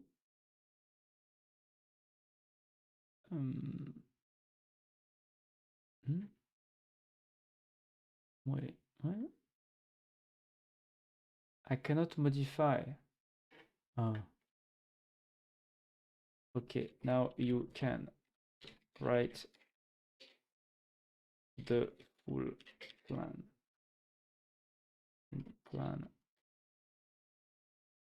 Plan animate dot mb.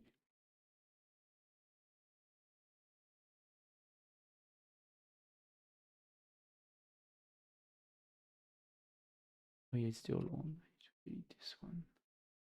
Eh?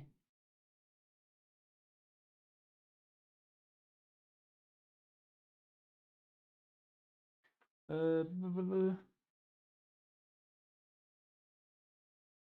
it's going to take so much time. Oh, let's just open codecs here. What do I want? What do I want? What do I want? Yeah.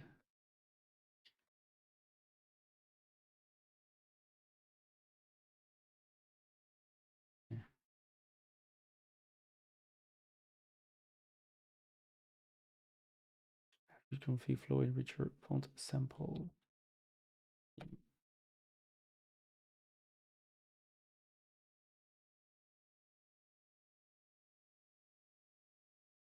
Okay.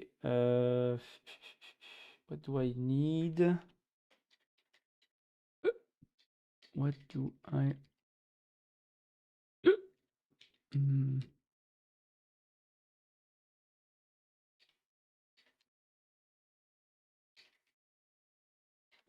Ah, yeah.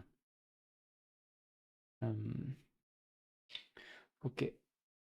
In the Puttiglyph install Puttiglyph fonts card. I need the composite glyphs and the standard unitary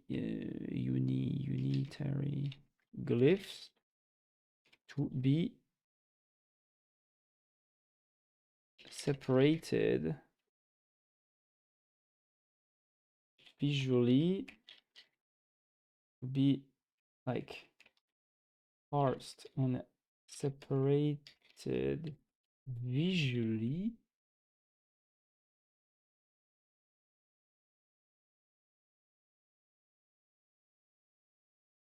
in,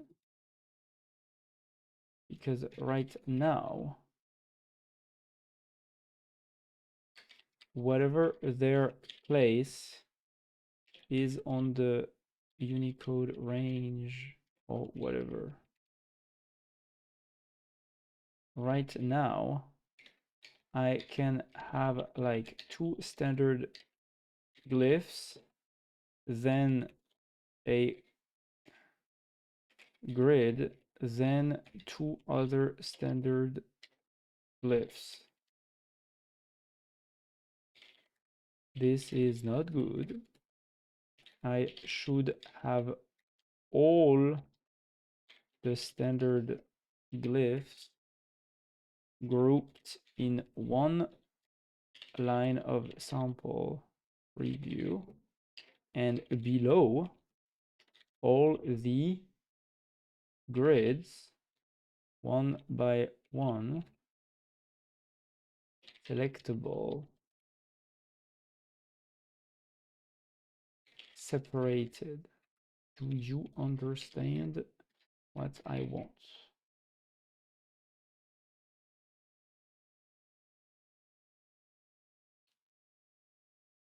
Selectable. Ah. Putain. Okay.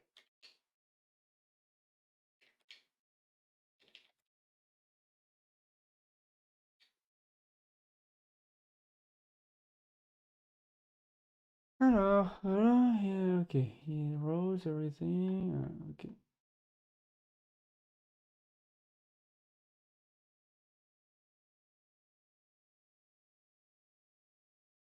Okay, good.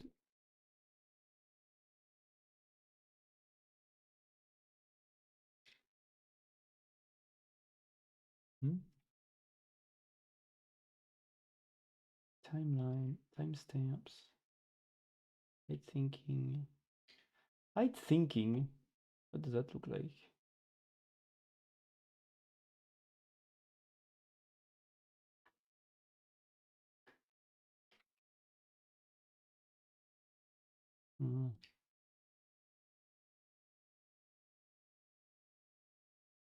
Switch sessions.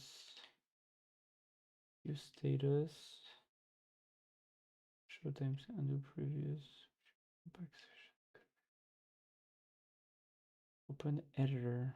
Exit the app.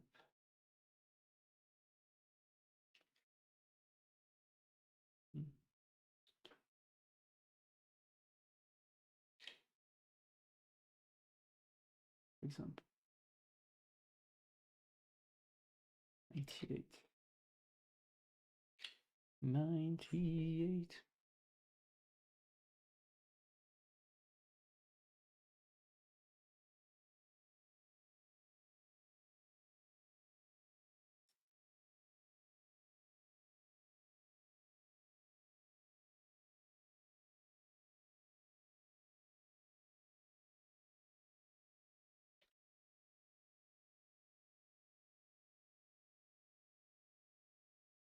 Okay.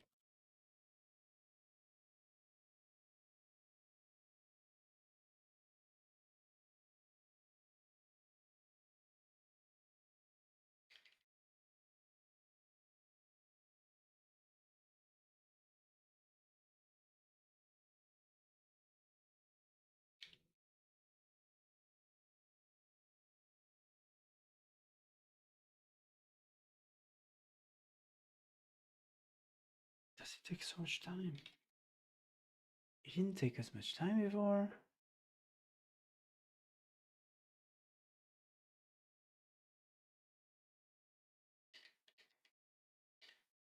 Ah, voilà. Okay. Now they are correctly grouped. Bon, now I just need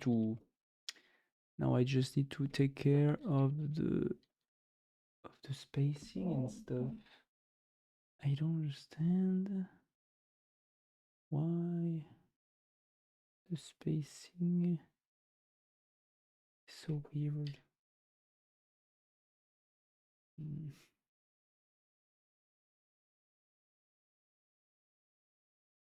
Okay, first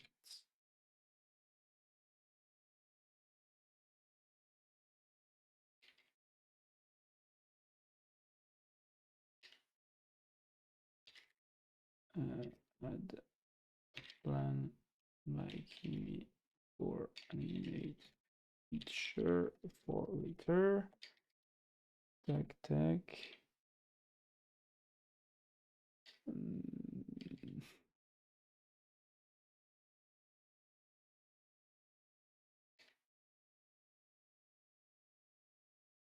Fix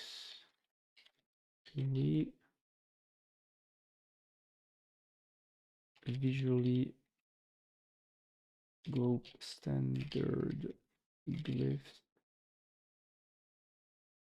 and separate grids.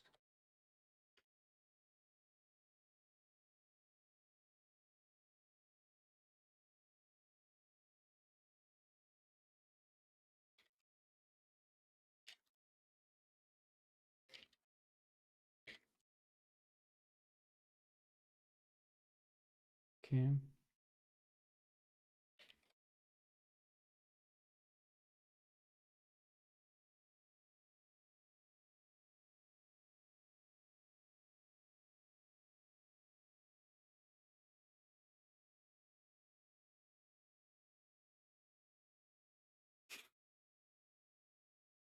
Without modifying anything, analyze the current project grid grids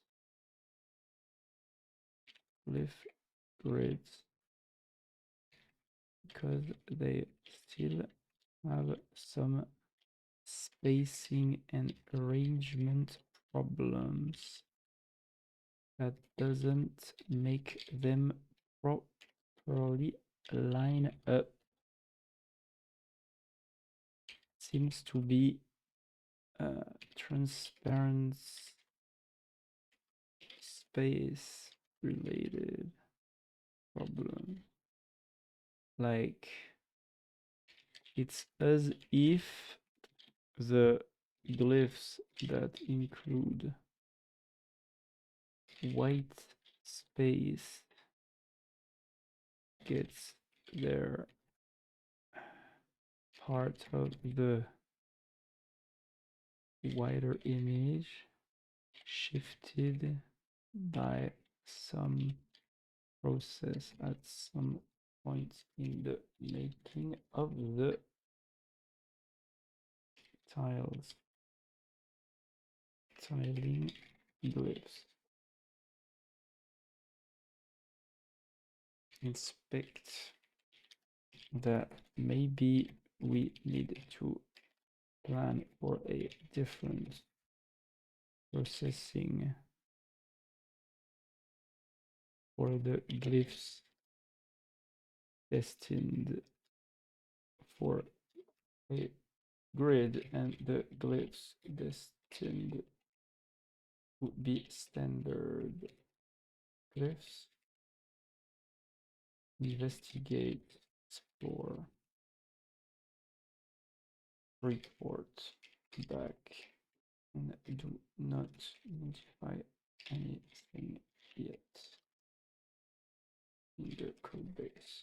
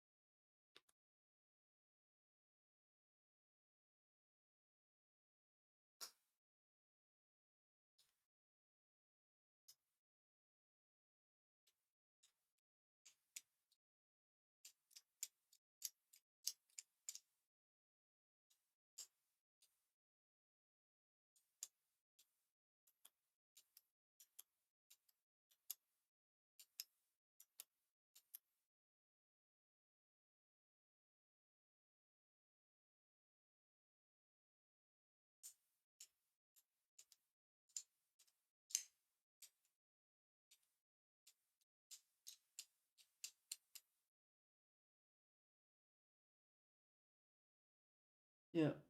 Bon, I think I'm going to leave there. I'm probably going to wait for the bot to find something while I watch TV or something. So yeah, we wish you a good night and see you later. I'm not sure if anybody is still there because Nat maybe went to bed at 6 p.m. of course, as he should. So yeah, it's also late, so I don't know. See you everyone. If you hear me anyways, it means that I should tell you to have a good night. So I wish you a good night and I see you later. Bye bye.